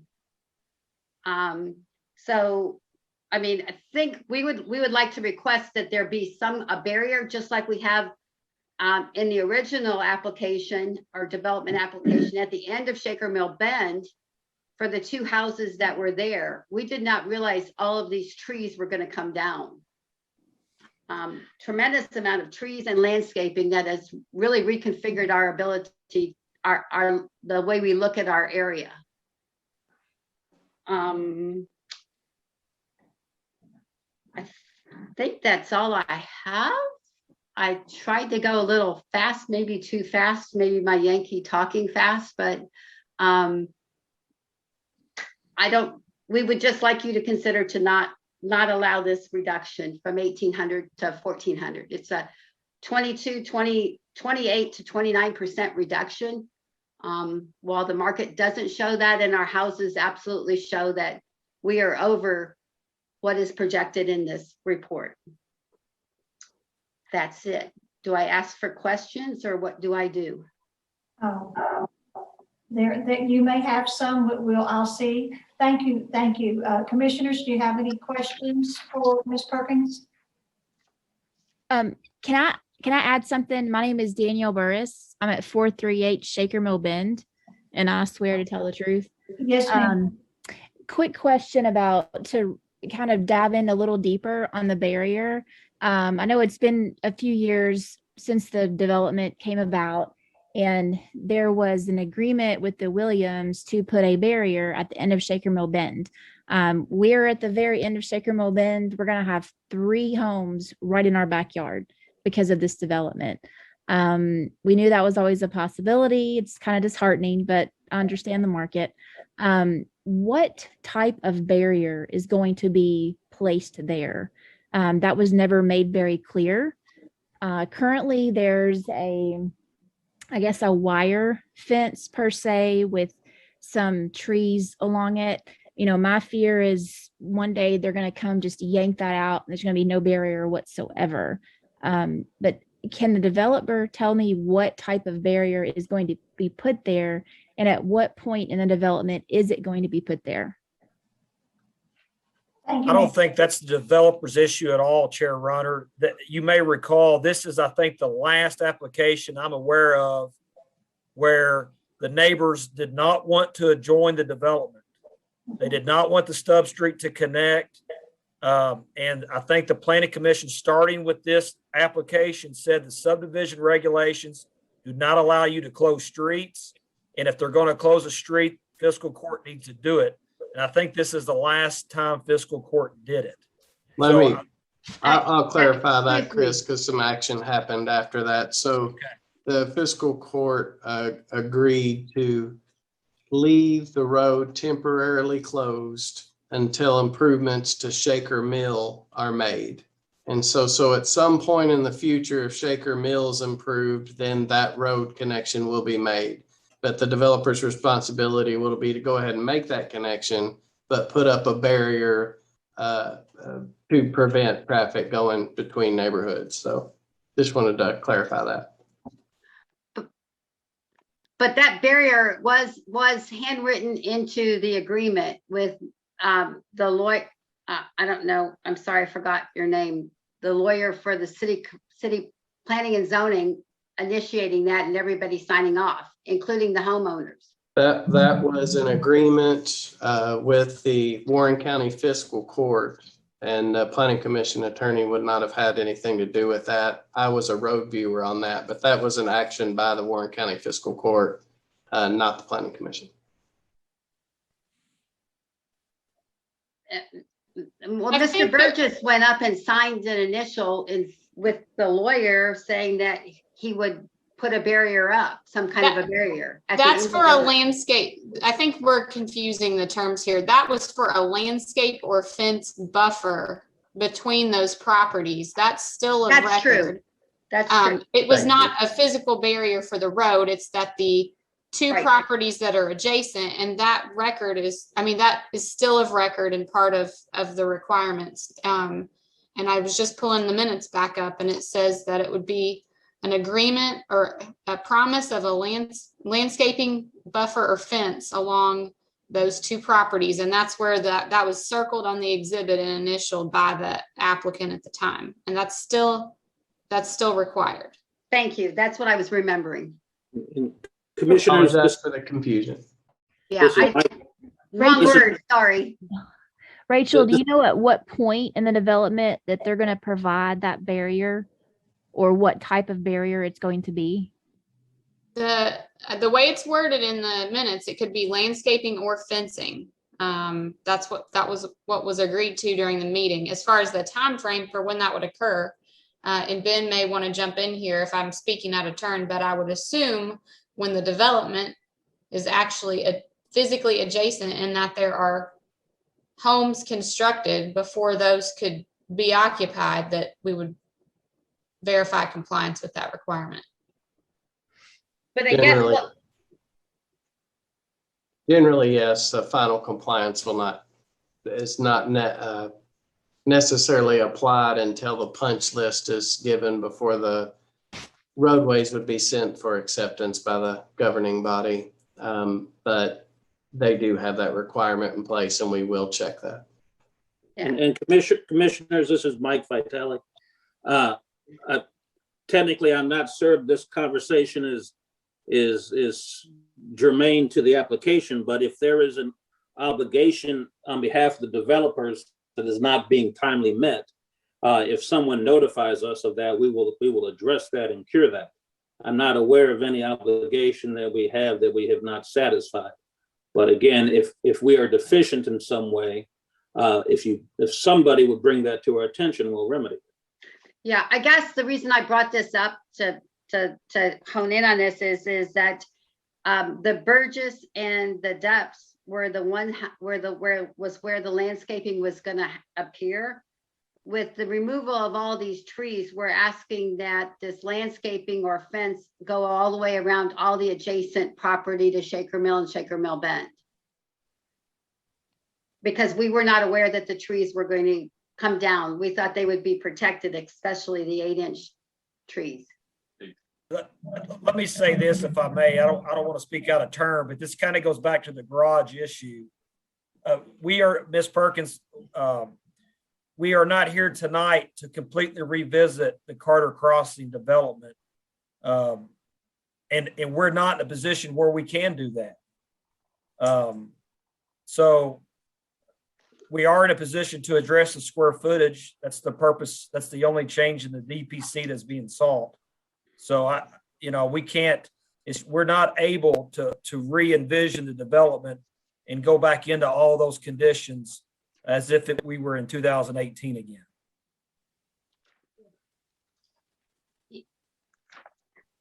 Yeah, but I guess we're saying that the landscaping has changed in the neighborhood. We did not realize those trees were going to come down as severely as what they are. So the development has changed the landscape and the compatibility with us.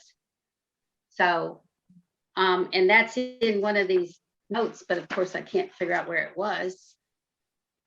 But that's a characteristic of our neighborhood is these trees. We have deer going around. We have all kinds of things happening. I don't think, to make sure I understand, you're not saying that trees off your all's property have been removed, correct? The trees where all the land work has been, they have all been taken down.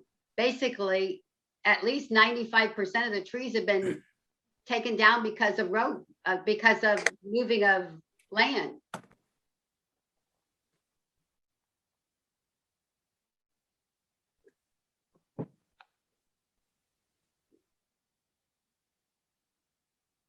If you look right here, there's a big tree barrier right on the screen. There's a big tree barrier. Those trees are basically gone except for the trees that are left in the property owner's yard.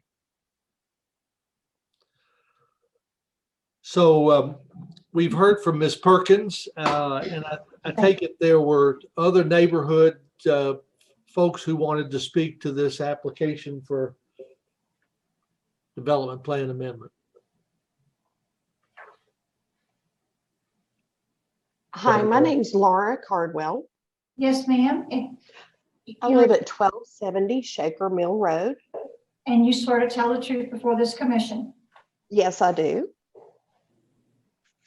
I would like to address the concern of mine that the decrease in the square footage without any specific language or verbiage regarding the garages that might have been overlooked in 2018, but is now becoming an issue because of the ambiguity back then. Also, with regard to the detraction from the value of the homes that are in this area, most of the homes in this area are the larger homes with the basements. I have a basement myself that's 2,600 square feet that's not finished, but I hope to finish it. My son's building a house that's over 1,800 square feet in the back of our farm. My concern is that the value of our homes that are surrounding this development do not go down in value as a result of material costs that we've seen in the market today. I'd rather not think of it as making the change from 18 to 1400 and just maybe, as someone had said, we overlooked that. We thought we were going from 1600 down to 1400. We're asking for a 400-foot difference, though, nevertheless. The removal of the trees goes to the condition where the developer was not supposed to remove trees so much in diameter, and they did, in fact, remove those trees. I would like to see some more integrity in behalf of what's in the record, what we're asking for, and what we're opposed to. I am opposed to the zone change amendment to 1,400 square feet. Thank you, ma'am. Do we have anyone else that would like to make a statement? Hello. Yes, ma'am. Hi, my name is Betty Poland. I live at 96 Drakes Creek Drive. Our development wasn't really talked about during all. And you swear to tell the truth? I absolutely do. Thank you, ma'am. We've been out here 26 years. I don't even think our development was brought up. Maybe it's included in the 81 houses. My house is roughly 3,000 square feet, maybe 2,906, something like that. There are 17 houses in our development, most of which are above 2,000. Several are close to 3,000. We went to the initial meeting on this and were told that there would be 1,800 square foot homes built here. We were also told that there was a land barrier between Cumberland Ridge and this development, which is really super nice for Cumberland Ridge. And we're being told tonight that you're going to keep the houses nice and tidy at 1,800 square feet or above around the Cumberland Ridge neighborhood. Well, there are people on Shaker Mill Bend who have lived here many, many years who also are proud and happy to be where we are. And we did not oppose this neighborhood coming in at 1,800 square feet. But I do want to get on record that I do oppose, and I know that many of my neighbors oppose bringing in 1,400 square feet homes this close. And I think Jan did a wonderful job in telling you that it doesn't look or doesn't appear that is where the market is right now. And I just wanted to go on record saying that we do oppose these homes. Thank you. Square footage being changed. Thank you, ma'am.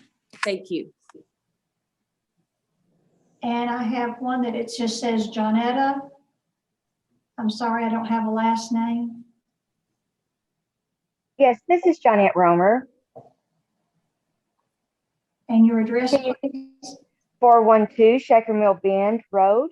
And you Bowling swear Green, to tell- 42. Yes, ma'am. You I swear to sure tell- do. Yes, ma'am. You can make your statement or ask Okay. a question.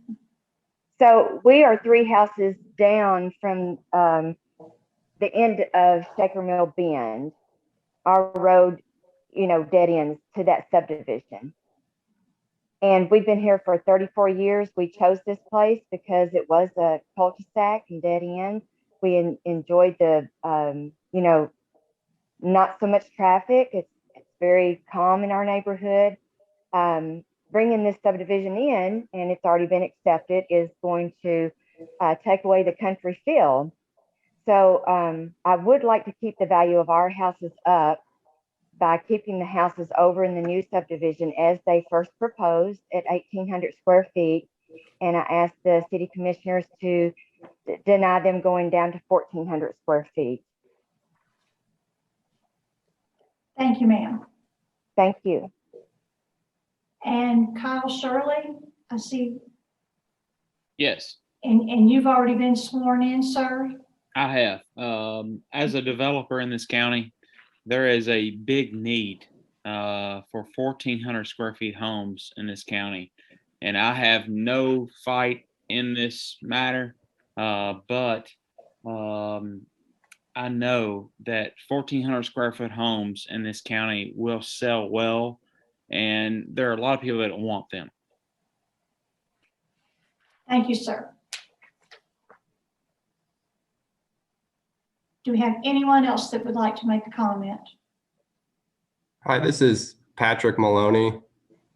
I'm at 429 Shaker Mill Bend, and I do Swear to Tell the Truth. Thank you, sir. It's just a question. Looking at the application, it says that the commissioners have to feel that there were major changes of economic, physical, or social nature in the area for an amendment like this to pass. I just wanted to know what proof is there that there was a change in the economic, physical, or social nature of our area that the developers are putting forward. That's my only question.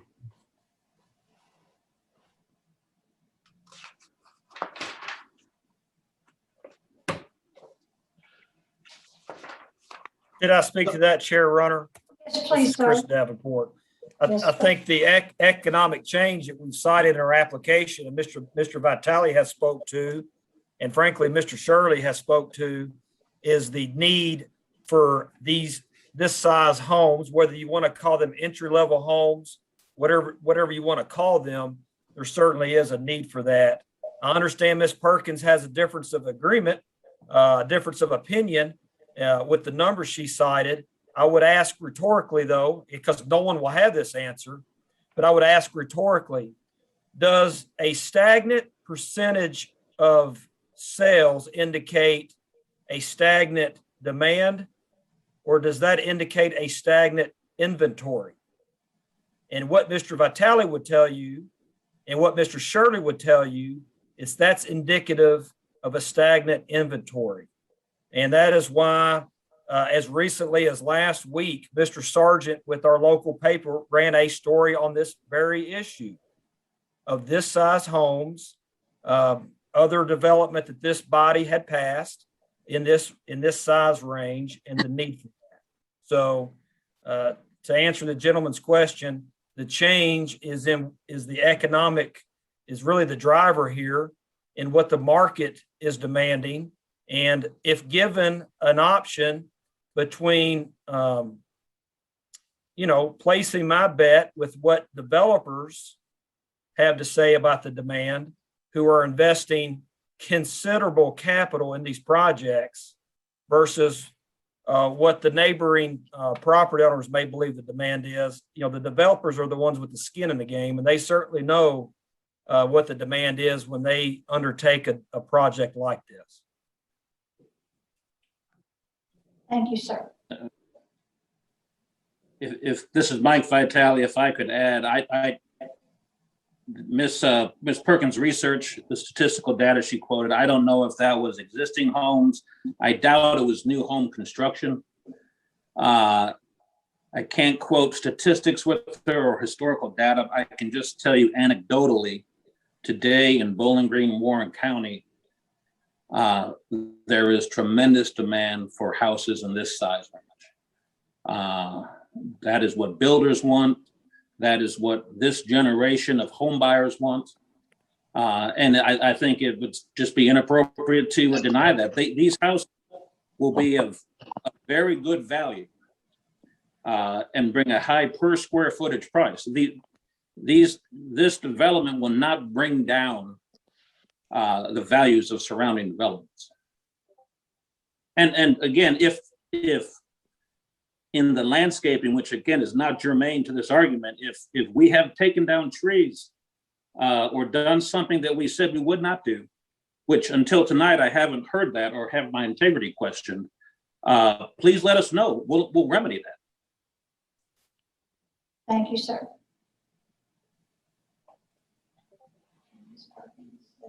Is that additional? Ms. Perkins, did you have something that you wanted to add? Yes, I'm sorry I do, but I understand your stagnant question, but or comment.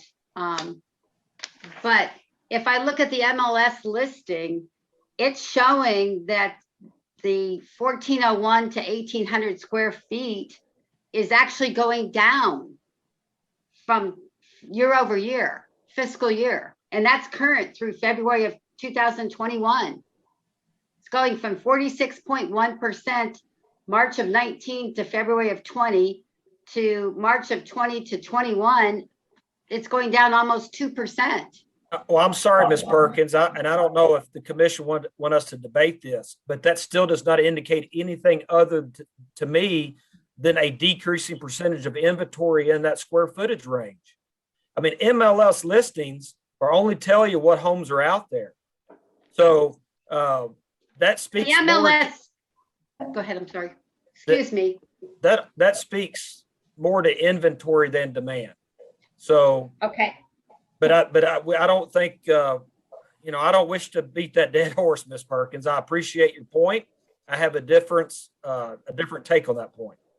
Well, yeah, but I guess I would like to see objective data, and I'm looking at the current listing in the MLS. There's 91 homes in the 14 to 1600, and there's only 51 in the 18 to 22. So, I mean, I guess I'm asking the commissioners to look at data and not. There's got to be some semblance of data also needed to be looked at. I think the commission, this is Mr. Mike Vitale again, the commission has heard from at least 2 developers under testimony during this hearing, which qualifies as data. We are, as Chris said, we're putting our money where our mouth is. We believe there is significant demand in this community for this type of house. I'm not doing that based on a crystal ball or some crazy desire I have to build 1,400 square foot homes. I'm doing that based on conversations and communications with other developers, real estate agents, other persons in this community who build houses, sell houses, and want to buy houses. Thank you, sir. I believe we've heard from everyone. Commissioners, do you all have anything that you'd like to add? Who was the developer that did this back in 2018? Luke Williams. Correct. An entity that Luke Williams was the principal of. So he made these promises to these people, and then since then you all have bought them out? Correct. Warren County Fiscal Court made the promise on the landscape. No, I misspoke on that. I was speaking of the road connection. I'm sorry, Ben. If I may speak again. Yes, ma'am. Did you have a question? I don't really have a question. I just find it very interesting that we had a huge amount of neighborhood members come to a commission. It wasn't a commission meeting, but it was a meeting at the courthouse when Luke Williams had this property. And we were basically, without being too disrespectful, we were sold a bill of dishonesty, just to be very point blank. The people who are speaking now on behalf of this property were not even at that meeting. We were told that the homes were going to have garages. We were told that they would be 1,800 square feet. And now we have a group of developers who want to change everything. I just think that everybody that's at this meeting right now needs to realize that you can say whatever you want to say, you can talk the talk, but the truth is we were sold a bill of sales at the meeting we all went to about how wonderful this was going to be and how big the homes were going to be and how it was not going to affect our community. And now we have a group of people who have bought the property from the Williamses who are trying to change all of this. And I just, we can swear to tell the truth all we want to tell, but when you look back at the notes that were taken the night we were all there, you're going to see that we were not told the truth. Yes, ma'am. Thank you. Do we have anyone else who has anything to add? Or we need to wrap this up if everyone has spoken. I don't see any additional people. Commissioners, do you have anything to add?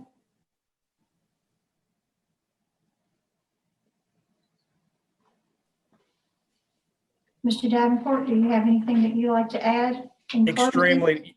One point I do need to make out is that there are currently 4 RS1C lots within this development that have square foot minimums of 1,400 square feet.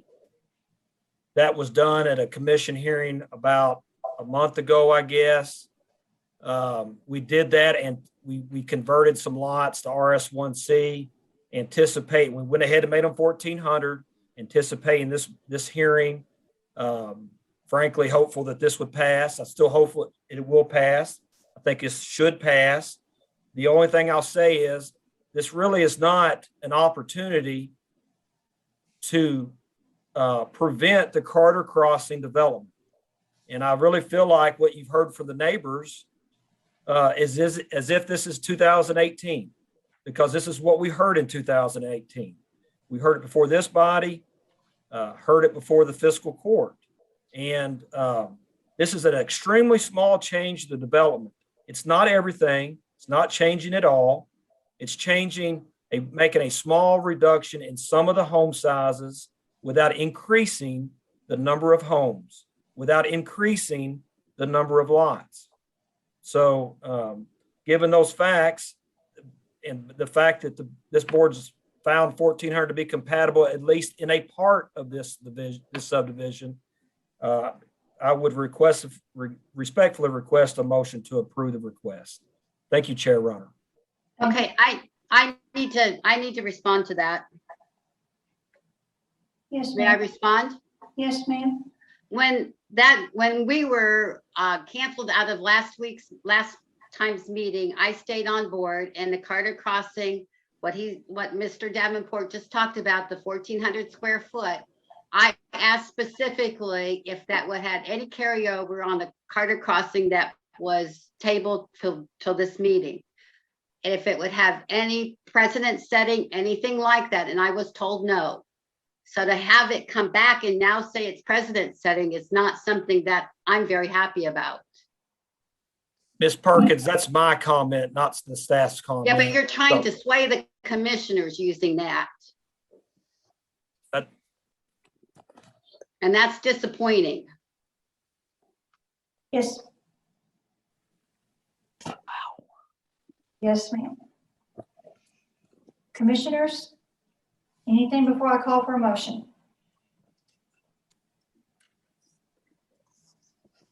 Nothing, then I'll ask for a motion, please.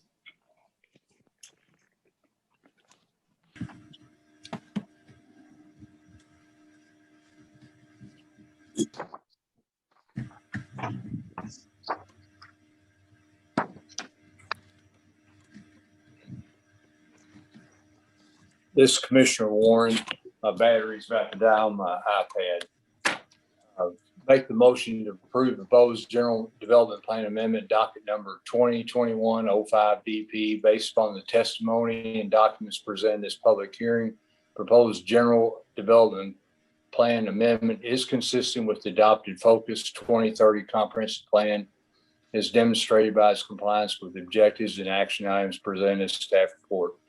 Further, also find that there have been major changes of an economic development, physical and social nature within the area of the property in question, and requests findings in fact and recommendations include summary of evidence and testimony presented by the witnesses public hearing. Thank you, sir. We need a second. Second. Thank you, sir. Commissioner Warren, Yes, sir. Commissioner Blackburn, Yes, sir. Commissioner Clark, No, I believe there have not been any major changes of the economic, physical, or social nature in that area. And I believe that this group was promised one thing and now it's been all turned around. So I vote no. Commissioner Graham, Yes, sir. Commissioner Ritchie, No, sir. Commissioner Starks. Yes. Is that a yes? Yes. Thank you. Commissioner Unseld, No, sir. Chair Runner. Yes.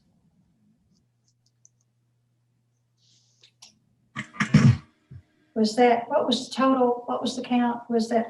By my vote, by my count, the vote was 5 votes yes, 3 votes no, 1 commissioner not participating. Correct. The motion carried with opposition. Thank you all. Thank you.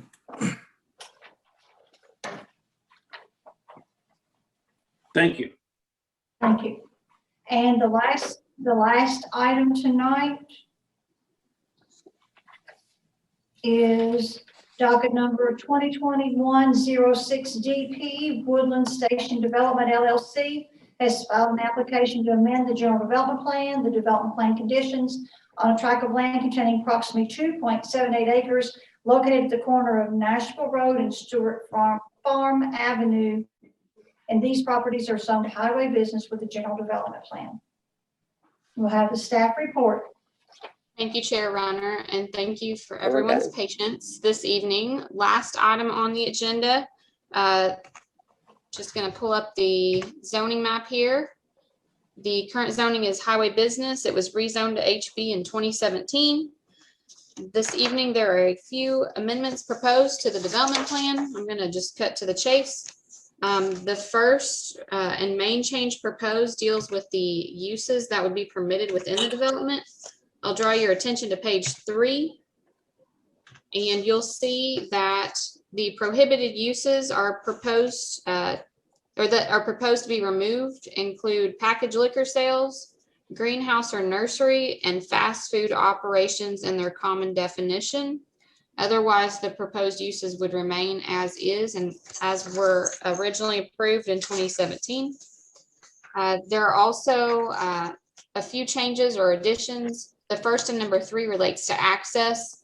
You'll see on the site plan here, there's a proposed right-in, right-out only access on Nashville Road. This was requested by KYTC with the ability to have interconnection between all of the commercial lots. And so that is what 3 is in reference to.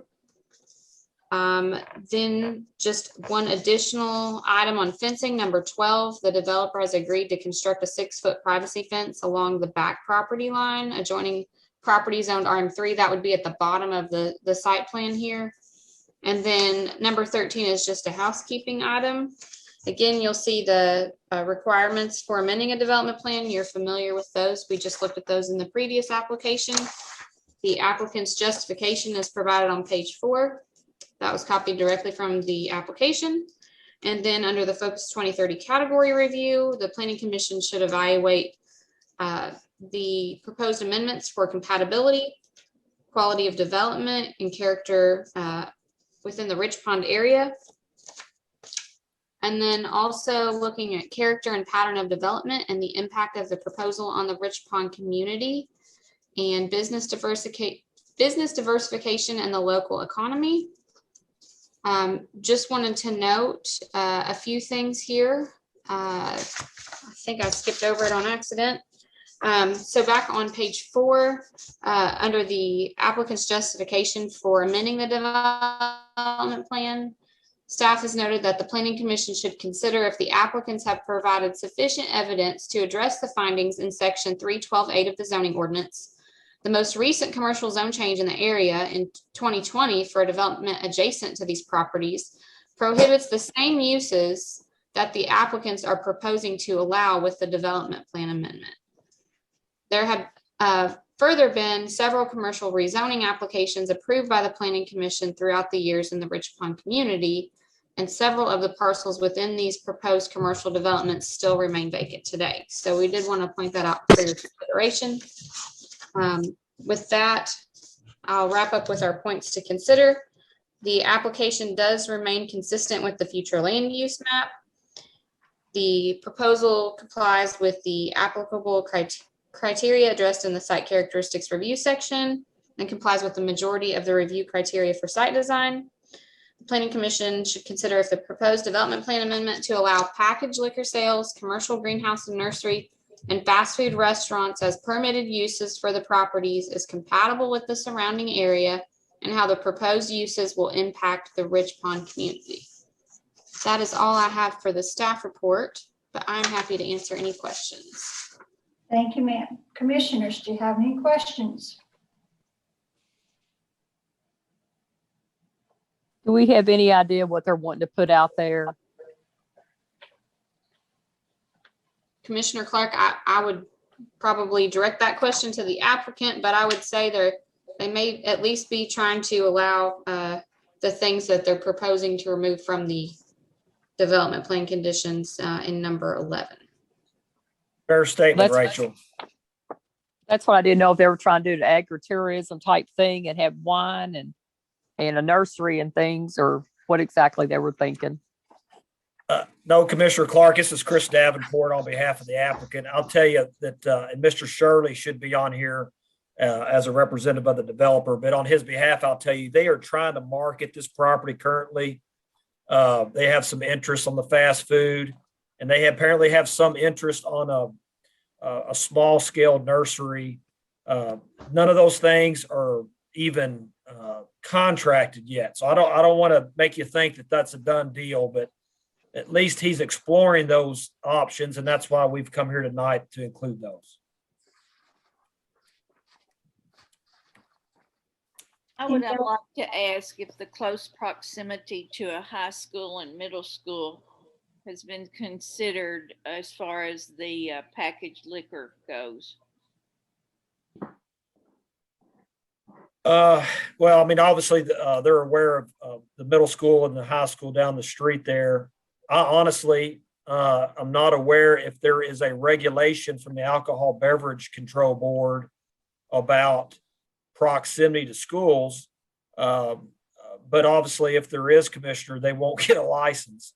So I'm assuming if a potential buyer is looking at this for that purpose, they either A, have the license, or B, pretty sure they're going to be able to get the license. So I would imagine this is outside any minimum range. I do seem to recall at one time, at least from a liquor by the drink issue with the iron skillet by Greenwood High School, but that may have been folklore. I don't know if there was any truth to that or not, but I heard a story about that one time. Probably too late for stories. I think what is the case is, as Mr. Davenport stated, that proximity to schools used to be a part of the licensing requirement. It's my understanding that that regulation was repealed by the ABC board several years ago. So the point to be made is that it is a licensing issue, and I don't know that it's a zoning issue, except where this particular issue is concerned, and that is whether or not this amendment is consistent with the comprehensive plan. I do know that you can buy it across the street from the high school at the IGA. So. Thanks for all that information. I appreciate it. Any other questions for about the staff report before we hear from Mr. Davenport? Nothing else, Mr. Davenport? Anything you'd like to add? Just quickly, Chair Runner, I would add that along with the few uses we're asking to be allowed there, and Rachel touched on this, we did also put in here what I would call two additional restrictions. One is the right out only on their access to Nashville Road, which was not a previous development plan condition. But the state wanted that even with the improvements that are being made to the road, and we agreed to that. And then secondarily, in number 12, the property owners to the rear of the property, when we consulted with them on this change, they requested that number 12, the 6-foot privacy fence. So we have committed to that as well. That's a new restriction that my clients have committed to because of the change in use that they're asking. Those adjoining landowners wanted that, and so we agreed to it. Absolutely. Thank you, sir. Do any commissioners have any questions for Mr. Davenport or Mr. Shirley? How close are we to the Ridge Pond Market?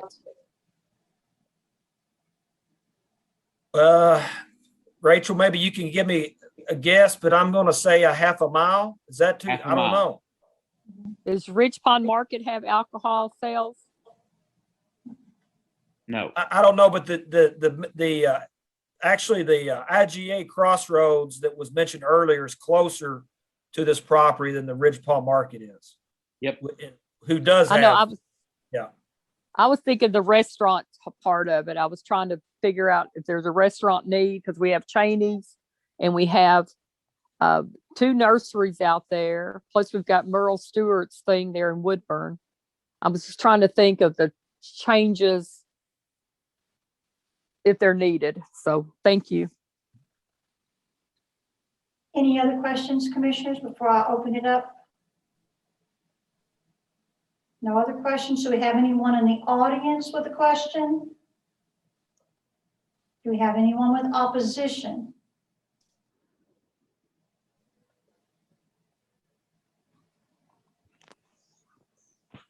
No questions? Yes?